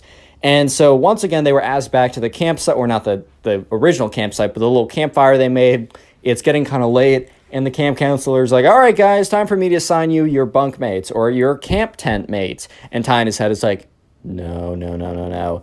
So Benjamin and so-and-so, so-and-so and so-and-so. And when there's like that one guy you don't want to be with or something like that, and like you're being assigned in a list, and you don't hear your name, but you also don't hear his name, and the number of combinations starts getting smaller and smaller and smaller, and you start freaking out.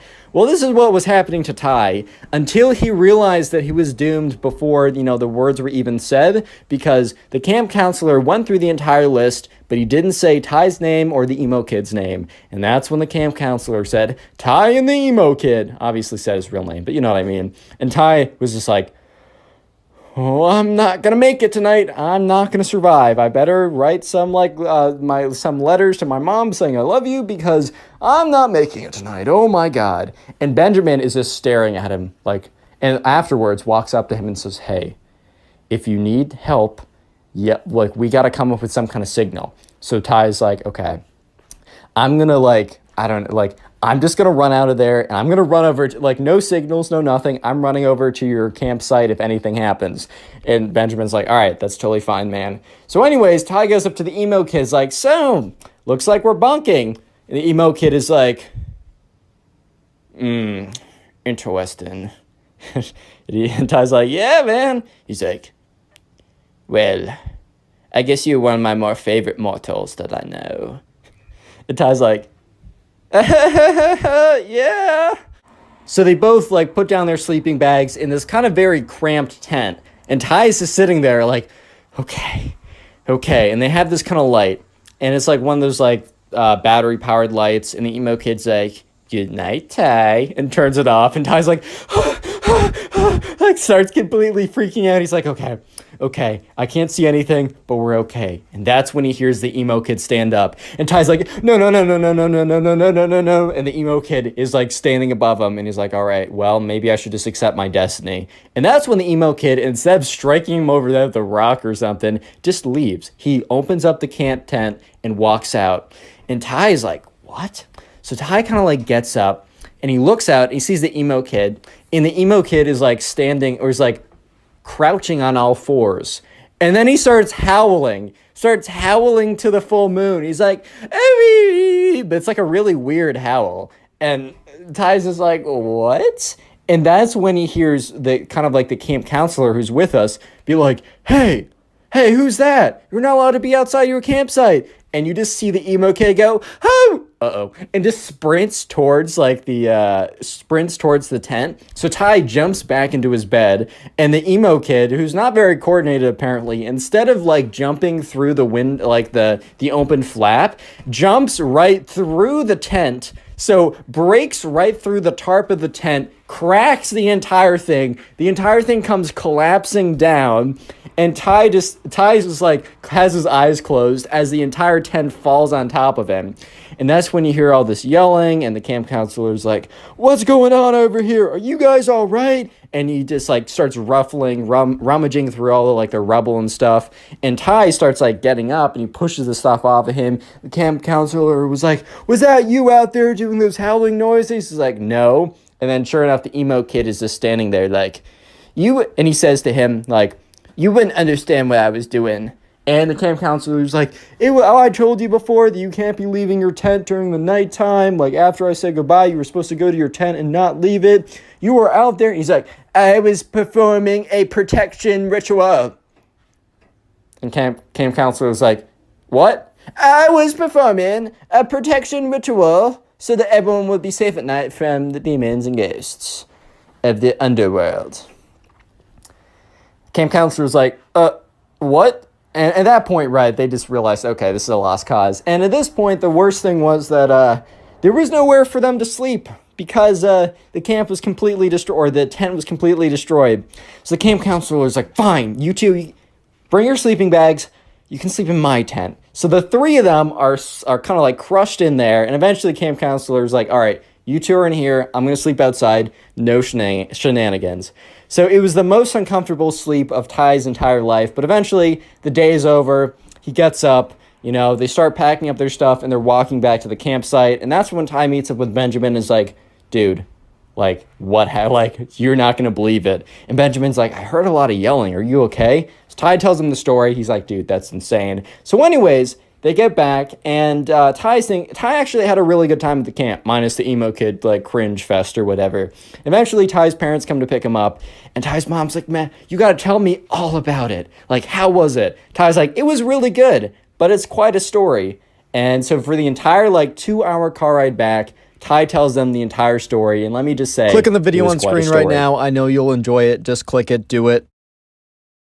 How's it going, everyone? I hope you're having a great day, because today we have a story of probably one of the cringiest emo kids on planet Earth. I'm not even kidding. This is probably one of the craziest stories I've received, so sit back, relax, grab something to eat, grab something to drink, and let's call today's subscriber who submitted this story. Let's call him Oliver. So this all happened back in the good old days of like 2014, 2015, when like goth, emo, all that type of stuff was like super popular. And by the way, if you dress goth or emo, I literally don't care. That's a totally fine style. As long as you aren't an emo kid like this kid, you're totally cool in my book. So anyways, right, this all started when Oliver and his friends were in the mall, and this was way back in the day, and Oliver and his friends were just kind of like walking around in the mall. They were trying to figure out something to do. I mean, it was a Saturday, so I mean, who knows, like, you know, I mean, like, they were trying to figure out something that they wanted to do, and Oliver's friend was like, hey man, do you mind if we stop in Hot Topic? Hot Topic is a t-shirt store that sells sells a lot of different types of t-shirts, a lot of like trending stuff, a lot of like, and since, you know, emo and goth was kind of trending at the time, they sold a lot of shirts and attire that really fit with that outfit. Like, you got like black t-shirt that says like society, and then you got like a spiky collar.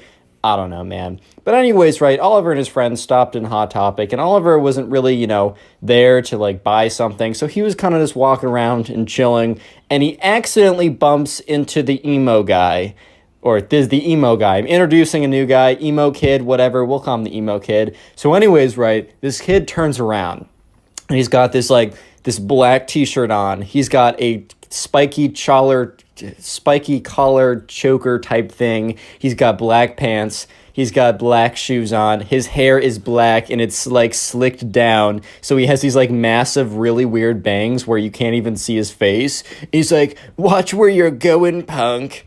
And Oliver's like, sorry, man. He's like, wait, I know you, dude. You're from my school.